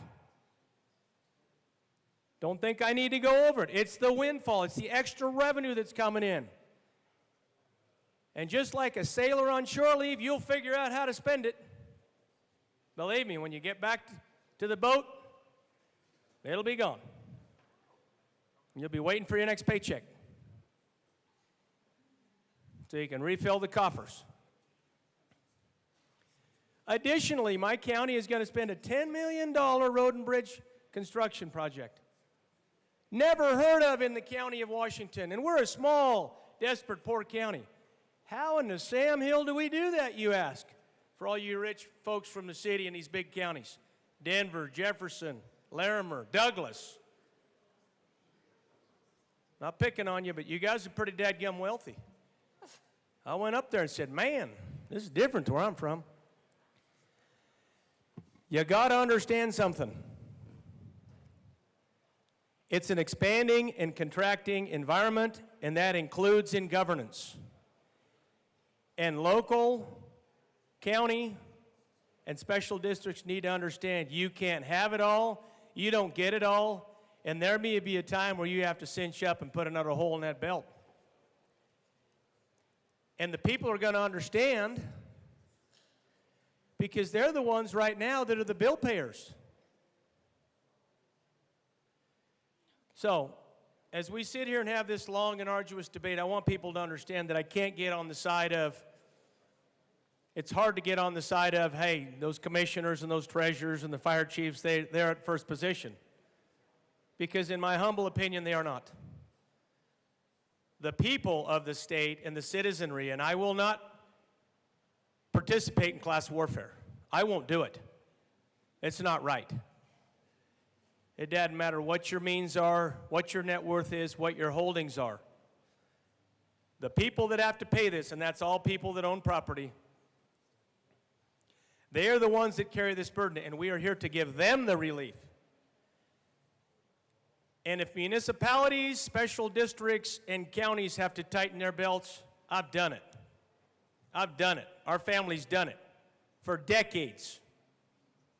That ranch started in 1892, and if you haven't seen a cycle over that time in this state of ups and downs. Anyway, I've taken enough of your time. Representative Rutenell, I'm sorry if that was that painful. I apologize on behalf of myself. But please understand, I'm trying to speak to you at a message that really speaks and resonates to what really is important. And I'm not trying to waste your time. Please understand that. And thank you, Madam Chair, for your leadership. Rep. Wilford, I thought, was sitting there the longest. Okay, Rep. Marshall. Thank you, Madam Chair. It's an honor to serve with you. It's an honor to serve with you. And while I just had the brief moment, I'd also like to say publicly you're one of my favorite colleagues I've served with, and it will be a loss yeah. Thank you. When you move on.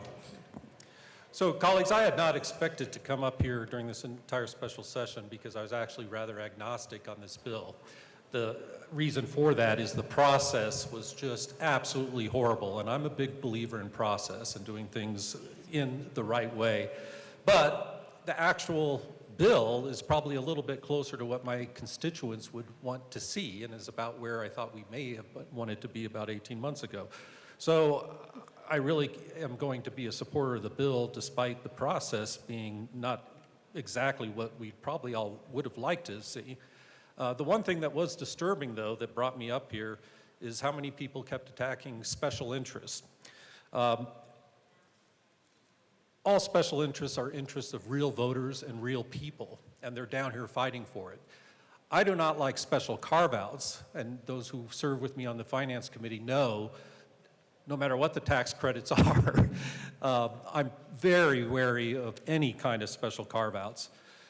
But the attacks on the fire department, which our colleagues from Jefferson County and far, far away in Glenwood Springs have brought out, is very important to make sure we understand why that was a very valid concern. We're here because property values have skyrocketed. If property values skyrocket, do you know what else skyrockets? It's insurance.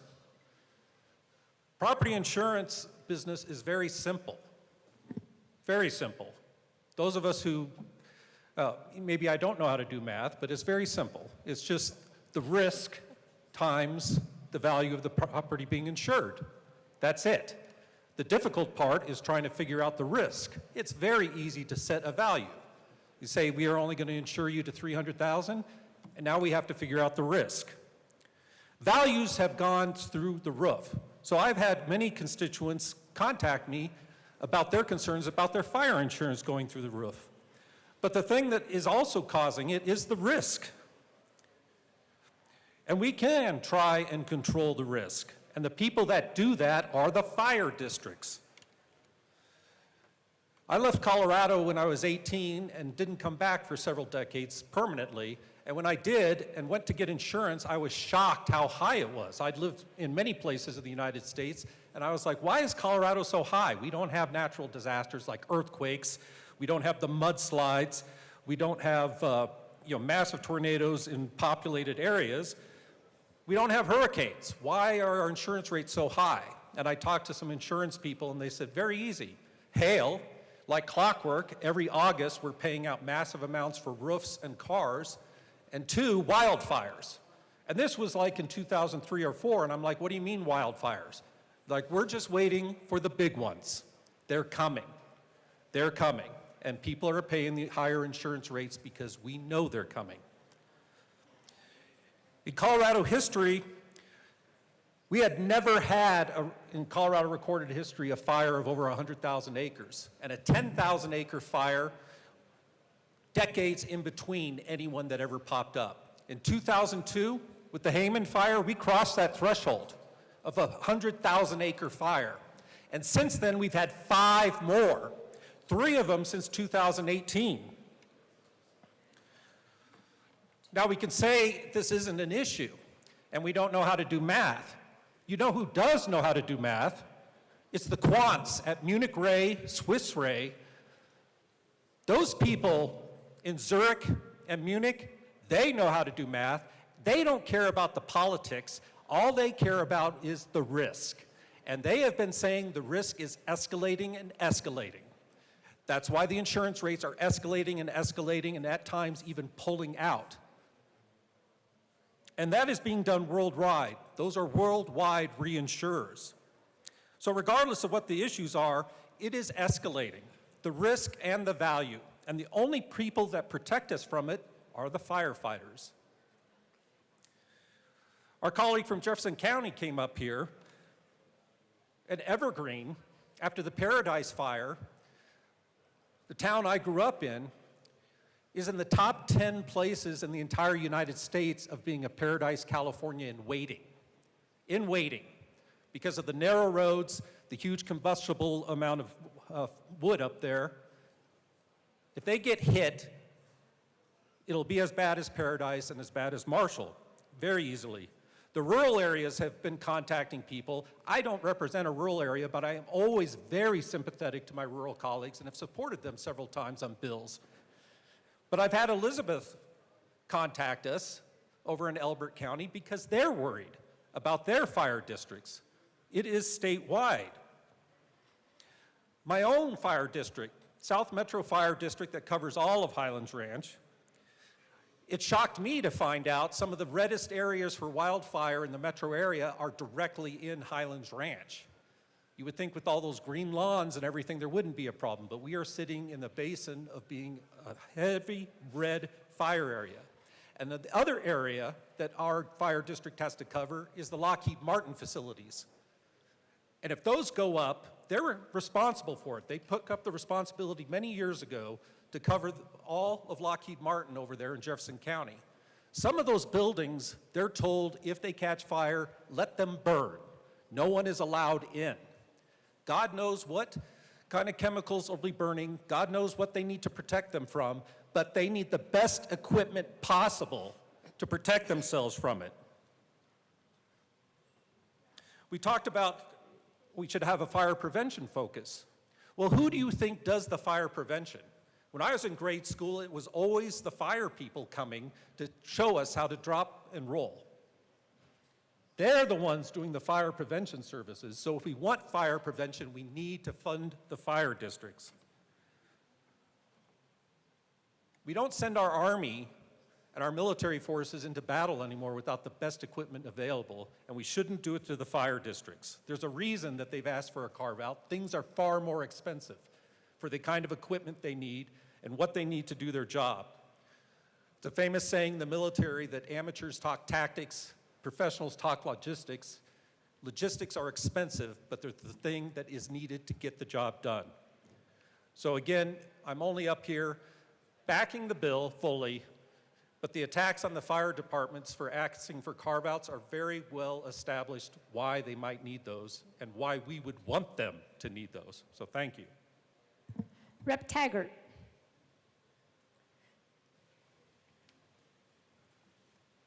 Thank you, Madam Chair. And I want to apologize to my colleagues from Larimer County, both Representative Kipp and Representative Basenecker. I sincerely apologize. My comments were not intended at all on the costs that you folks have incurred in Larimer County and on other counties having to do with wildfire. We have had, it's been 3-4 years now, the largest Pine Creek in terms of square footage. At that time, it was the largest fire in the state. But having said that, it was devastating in those lands, but we didn't have the amount of houses that certainly you folks have because of being in a much more rural area. I do want to reiterate, though, why we're here. I was hoping, as I think the vast majority of us were hoping, that 233 was going to solve the problem. And I went away in May feeling pretty comfortable that it did. But the proponents of 50 and 108 see numbers like we see numbers. They saw numbers of a $2.5 billion revenue increase in all of our local districts across the state, which amounted to 19.4%. And they went back and said, we didn't do enough. I certainly don't want to, from the region that we're in, I know we're worried about fire, and we should be all across the state. God forbid it ever comes down off the Colorado National Monument, because it'll wipe out the city of Grand Junction. I hope to God that never happens. And I, too, talking with constituents, are seeing 100%, pretty close to 100% increase. But again, I just want to bring us back, and you have my total support to try to find a solution on the fire side of things. But that means we've got to make it a priority for the next session. We have to absolutely make it a priority. And up until these last 2 or 3 days, I've barely heard about it from a funding priority. And so I'm glad it's risen to that level. And if I can help, I certainly will help. But again, I come back to the fact, when the proponents of 108 and 50 see literally a $2.5 billion increase in revenues in our local governments and districts and school districts, they came to the conclusion we didn't go far enough in 233, and that's why we're here.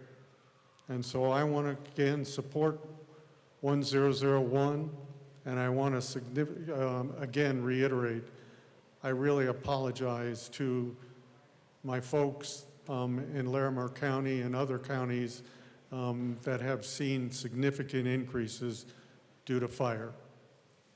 That was not acceptable on my part. So thank you for your indulgence. Representative Vigil. Thank you, Madam Chair. An honor to serve with you one last day. Well, we're all here together. So it's an honor to serve. I'm sorry, it's an honor to serve with you as well. I'm not a multitasker, apparently. You're okay. I pictured you nodding behind, but I wanted to confirm. Colleagues, thank you for staying awake and alert some of you. I just wanted to share a little bit about what I'm still struggling with this bill. Especially since so much of this, we're just kind of building off of the deal that was made in the regular session and what we came to with 233. And it continues to be a struggle for me and the things I've discussed with folks back in my community, because we still have the state in the backfill business. And to me, that is something that if we're not going to move on from that in this session, I'm really going to struggle with this bill. Having the state be in this position, in my mind, is not good governance. It's not balanced, and I'm going to make the case that it is not equitable. And I want to define what I mean by that, because I know a lot of people in this chamber and a lot of people in this building don't like that word. I consider equity to be sort of the grown-up, nuanced, more well-rounded cousin of equality. So when it comes to what is just and fair, equality is just the most basic place to start. So equality under the law, equal access to resources, equal opportunity, all very important. But once we check off those boxes, our work isn't just done, because we still have to deal with the fact that not everyone's needs are equal, and so they might need to have different things presented to them in order for their needs to be met. So, as an example of that, if we just said that equality is everybody gets $10,000 a year for health care, well, that's great if you're healthy. That's actually way more than you need if you're very healthy and you have no problems. It's not nearly enough if you were born with a heart defect and it takes $1 million to save your life before you even reach your first birthday. That's the difference between equality and equity. So I broke this down for a constituent a while back, and I've been kind of comparing notes with folks who are, by the way, when I say constituents, I just mean regular people who live a mile or two away from me, who want to know why we're here and why we're doing this, and I'm doing my best to explain it to them as a, not a tax expert, regular person serving my constituents in this building. Explaining to them that we've got this property tax situation. The state doesn't collect any property taxes, but your local governments do. So rather than leaving it up to counties to reduce their mills, we're going to do it, and then the state's going to backfill it. And one of them said, oh, so you're going to take my income taxes that I pay out of the money that I earn and use it to cover my landlord's increased property taxes, which is, that's money that they acquire through investment, which by definition is passive income, and then I'm still going to pay the same amount in rent every year. And I had to say, unfortunately, yes, I think that pretty much sums it up. A home that is owned by someone who doesn't live there and is leased to a person or family that does live there, by definition, you are paying more than the cost of owning that home. That's where that profit comes from. So for all of the folks in my district who are renting a home that someone else owns, you're not going to feel this relief. If you own a lower value home, this deal doesn't give you as much relief as if you own multiple homes and multiple expensive homes. That's why owning a home is more valuable than renting it. It's because when you grow the equity in the home, you get to keep it instead of having it go to someone else.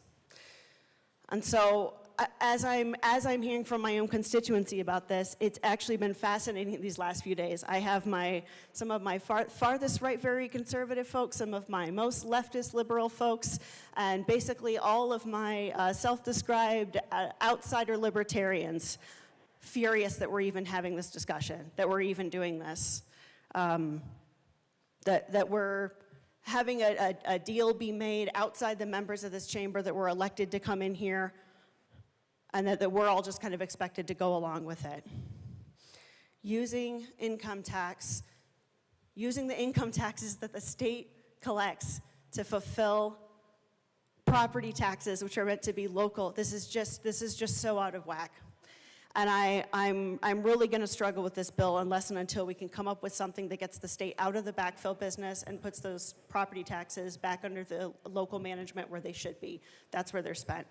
And I'll go ahead and clear out of here. I guess that my colleague from El Paso County can obsess over everything I just said. Thank you, Madam Chair. Rep. DeGraff.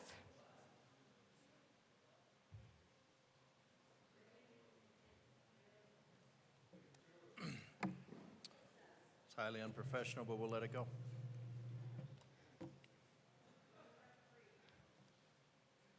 Problem with socialism is eventually you run out of other people's money. So the problem with socialism is eventually you run out of other people's money. Okay, that was unfortunate, but can we just keep to the bill? That would really be good in this moment. Everybody's tired, and so let's focus on the bill. It's an introduction. Coloradans are feeling a bit like turnips. And we're trying to get blood out of a turnip. Now, what Coloradans should recognize is, again, like I said earlier, there is no appetite in the majority for reducing tax relief, giving tax relief. Now, one thing that perhaps it's been mentioned, but mandatory spending goes up by inflation. So I wonder how that's going to go next year when we find out what inflation really is. When all of a sudden when they say, oh, inflation has dropped down to in the 2 to 3%, but then forget the part where it was 20 to 25%. Those inflated prices didn't go away. Now, I talked about the fear-mongering of the fire districts. And what happened as soon as I left the well? It blew up with fear-mongering about fire districts. Now, if fire districts are your priority, you know where you fund them? You fund them first. You fund them first. If schools are your priority, you know where you fund them? You fund them first. Instead, they're left to the very end, and then, and roads and potholes, and if only we had more money. We have the money. You have a problem with priorities. Are insurance rates going up because of the fire districts? Well, if they don't have the money, they're going to have a hard time, so you fund them first. Billions of dollars, $40 billion. We're talking ultimately about, say, $1 billion, because now I really appreciate the fact that everybody has a newfound appreciation for math. That is awesome. So where am I on this bill? Well, I'm kind of in the, bird in hand is better than two in the bush. I really like these old ancient wisdom, because the best way to find out the value of ancient wisdom is to forget it. And we're going to find out with mandatory spending just how much this is going to be. Because nobody in this room is going to come back. Well, I know 19 people in this room who will come back and say, yeah, we can't just inflate the prices of everything just because the government devalued the currency. So yeah, there's increased value in homes temporally, because we have a lot of people fleeing California for the policies that we're trying to implement. You were trying to implement, my bad. That drives up the prices. The marijuana money into that drives up the prices. And then again, you have the devaluing of the currency that is done by rampant government spending. These are all intentional. Inflation is just a devaluing of the currency. You take somebody's hard-earned money and then you make it worth 50% less. And then you take their home and then you make it 400% more.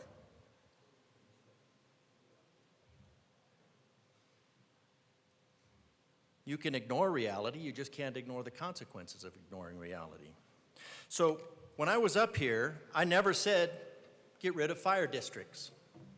But as soon as I left the well, I was accused of wanting to get rid of fire districts. So we can see how this is going to go. The media narrative is going to be that we're trying to gut schools and that we're trying to gut fire districts. I'm saying fund fire districts and schools first. Don't wait until the very end. Fire districts shouldn't be clamoring for money. They're important. I showed you $136 million right off the bat that the citizens of Colorado get 0.0000000 value out of.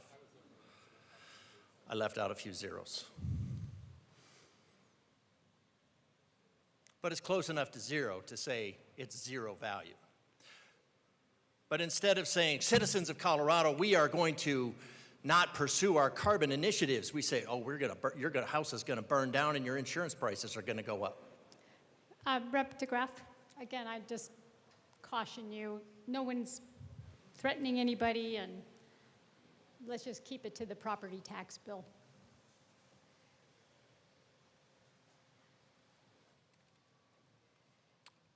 Fund the things you prioritize first. And you do fund the things you prioritize first. That's the nature of priorities. They come prior to everything else. What you prioritize over the fire districts that we've just spent 45 minutes talking about again, after I said they should be funded, is that you've said you'd rather spend twice that in zero value. But you don't talk about that. Mandatory spending. It's going to be interesting. I'm interested to see what you say the inflation is. There's threats about this is federal, coming after the citizens of Colorado for their unrealized capital gains. You're voting for that. We're talking about third, fifth homes or umpteenth homes. I think umpteenth falls in the category of hyperbole. But those homes that are owned by citizens of Colorado are their business. And the definition in Colorado now of being rich is property. Abolition of property, heavy progressive income tax, abolition of all right of inheritance. We're working our way down the list. No one said scrap fire districts. One thing I think we ought to do, and then it was, well, we need to pay teachers more. Absolutely we need to pay teachers more, but we know that schools get about $18,000 per student per year, over that. I just don't like to use all those numbers in the far end. And if you have a schoolroom that has 20 students, that's about $360,000 per year per classroom. One teacher for 20. I think they have more students than that, but let's be conservative, finally, for once. But if you take a 1,000-foot classroom, which would be about a pretty good sized classroom for 20 students, about 50 square feet per student at $300 per square foot, which was the going rate for corporate industrial construction a long time ago. That's about $300,000 for that 1,000 square foot classroom, and you amortize that, and you get about $25,000 per year. So you take $360,000 and you take a teacher's cost, which is around $100,000 per year. I know they don't make that money. A lot of that money goes into intangible things like benefits and probably special interest. But and then so 125, so 25, that leaves $235,000 left per classroom of 20. Now I know there's a lot of other expenses for a school. There's a lunchroom. But that's going to be amortized over about 5,000 kids or 1,000 kids, whatever your size school is. Those are all amortized over things. So in that $235,000 that's extra per classroom, you need to ask yourself, why don't teachers make more? The reason that teachers don't make more is because you don't want them to make more. What you prioritize is administration. Administration is going up. The number of principals is going up. The number of administrators is going up. State education associations that have money to pay for the campaign of their lobbyists, that goes up. About 40% or more, I'd say probably more, 40% of the state, 100% of the federal. So you're talking about 9, 10, you're talking about, I'd say easy, $8,000 in administration. Why? That would be $96,000 per year. Could you pay a teacher out of that? Yep. Why don't you? Because it's not a priority. Administration is a priority. Thank you, Colorado. You want clean water. Everybody wants clean water. Everybody likes parks and green space.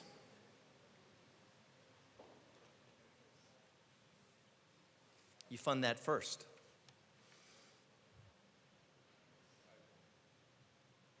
You're telling me that out of $40 billion that you can't fund what you consider your priorities first. $5 billion for a train in 2005 or whatever it is. Train to nowhere, that hasn't happened yet. $5 billion more by 2050, $10 billion. How many $72 million can you fund with $10 billion? Now that everybody loves math, and you know where the calculator is on your phone? There it is, just swipe down, calculator. 10,000 divided by 72. There's a multiple, you could fund that a lot.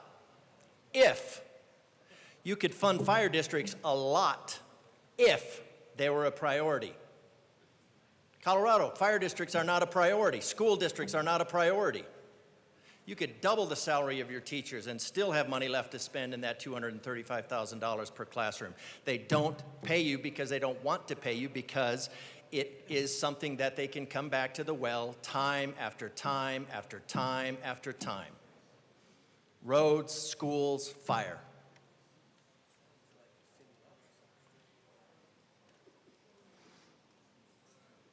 Unrealized capital gains is going to kill people. You're going to vote for it. Renters are seeing increases. Taxes are up, energy costs are up. YIMBY investor ownership is up. Zero competition in that market when you give it over to a monopoly like that.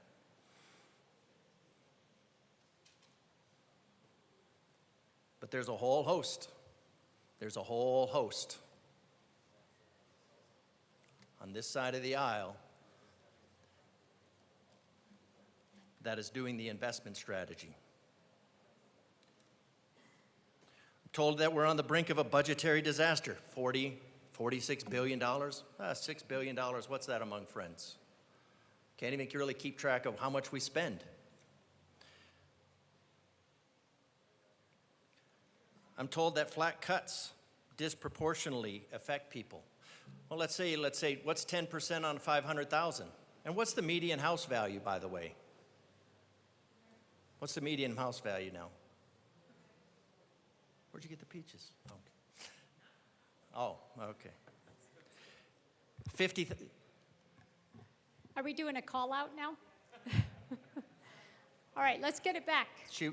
It was perfectly fine by me, so no offense taken by me. Oh, sorry, rules. I'm good with rules. Somebody has a $500,000 property, 10%, $50,000. 10% of a $50,000 property, $5,000.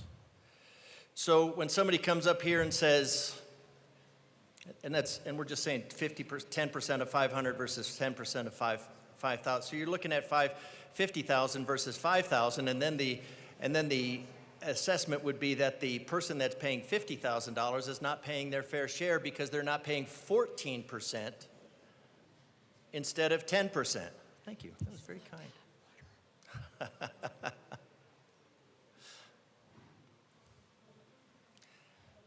Somehow it's a well, but we can't have water. There's no in the water well. in this well.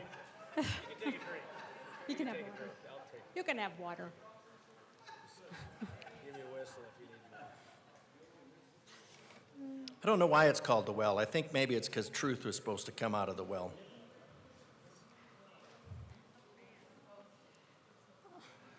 Well, there's a whole story. The lie took truth's clothes, truth stayed in the well, comes out to beat up the lie. So it's a neat story.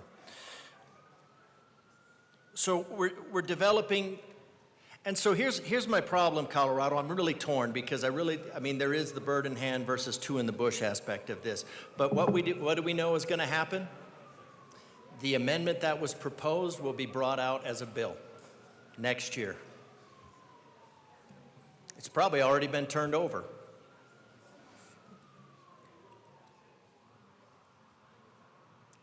It'll be turned over into a bill.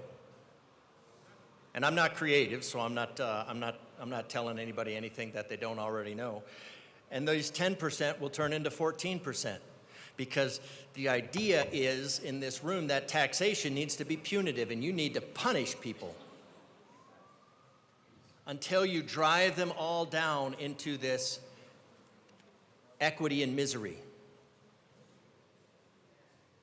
Now, here's a problem that I have with this bill is that it takes away property tax. And property tax, which goes to local governments primarily, is probably the only place that you're going to actually get value for your dollar.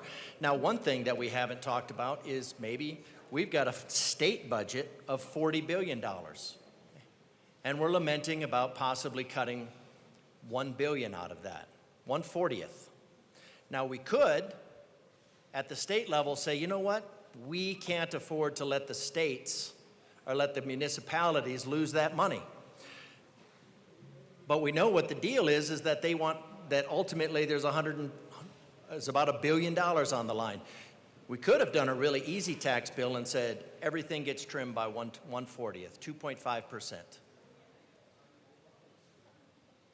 Cut 2.5% out of the budget and you pay for this. Instead, you're saying that it's going to come out of fire districts, but it's only going to come out of fire districts because that's what you choose.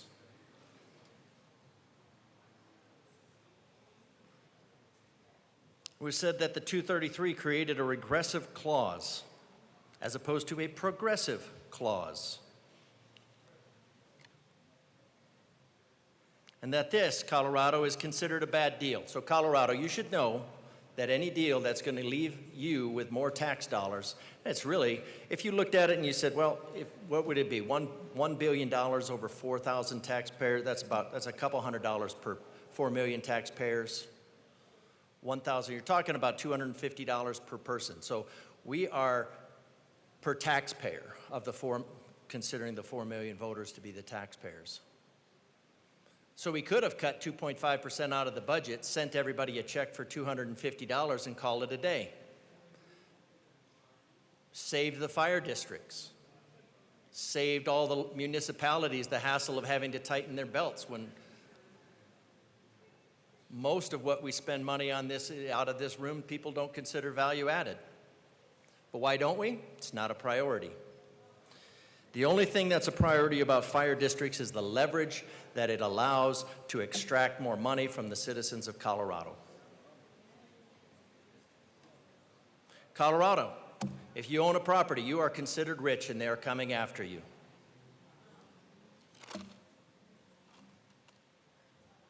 Mandatory spending is going to jump up again, right as home values drop, because our demographics are not growing. There is a glut of houses on the market. The values have already started, the cost, the prices have already started to drop. And there's tens of thousands of more units on the books. And when housing values drop,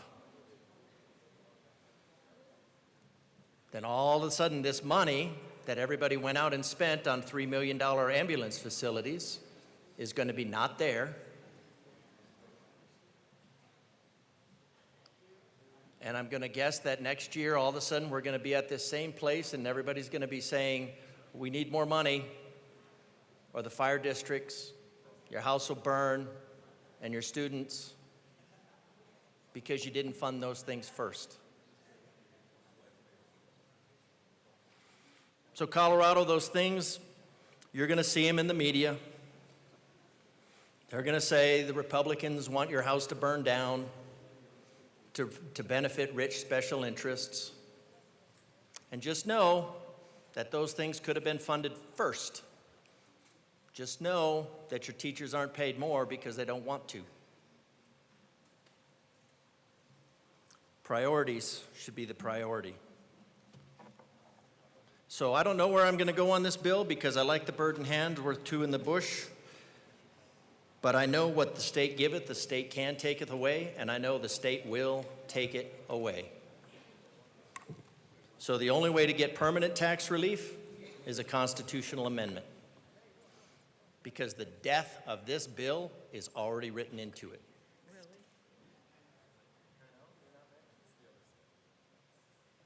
I didn't know if she was talking to me or you. So I don't know where I'm going to be on this, Colorado. I'd like you to have tax relief. but I can guarantee you that the majority in this room does not want to give it to you. Rep. Wilford.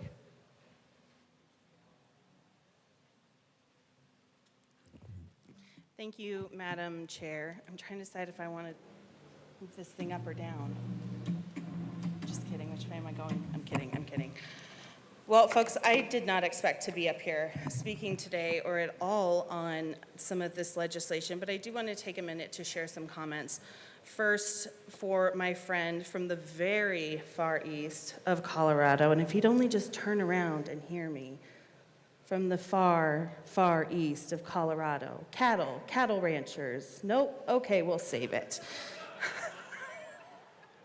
I digress. Oh, is that what you have to do? You have to say moo. No, didn't work, okay. Anyway, I digress. I've heard a number of themes come up over the last day, and I want to spend a minute exploring some of those themes with you all today. The first one I've heard quite a bit is about public safety. And I come from local government, and I can tell you that public safety and public health are inextricably linked. When you talk about police, when you talk about co-response, your local governments fund police departments and co-response units. Your county governments fund your sheriff's office. They fund your public health departments, mental health support, family support, early childhood programs. These are all things that we utilize on a daily basis, and when we talk about public safety, are linked to the budget priorities and the caps and the different percentages that we're talking about today. And I think what's important to understand is that, even when funding increases for a local government, whether that's at the county level or at the local level, they are still pinching pennies like the rest of us.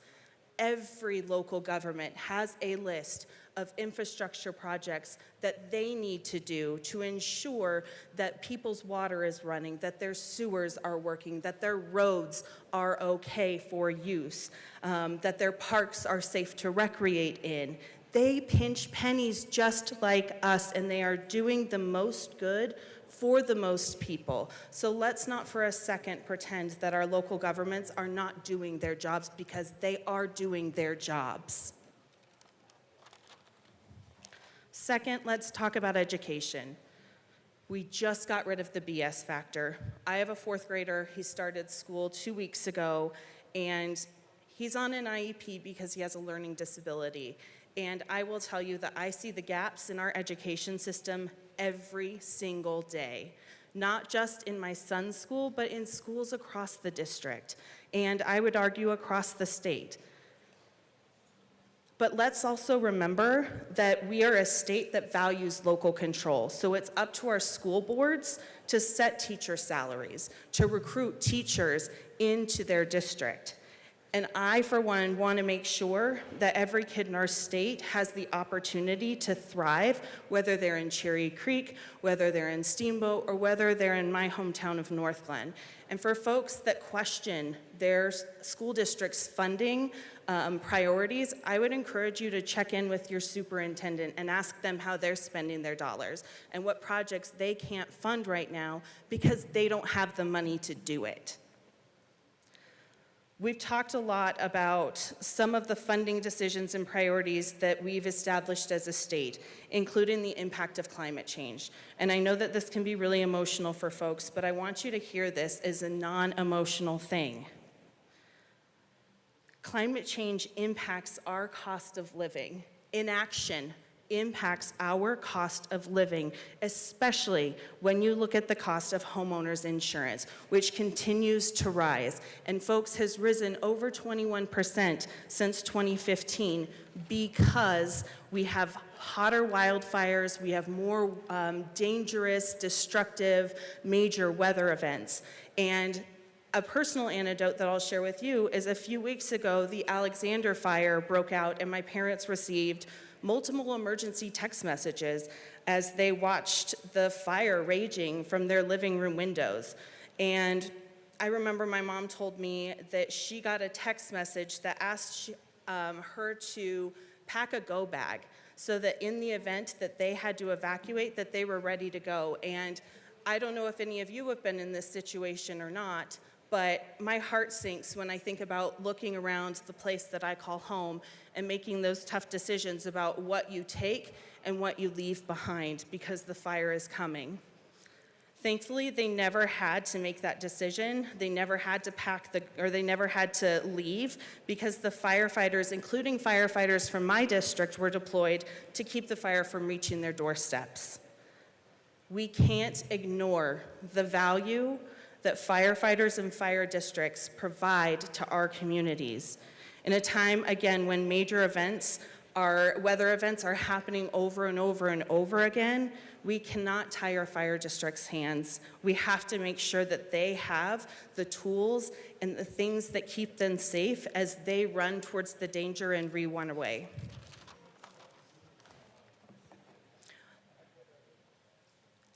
As a parent, my husband and I use a parenting model called Love and Logic. Some of you may have heard of it. This may be some of y'all's first time. You're gonna learn a little bit. It basically comes down to choices, right? In my house, a lot of times the conversation we have is, are you gonna brush your teeth now, or are you gonna brush your teeth before you go downstairs? And the whole idea is that you're putting two acceptable, right, keyword here is acceptable, choices on the table and empowering your kid to make the decision that works the best for them. When I look at the choices that are on the table before this body, I don't find either choice to be acceptable.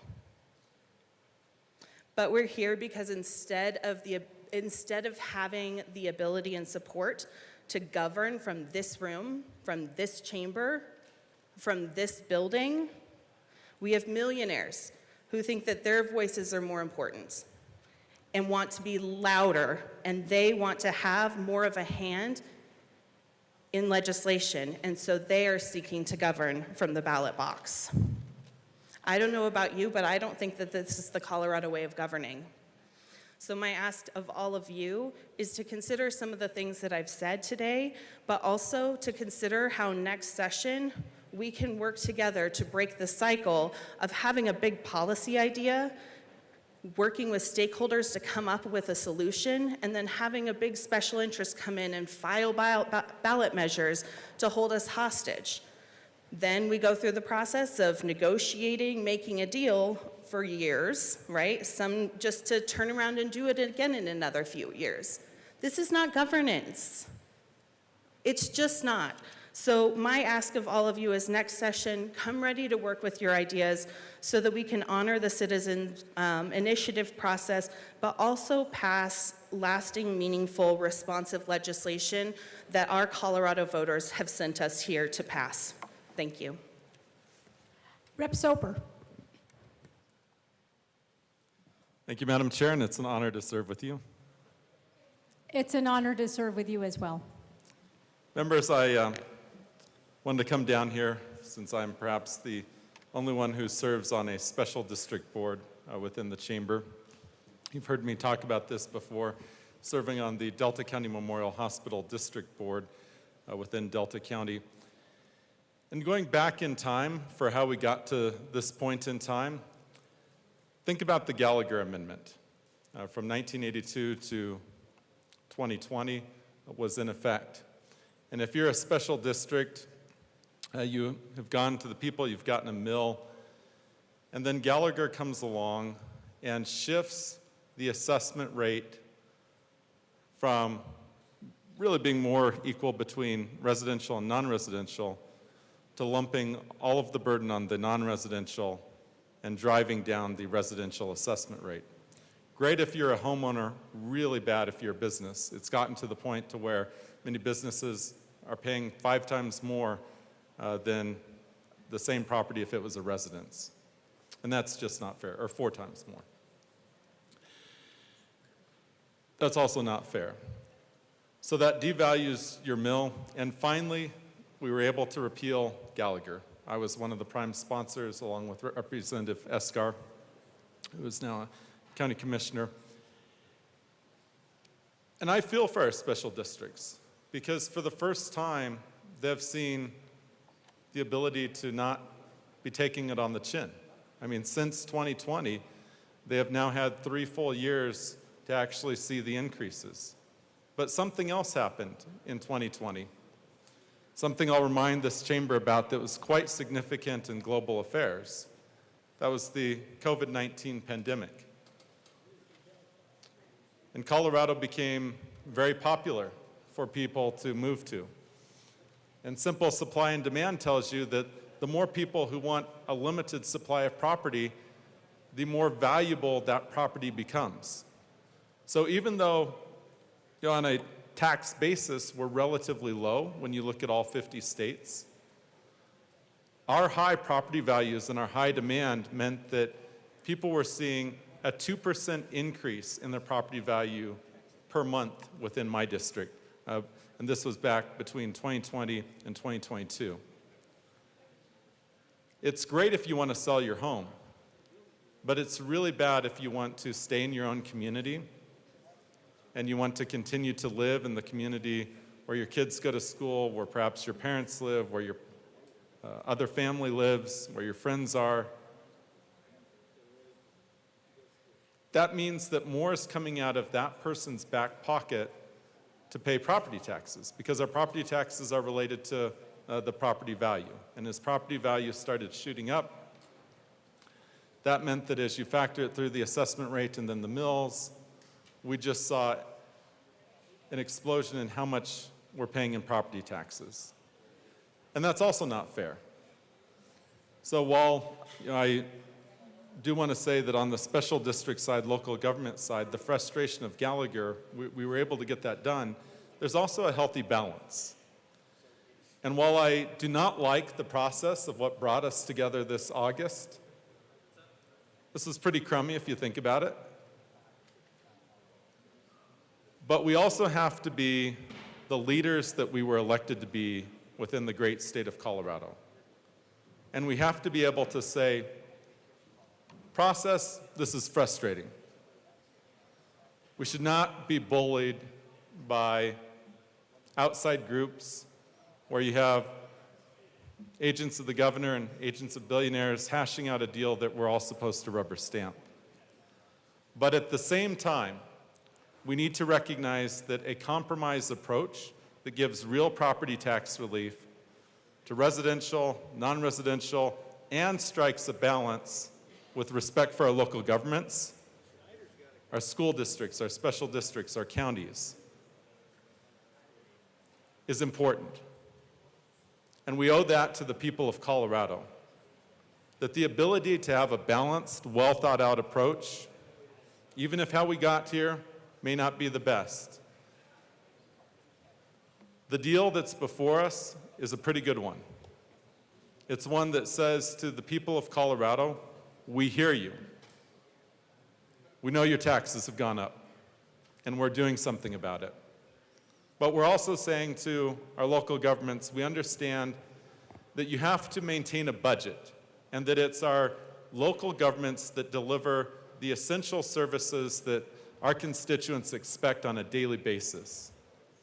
Healthcare, ambulance service, law enforcement, fire protection, schools. These are the core government services that we have committed to providing for the citizens of Colorado, and these are all provided by local taxing entities. And to have a balance where we're saying, we are showing respect for your budget. They may not grow or be as big as where they may hope it would be, but if you look at the projection, if we had not have repealed Gallagher, every single one of those taxing entities would be in far worse position than they are today. This is a very healthy compromise. I do want to commend the leaders on both sides of the aisle. I mean, to have the speaker and the minority leader together here working on this, I commend them for this. And I'm going to be a yes vote on this. I also will tell you that it's kind of hard to say I'm a yes vote, because I was also an ardent supporter of 50 and 108. I've written already a couple of op-eds. I was already talking to our local districts about being in support. So for me, I also have to pull back. And for me, it's also a personal compromise, because there was a position out there that I thought we could do more. But when we take that oath to be in this chamber, it's no longer about just what's good for us as an individual. We have to be looking out for the entire state of Colorado. And that means that I may have certain personal interests that I want to advance and to push forward and to continue to push Colorado. But I also need to be able to stand up and say, as a leader, as a Colorado leader, we have an obligation to the people of Colorado, and that it's not just about me, it's about the entire state as a whole, to ensure that we have that balanced, compromised approach. And that's why I'm going to be a yes vote on this measure before us. Thank you. Is there further discussion of House Bill 10001? Seeing none, the question before us, is that okay? The question before us is the adoption of House Bill 10001 as amended. All those in favor say aye. All those opposed say no. House Bill 10001 is passed.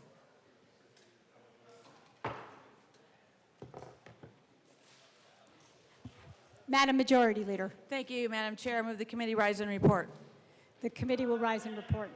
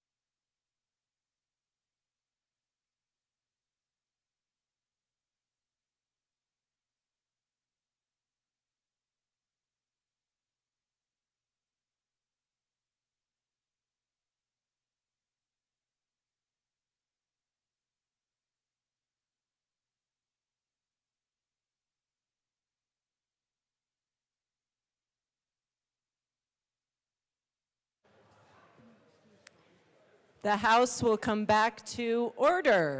Mr. Schiebel, please read the report of the Committee of the Whole.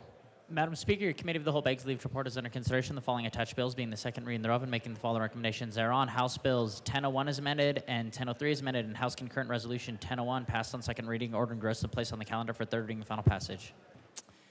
Representative Amabile.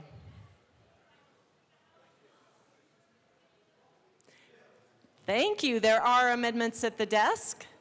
Mr. Schiebel, please read the Soper amendment. Representative Soper moved to amend the report of the Committee of the Whole to reverse the action taken by the committee in not adopting the following Soper amendment, L5 to House Concurrent Resolution 1001, to show that said amendment passed, that House Concurrent Resolution 1001 is amended passed. Representative Soper. Thank you, Madam Speaker. I move the first Soper amendment to the Committee of the Whole report and ask that it be properly displayed. It is properly displayed. Please proceed. Thank you, Madam Speaker. This is the amendment that everyone's been waiting for. Please vote for rural Colorado. Thank you. Seeing no further discussion, the question before the House is the adoption of the Soper amendment. Mr. Schiebel, please open the machine and members proceed to vote. Representative Ricks, how do you vote? Yes. Representative Ricks votes yes. Representative Lindsay, how do you vote? No. Representative Lindsay votes no. Representative Martinez, how do you vote? Yes. Representative Martinez votes yes. Representative English, how do you vote? No. Representative English votes no.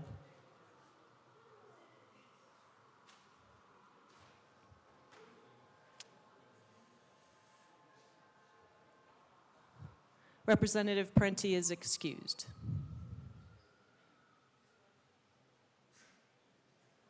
Please close the machine. With 22 aye, 37 no, and 6 excused, the amendment is lost.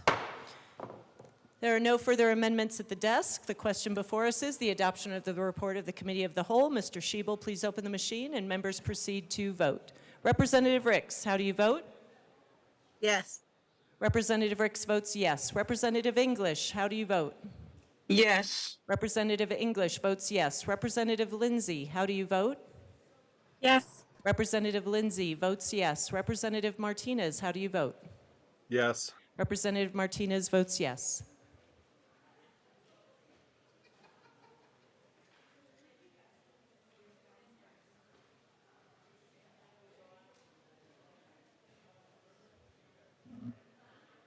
Representative Bradfield. Please close the machine. With 43 ayes, 16 no, and 6 excused, the report of the Committee of the Whole is adopted. Announcements. I don't think so. Madam Majority Leader. Thank you, Madam Speaker. I move the House adjourn until 9 a.m. Wednesday, August 28th, 2024. Seeing no objection, the House is adjourned until... Actually, the House will stand in a brief recess.